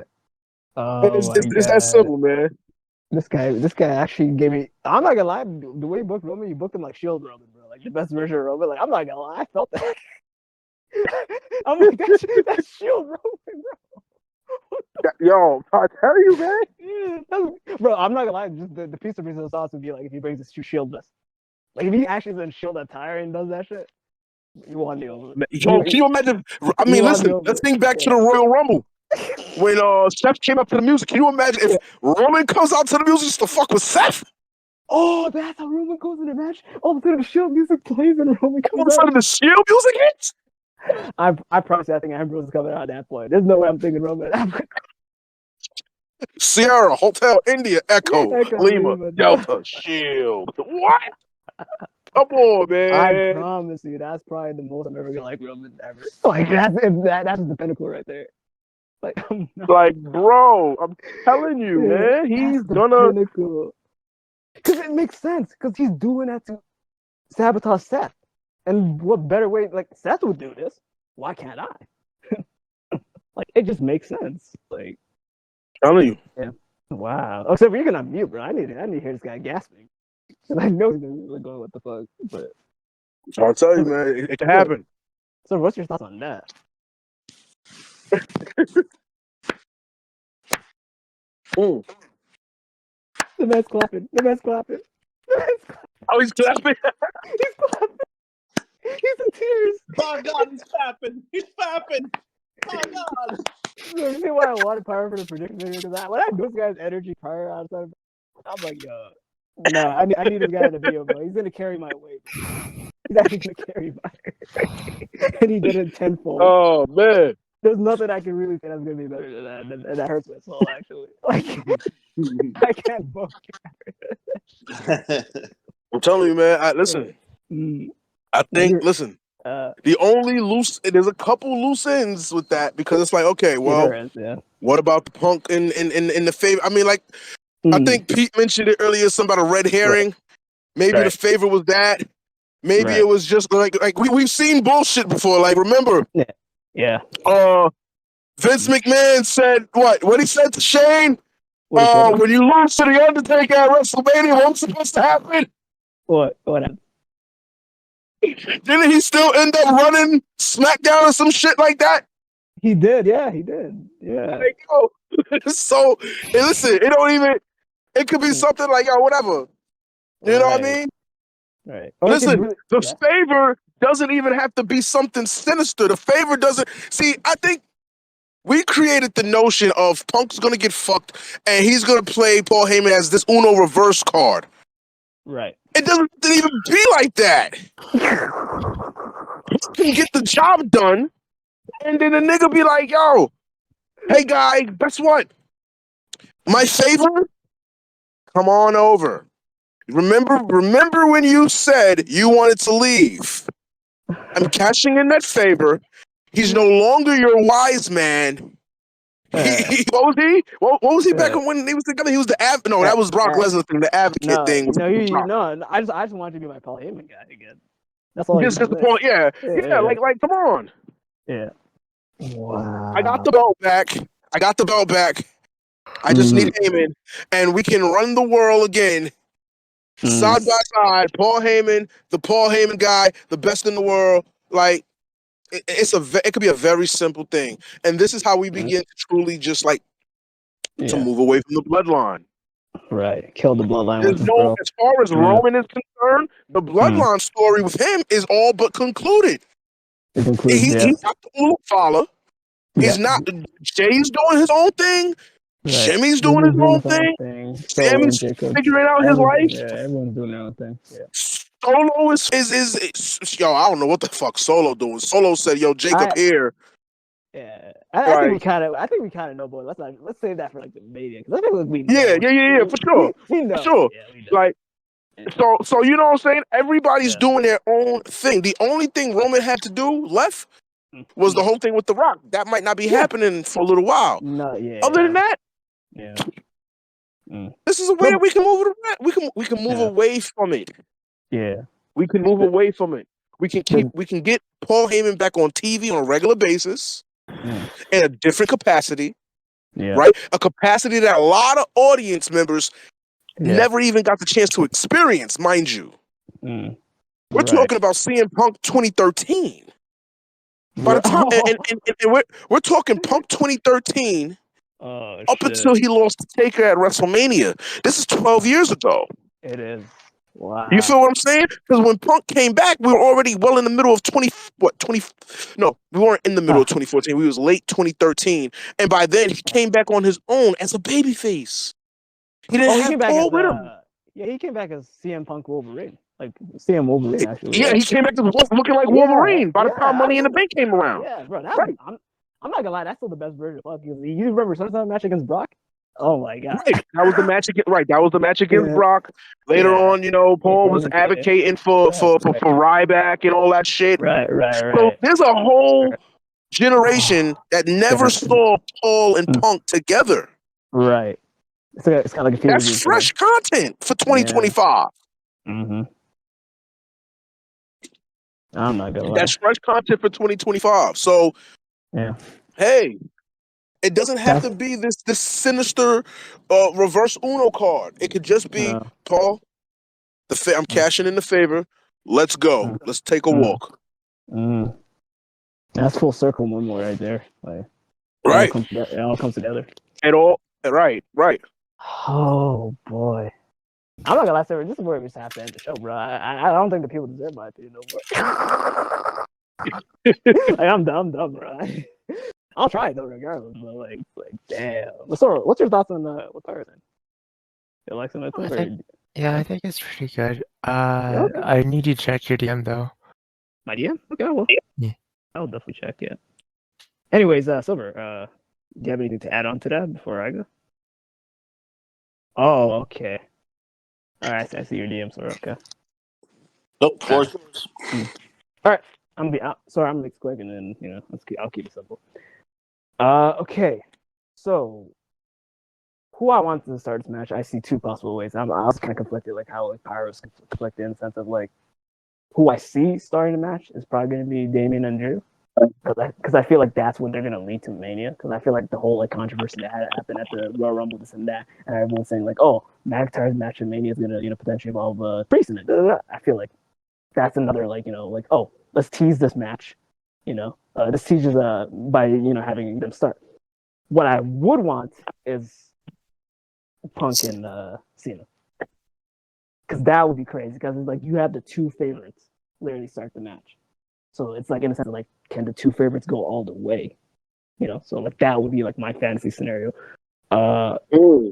Yeah. So my third person that I want to see come out probably in that situation would probably be Drew, and have like Drew basically be like, oh, but I got my eyes on Punk. Cena don't do anything, and then like Cena's like, okay, I'm gonna let you beat him up for a little bit, and then it gets to the point where it's like it's kind of aggressive, and then Cena gets involved, and then it turns into like this melee. Then the equal or the difference maker would be Damian Priest, would come out fourth, and then Damian Priest can like have his tete-a-tete with Drew, while Cena has his tete-a-tete with Punk. Then I would say probably fifth, and this is where Silver's gonna be like, oh my god, you're thinking what I'm thinking, and you say, yeah, I am thinking what I'm thinking. Like, yeah, I'm gonna have Seth come out as fifth.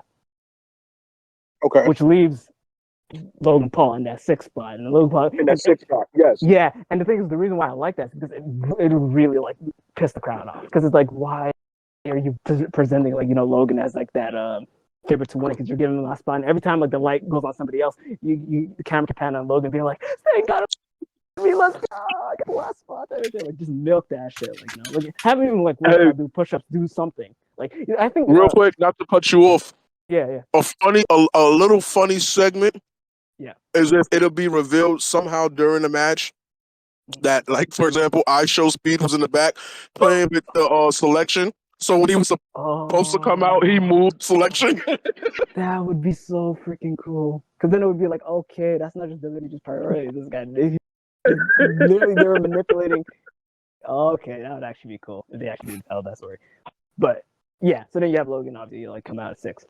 Or like or basically have everybody like beat themselves up and this and that. You can even have a moment where like everybody's down, and then like it's like, okay, now it's Logan Paul's time to come out. Logan Paul, like, and then the whole buzzer thing comes out. Logan comes out, does 5 jumping jacks, does like 10 push-ups, climb the cages, starts taunting this and that. Hell, you can even do a spot where basically when everybody's down in the ring, climb to the pod and just do like a jump from the pod type of thing and like take everybody down. And then he can be boasting in the ring and and then it'll get to a point where it's like, hold on, like, well, actually, matter of fact, no. I really don't like Logan Paul. I'm not gonna even give him that salvation. What I want to see happen actually is when Logan, like, the whole buzzer comes and then like Logan comes out of the cell thing, this and that. I want everybody to stop what they're doing, focus on the fact that Logan came out, and be like, oh, Logan's finally in the match, and all just wail the fuck out of him. I want legitimately Drew like getting his head, mashing him, boom, boom, boom, boom on the cell wall, then have him get tossed in the ring. Then that would lead to Seth Rollins curb stomping him. He pops up into a South of Heaven, and pops up again into a GTS, pops up again, AA, get the fuck out of here, and he gets no offense. Oh man. And just basically use them as an example of like this is what separates the boys and the men.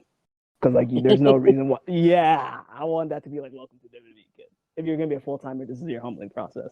Because if they do that, because let me put it, if they do that, there could be a possibility that people might actually like gain or like sympathy for Logan at that point.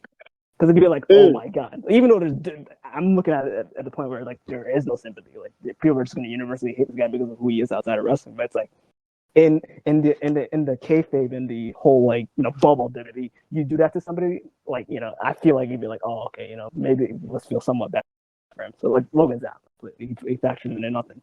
Then I want a moment in a match where Damian Priest and Drew kind of take each other out type of thing. Maybe there's like a moment where like Drew, Dave is like on a pod and he's like, about to like, collapse, and Drew goes for the Claymore, Claymore's him to like a pod or whatever, and they both get really hurt from that type of thing. And then what it does is maybe you can do something, I don't know, maybe it's some type of fuck finish, or maybe you do something where like they both get hurt and they get double pinned or whatever. I want Punk and Cena pinning both of them, so you can have like Cena pin Drew, and you can have Punk pin Priest. Then you have three members left. You have Seth, you have Punk, and you have Cena. They basically have the triple threat of a lifetime. We see near falls, we see buckle bombs, we see freaking five knuckle shuffles, we see freaking Macho Man elbow from the top of the pod, everything. You see like literally every. And there's gonna get a moment where like literally I want to say like Seth maybe eats an AA to the outside, but like obviously not gonna pin outside because I think the rule where basically all pinfalls happen inside the ring. So that basically isolates us. It basically takes Seth out of the match. You give basically Punk and Cena, 5 minutes to kind of just get all their shit done. You do like AA, he kicks out. You do a GTS, he kicks out. So it's like, okay, what's next and this and that. Then you do a spot where basically, how like when Cena, not the double AA, but he does the avalanche AA. You can have a moment where he goes for the avalanche AA and hits it. And then, he is hurt, but then he, extends his arm and does the desperation pin. 1, 2, 3. He actually gets the pin on Punk. Everybody's like elated. They're like, no, wait, Punk got this and that. And right. And this is the spot that ends the match. The camera's like wondering, like, because you're wondering, like, where's Seth? Like, we haven't seen him since he got AA. Seth's on top of the pod. Seth goes for the curb stop from the top of the pod. Oh shit!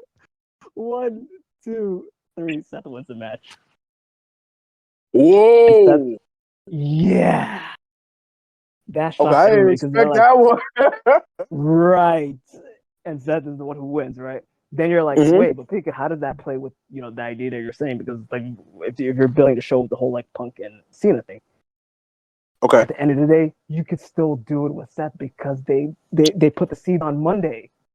Are you gonna accept the offer? What better way to actually have Cody accept the offer right in front of Cody, right in front of Seth Rollins? Right in front of Seth. Yeah. Freaking Rollins. Oh. Yeah. And this would be karma like a motherfucker because he ain't never been. Seth ain't never been shielded the way he shielded the Shield. Right, and who better to do it than the guy who was the MVP of WrestleMania 40? Absolutely, the man that was Cody Shield. That is long-term booking right there. Yeah, but then now you're thinking, but hold on, this is where you're thinking like how does the plot thicken?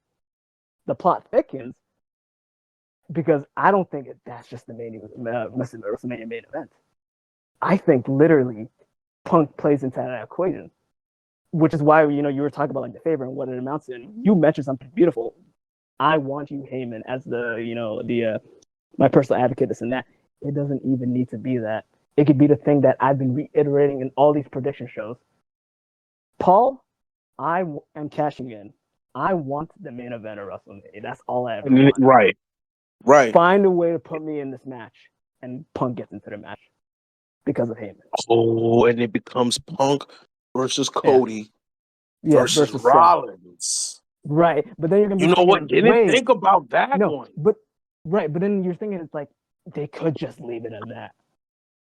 But it ain't over until the OTC joins up and messes up the whole thing. Roman catches in the OTC card, and that's your main event for night 2. You know what? Yeah.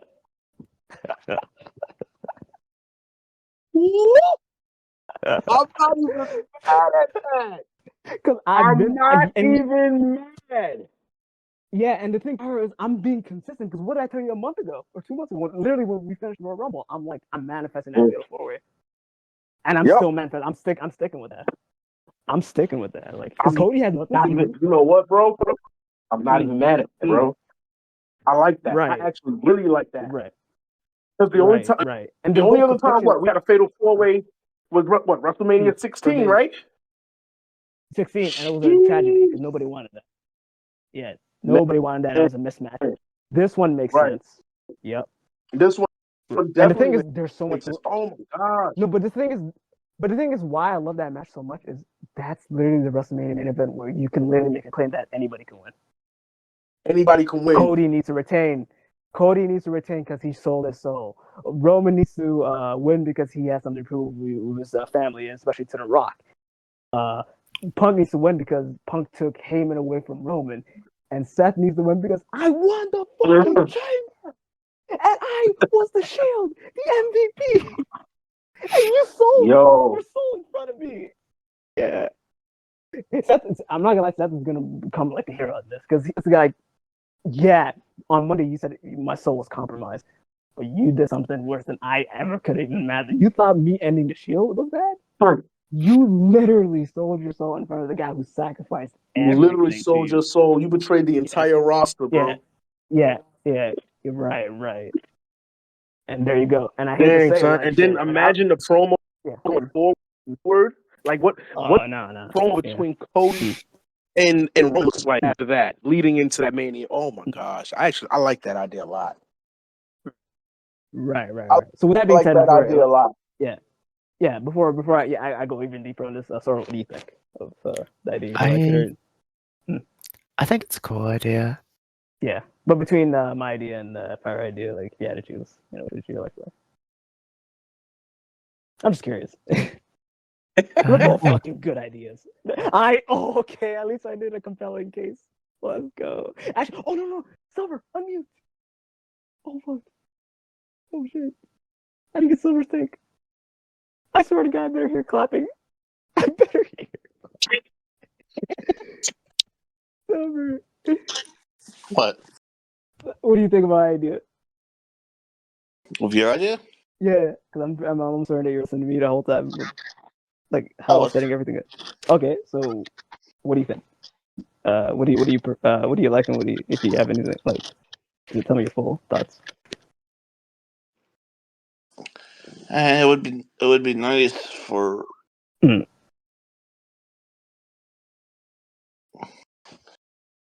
It'd be nice for what you said to happen. I think slightly more believable route would be Pyros, but both ideas are really solid. Right, and the reason why I said Seth too is because no one mentioned Seth here, and I'm thinking in my mind it's like, is there a way Seth can win that can make sense? Because the reason like I mentioned Seth too is like nobody mentioned Jay when he came to the Rumble. Nobody's mentioning Seth winning that bit. It's only CM Punk. Would they have the balls to kind of do two? Yeah. Right. Yeah. So yeah. I think I gotta get going. Right. Sora messaged me that. Yeah, we're wrapping up. Yeah. But all right, guys. I think sorry. Yeah. Wait, so before you do go, what the hell is your profile picture? What the hell's that?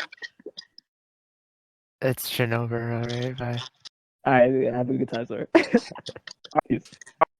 Yeah. No, we can keep talking still, because if we have any more to add on, like we don't have to really end it. But Silver, I guess I mean, somebody needs to. Yeah. Somebody needs to focus on work. True. Oh, you're working? Oh no, Pyro. Yo, I'm not gonna lie, Pyro, you're an MVP tonight. You're working. No, this is just physical. He's working. He cooked up that freaking prediction at the same time. What the fuck? Oh hell, no, you make me look bad on this recording. God damn. But no, shout out to you, Pyro. Though, like this is crazy. Wow.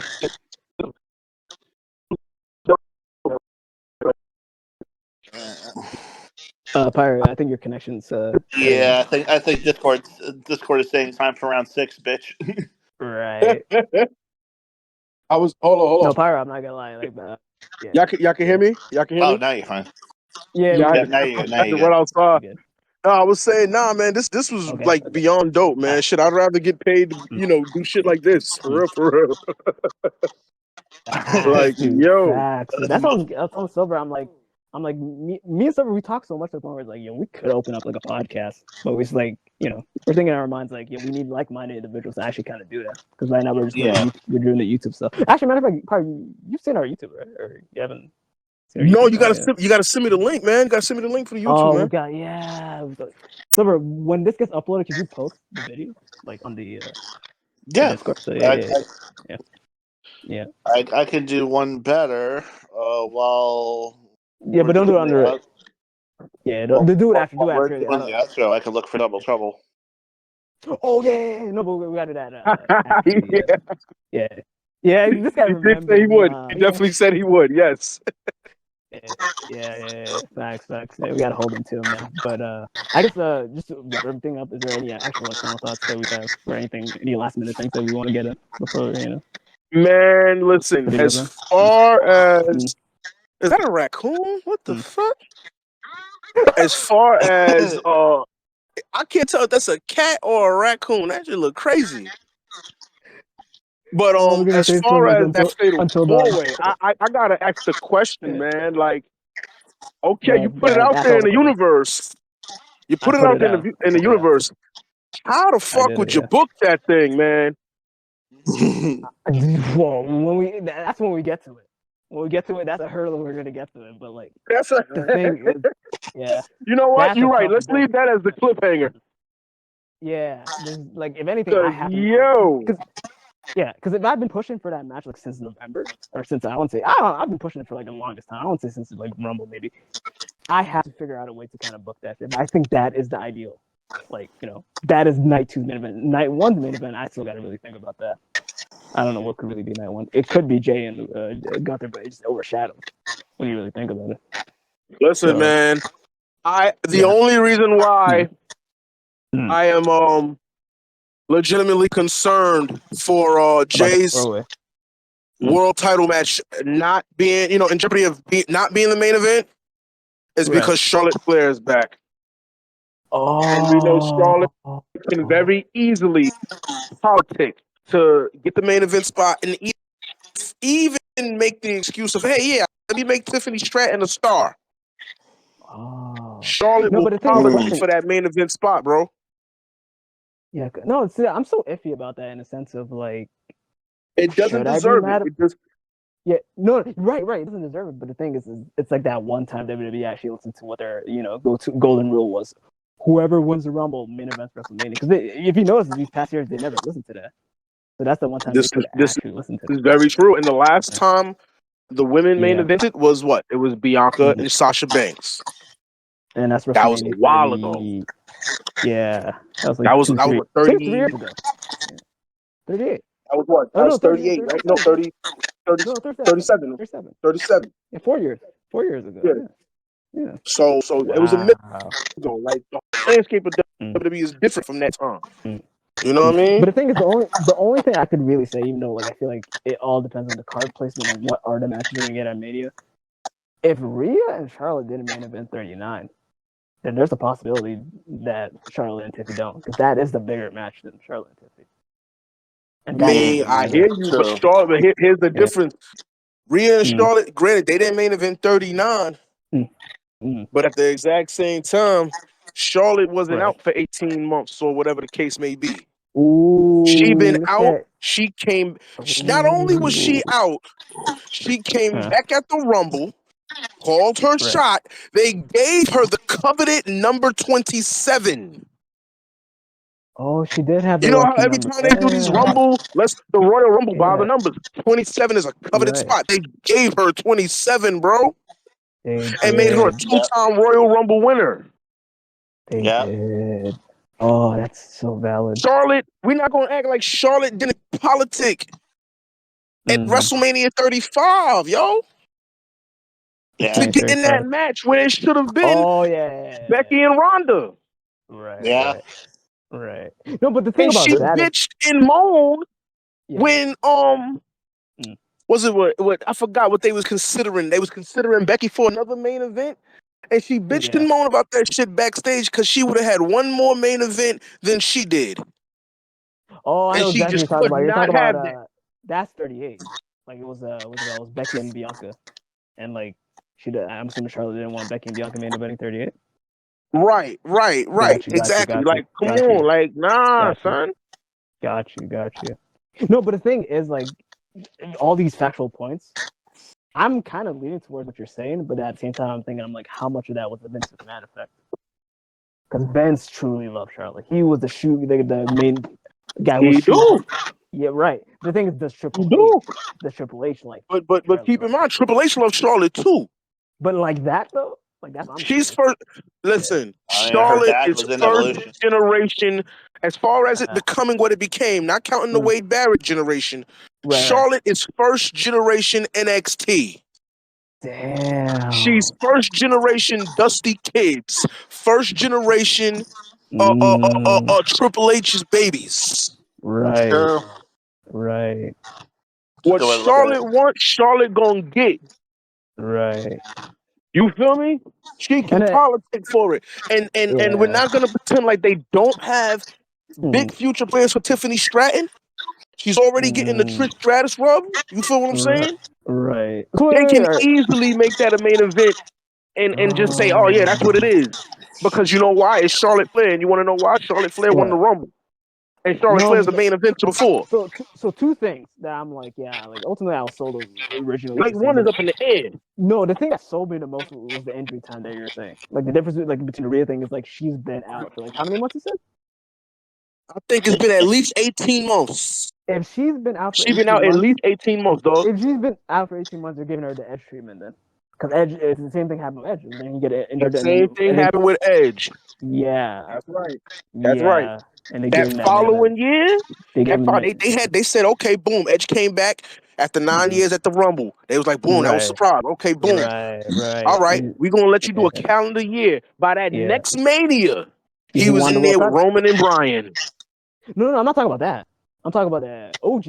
Oh, you talking about the 2010 injury? Yeah. Oh yeah, the Rumble win, and then he main evented with Joe. He didn't main event though. He got the title match with Jericho.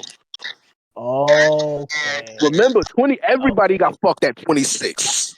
Yeah, you're right. Because it was the everybody got fucked at 26, bro. Yeah, because Sean said, "Hey, I'm hanging up the boots. I want to throw it to everyone last time." You know what's the sad part too? Rightfully so. Because like when you really think about Sean and Taker, come on, it doesn't get bigger. Come on, yo. They said, especially after what they delivered the year prior, they said Vince was immediately like, "Oh yeah, I appreciate that. My God." Yeah, but you gotta look at also what the world title matches were that show. Like one of them was literally Cena and Batista. This is why I said everybody got fucked. Mind you, directly and for the majority of their era, indirectly. They were juxtaposed to one another, and that was a quiet build.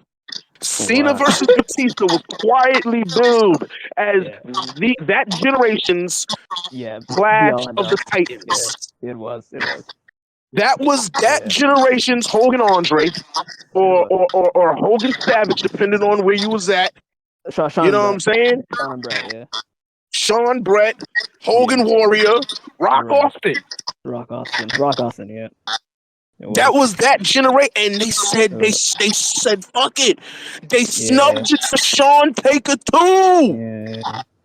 Yeah, I wonder how much of that we live in a timeline where we can say, yo, you know what? Cena and Batista never made a WrestleMania against each other like we thought. I wonder how much. You know, they use the buzzwords like, oh, you know, feature main event, semi-main event, the championship match. Nah, bro. Yeah.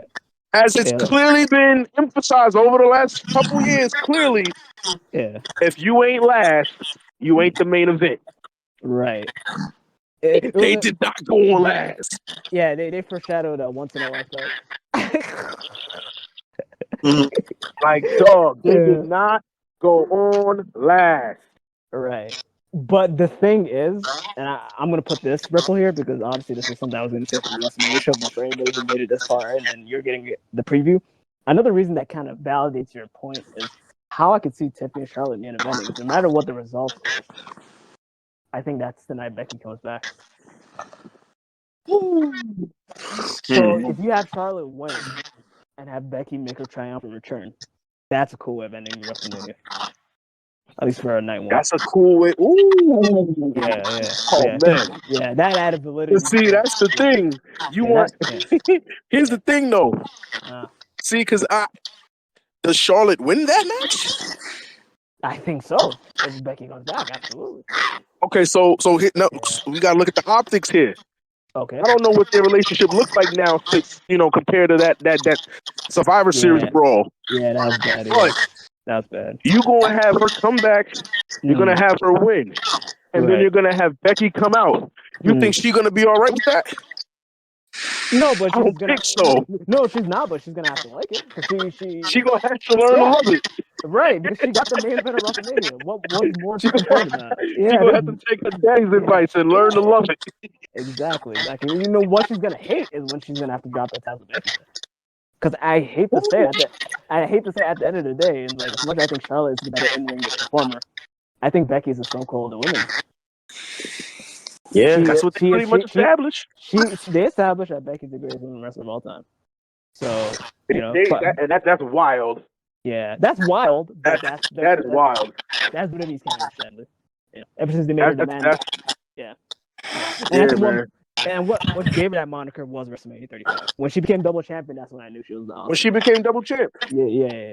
When Nia broke her nose and then she became she went on double champ. Yeah, right.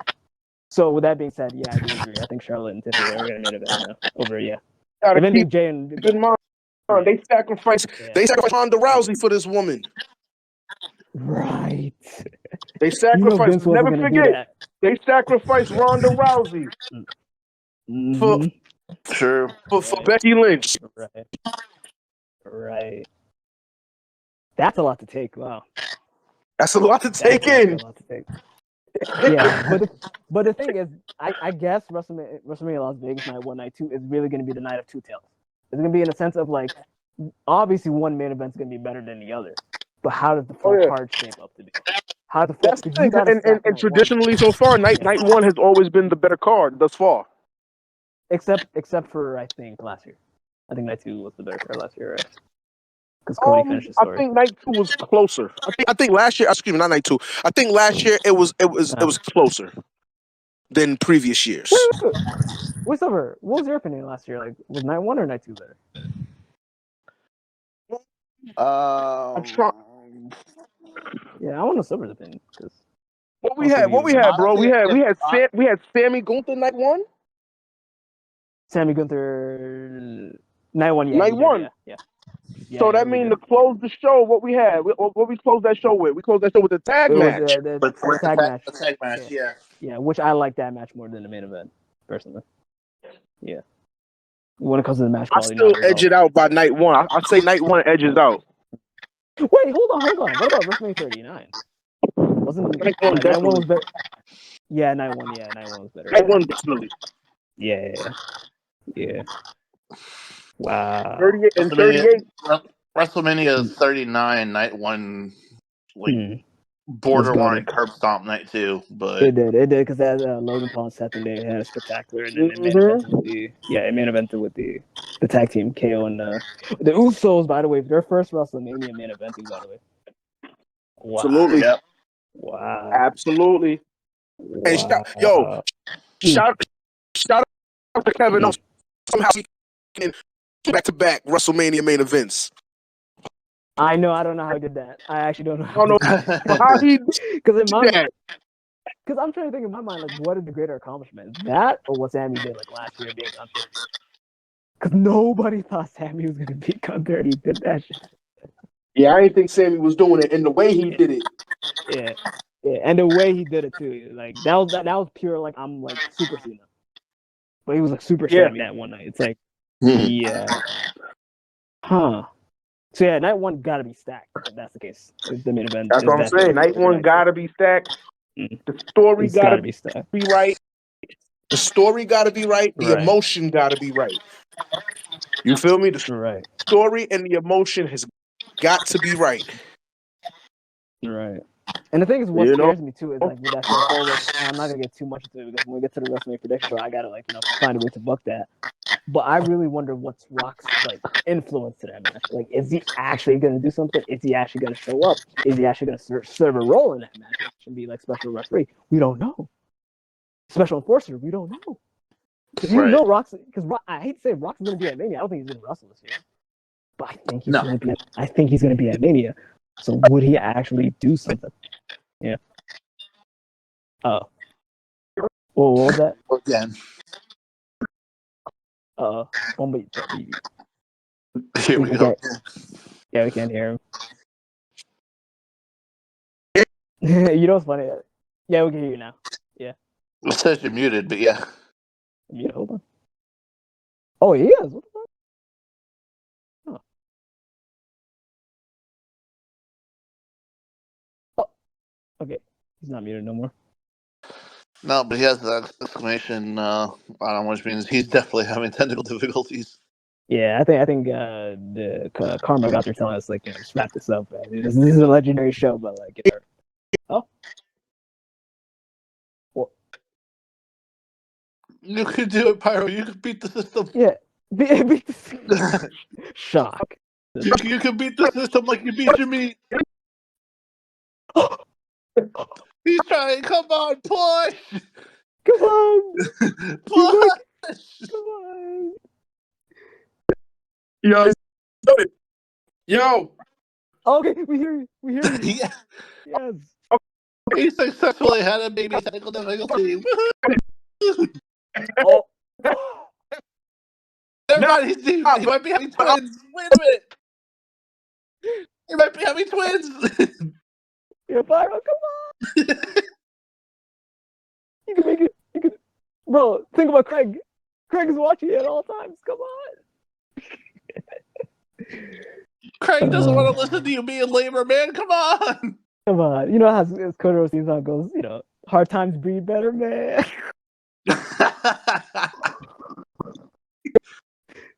Oh shit. I think it's about it. Yeah. Oh. Yeah. Okay. Yeah. Oh. Yeah. We kind of hear you. Yo. Daylight's come, Pyro, wanna go home. Copa, Cabana. Oh shit. Yeah, you're still not coming through loud and clear, by the way. You're still breaking up badly. Yeah. It's like we hear for like. Leave it, come back. Leave it, come back. Yeah, try to leave and come back. Yeah. Oh.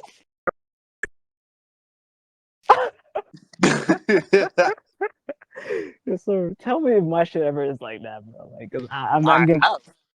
It has it actually been earlier tonight before we started recording. Oh, but that was Discord. That wasn't my internet doing that stuff. Yeah. Yeah.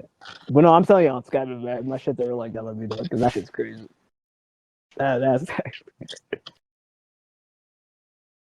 But I guess Pyro's probably like what are like some final thoughts and like you know your final piece that you want to end off with this prediction show extravaganza.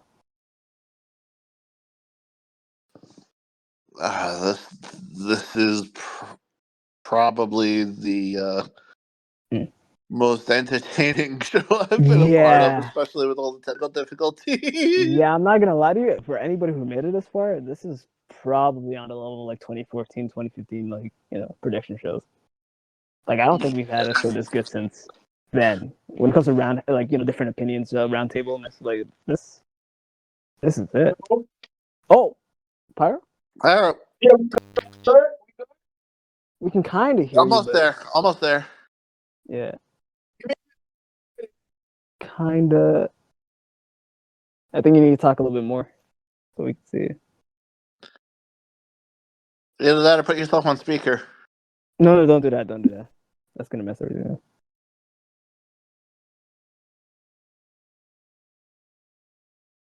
No, but like, yeah, like if you guys want technical this poor difficulty, bear has his work cut out for it. Yeah. Oh, where? Oh, okay, never mind. I thought I heard a rumbling. Rumbling. It's coming, rumbling. I swear to God, if his shit fixed and I hear, if I take it all, if I lose it all, I'll lose my shit. I will never look away. I promise I'm not gonna look away. But lose it all. Yo. Oh! Yep, do we have back? Yeah, we back. Yeah! Alright. Let's go. We can actually wrap the show perfectly Wait, now. so did you end up having twins or triplets? You Because know? you were in labor for a long ass time. Yeah. Oh man. Nah, Wait, we good. I have a question, Pyro. Are you using data or using Wi-Fi? Like, what's doing that? Nah, I'm using just straight up data. Yeah, That's what it is. It's the data. Yeah, that's okay. what it is, man. Yeah. I'm out here in the street right now. Yeah. So Silver, if you ever want to know, like, when I say you sound funny, Silver, because you're on data, like that, there are times where you do sound like that. But No, on yeah, data, yeah, obviously. definitely. Yeah, they got me. Yeah. They got me up here. They got me up here in the Bronx right now. Wow. So Yeah, they got you. Yeah. So I guess do you have any Shit. final things you want to say for the viewers and anybody who made it this far? oh man, sheesh, for anybody that made it this far, man, shout out to you guys, man. Like Yeah, this shout was out. fun. We had fun recording this, like on Yeah, everything, like yeah. everything just organic and just Yeah. Oh man, this was a blast for real. For sure. It's just listen. Hmm. I guess I'll leave it with this, right? Right. What a time. How you doing, man? All right. What a time to be a wrestling fan. Yeah, what a time. What a And, time to be alive, man. This is yeah. fucking beautiful. We're having conversations Yeah. that quite literally Hmm. 5 years ago was literally cemented in the realm of impossibility. Right. True. You understand? Right. The tribalism. Listen, it's always great to have a favorite team, Right. but let's not forget we're part of one community, man. This shit is beautiful. Exactly. This shit is fucking beautiful, man. We might not, get everything we want creatively, but for the most part, we are in a boom, the likes of which we have not experienced in a long time, if ever. The new era. Yep. And let us rejoice and be glad and enjoy this shit, man, because this is dope. Yeah, This is dope, man. if I can coin a phrase, bro, wrestling's art, and we're doing this for the love of the game. Absolutely. Absolutely, man. So anybody that stuck around and consumed this far, man, thank you, man. Yeah. At this point, you might as well just smash that like button, subscribe. Yeah. You know what I'm saying? And Click that goddamn bell. Hit all the notifications on because we're gonna be bringing more content for you, just like this, man. Like for real. Oh, yeah. And please put your feedback in, man. Let's open up this conversation and unite this fucking community, man. For real. Yep. So with that being said, couldn't have said it better. Yeah. With that being said, the floor is yours, Silver. But yes, end it off. End it off. I don't know. Because we got to end off after that. I think Pyro's auditioning to take my fucking job away from me. He might. No. This is Silver's closing thoughts, y'all. Nah, come on. This is you, Silver. This is you, man. Nah, I could sit here and joke forever, but I really am lucky to have a great team, great group of friends to do stuff like this with. Yeah, and the memories too, because like once it goes to YouTube, that's a memory right here. Yeah, I've been on YouTube since 2009. Yeah, is when I started this channel. Yeah. And funny enough, like let's not go too much in detail, but like, what was your first ever content and videos? So Pyro knows. Yeah, so basically, I started out as a 15 years ago as a Pokemon channel, like uploading Pokemon battles from Wi-Fi battles, Pokemon Platinum, because I was part of a. Let's go. Yeah, I was a moderator at a Pokemon website called PokemonEpisode.org that had a chat. Yes. Right. So I was one of the moderators on that site. You said PokemonEpisode.org? Oh yes. no! Oh no! No, bro, I used to download free shit off of there. Yo, okay. Yo, yes, I definitely was on that website. Var, you just realize how old we are now.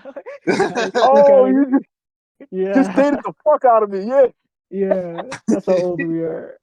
It was that, and then they also had one for DB for Dragon Ball Episode.org as well. Yeah, and they also had one for Code Geass as well. Yeah. They had one for Code Geass, and they also had one for Yu Yu Hakusho as well. That's And listen. South Park, I'm about to date you further. Because at the time when you downloaded it, I don't know if you guys did this shit. Y'all did the work of fucking God, as Pete would say, because it was automatically coded under DivX. And as soon as I downloaded it on my PS3, I didn't have to do no other converting or format. It was ready. And I had the entire Dragon Ball series and the entire Yu Yu Hakusho series on my PS3. I'm not gonna lie to you. That's smart as hell, but we weren't that smart. We were literally watching it from the players on the website. Yeah, You know how I was just a yeah. moderator for the chat room. I had nothing to do with the website side of things. There was like a chat room. Right? Okay. Yeah, he was a moderator. Yeah, on the chat room. Okay. I was just a moderator on the Chattanooga website. I had nothing to do with uploading episodes or like formatting or anything like that. Right. Okay, got you. And Clad was just a chat member. Wait, I have a question. Yeah, Pyro, have you ever chatted in the chat egg, or you were just like a viewer on? I might have, bro. I might listen. If I've been Pyro 0294 forever. Okay, since early Xbox Live days. Okay, I have a question, and it rings a bell. Then that's how I know you're OG. Have you heard the name DBZ admin? Well, say that one time. DBZ admin. Like, DBZ ed or DBZ in? Admin as an administrator. Oh, DBZ admin. It sounds familiar. It rings a bell, bro. Yeah, and that guy had like a baby Vegeta as his profile picture. Yo, that definitely rings a bell. Baby that was you? No, that was the owner of the website. Yeah. Oh, that was the owner. Yeah. So the fact that you recognize it, then you were a chatter and you were using that website. Okay, got you. Yeah, son. Got you. Actually, wait, no. I gotta date you. What year was that though? Like when you were doing all the, if you remember. This was PS3. So this was definitely between 2009 2010. Oh, yeah, you're definitely between because I didn't get I was late.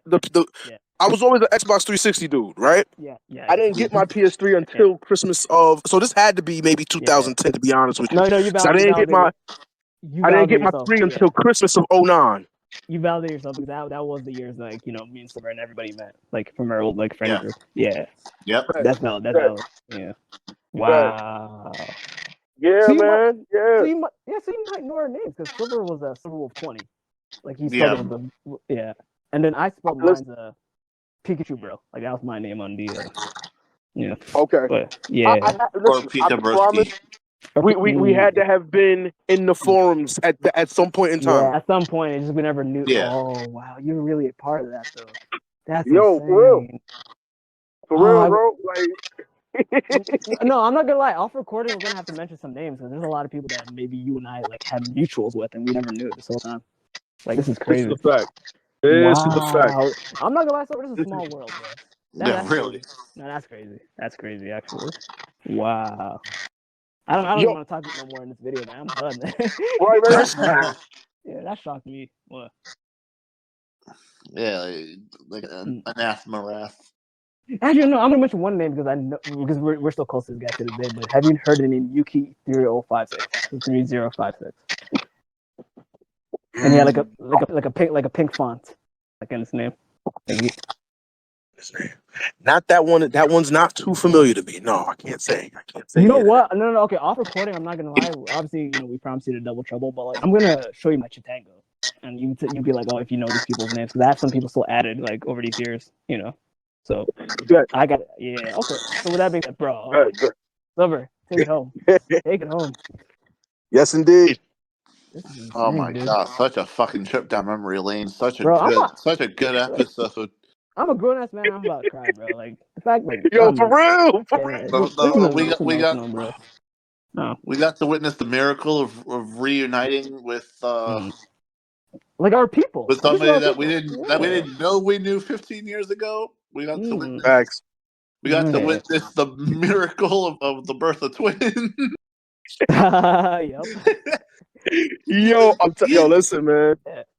And probably the greatest prediction ever for a main event ever for a pay-per-view. Woo! Yeah, really? Yeah, y'all. Listen. Yeah. You gotta clip that in some shorts too, bro. That's for sure. Oh yeah. Oh, for sure. I'm a timestamp it and Silver can do it. Like, easy.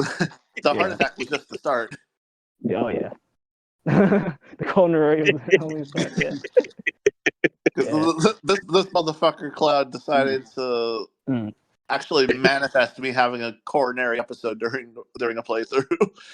Yeah, because another thing, just to sum it up, like Silver started doing Pokemon Wi-Fi videos, but then as the years went on, we did prediction videos and also we did video game videos. So we used to play like a lot of like story-based games. So you can mention him, Silver, see if Pyro knows. Yo, question. Yeah. During this time, right? Just by chance, Right.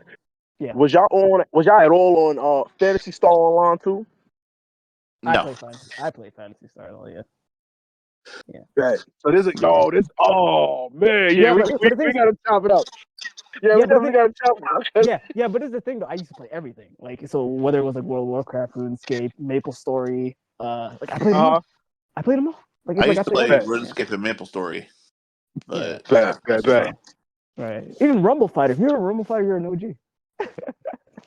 But Fantasy Star. RuneScape and Maple Story was before I found PEO. Yeah, but this is what we're talking about, like 2007, 2006. Like, this is like, Fantasy Star had me in a chokehold. Fantasy Star had me in a chokehold 3 in the morning, man, just going ham. Bro, and mind you, I was on the demo of it. They had you was able to purchase the full game, but you was also able to play the demo via Xbox 360, but still able to connect with everybody that had online access, whether they had the demo or the full game.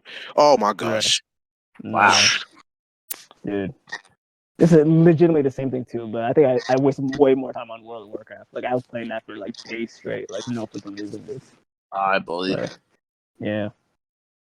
No, that's how I was with RuneScape in high school. Yeah. And you know what's funny? The people were still watching it. Now they know our age. Like, we've never said our ages, but like the stuff that we're mentioning is like, yeah, they definitely know our age. Like, if you do know these references, this is crazy. Exactly. Like this is nah. Like, I feel old as fuck now because of this shit. Hey, look! I'm gonna put it out here like this, right? We You definitely got to take it home after this. You definitely got to take it home after this. I'm gonna put it to you like this, right? Yeah. Then they got Skibbity Toilet and Skibbity Riz. Oh no! And then you got to be careful of being Rickrolled, and I ended like that. Oh, the Rickrolled stuff. Oh my god! Never gonna let you down. Never gonna tell a lie and hurt you. By the way, if you ever want to know how old we are, like, we lived through a time where like thou shalt not memes. If you know the thou shalt not memes. One I'll thank myself even worse. Even worse than that. Okay. And I don't know. I don't. Cloud definitely won't remember this, but Pyro might, depending on how old he is. Yeah, that's I was around for the age of dial-up internet connection. Bro. Likewise. So don't disrespect me like that. Don't disrespect me like that. Don't actually. Yo, look. You had to choose if you wanted to get a phone call, or if you wanted to do a AOL.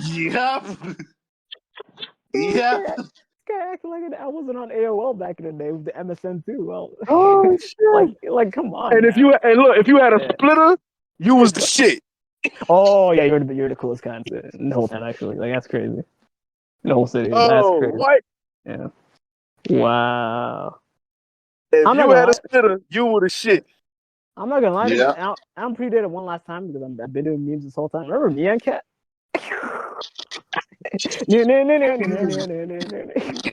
That's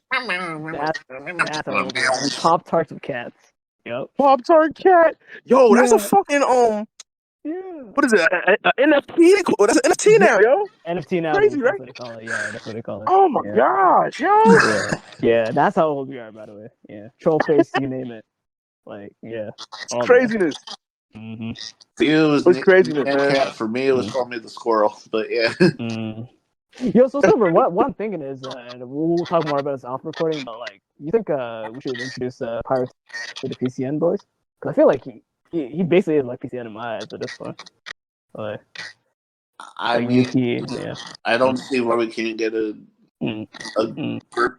group called together to introduce them. But I will add him to the group immediately. Right, and the only reason why I'm saying that is because he's in our elite group. Like he knows about all the stuff that we know back in the day. Yeah.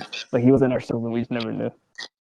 Yeah, I personally wouldn't have a problem with it, but it's Let's do it, man. Sure. Yeah. I feel like I'm being coordinated here. No, you are. You're getting the heights on it. I don't think anybody ever got this high on it from me, bro. Like, this is one thing being cool, man. but you're OG though. Like that's that. Like I knew you were old. I didn't know it was that old. Like, Listen. Wait. like, since you were around back then, Pyro, maybe here's one of the names from that group. See if you remember them. Bumblebee and Rod I Trust. No way. Oh yeah. There's no way. I was reaching right here, right? Actually, no. No way. No way. No Bumblebee. Yo, hold on. That just took me back. Like I said. No. I had to. Yo, look. No, I'm getting too excited. Bro. End the recording. Like, I might buzz. Yeah. I might actually buzz. No, we gotta hear the orgasm live on air, man. Come on. Between browsing, I'm telling you, browsing on fucking. My claim to fame for just being on the internet, I was browsing on the fucking PS3 browser, bro. No, I was doing and I was in all of that shit, man. I was. No, question. But this is what I was doing. But I'm wondering if anybody else was doing it. Like you owned a PSP back in the day, right? Or no? You know what the thing is with the PSP? I got to the PSP kind of late. I got to the PSP when it was like, okay. I was like, you know what? Might as well get it now and just hack it for what it's worth. Right. Because the reason why I mentioned that is because this is how legitimately old I am. The first time I ever started talking to people that was online was on the PSP because PSP actually had Skype. That was my first introduction to Skype. Okay. Yep. Now I do remember the features though. Yeah. I do remember the features, and then by this time, oh gosh, this had to have been roughly the same time, maybe 2009, 2010. Because I remember one of the earlier games I had got was it was Dragon Ball Z Tenkaichi Tag Team. Oh, that was a great game. And I forgot the way it was PSP ISO, and it also had a forum section. So anytime like anybody needed some kind of like mirror links, troubleshooting, somebody that just personally was able to compile a collection of shit that they thought might have been taken down, we was in the forums just exchanging mad information. Like it was wild, man. It was wild. Wow. It was a wild time. Damn. So I was like, yo. Nah, but what's crazy though is like I don't want to say too much, but like the amount of like that summer, whether it was like 09 or 10ish, whatever. Like we would literally play like all night, just talking about Pokemon, talking about games, talking about like everything. Like one of the stories I wouldn't tell off screen is like we planned like a 24-hour call, and that was like the thing that was like, I gotta tell him that story though, because that's how much time we had. Nowadays, like we're freaking busy selves now. Like we had expendable time back then, bro. Like, you want to talk about a Shakespearean tragedy? Oh man. Right. I'm not gonna spoil the ending because if you want to know, you can comment like, oh, well, what's the ending to that, and then we'll give you a response. But like, we're not. I'm not telling you. Gotcha. Yeah. But with that being said, over, man, take it home, man. With that being said, do all the YouTube things. Like and subscribe. This has been amazing. We have to do this again. Thank you, Pyro. Thank you, Pete. Yes, thank you. Thank you, Sora. Thank you, Pete. And the last two dipped early. It's fine. No, but I understand. We expect that from Pete. Yeah. It was a long fucking thing. Yeah, this is long. Yeah. But shout out to everybody for popping out. Thank you guys for having me on. For real. Yeah, and we'll see you guys again at Mania though. Like that's a guarantee right there. Absolute. For sure. Do all the things. Stay weird, fam.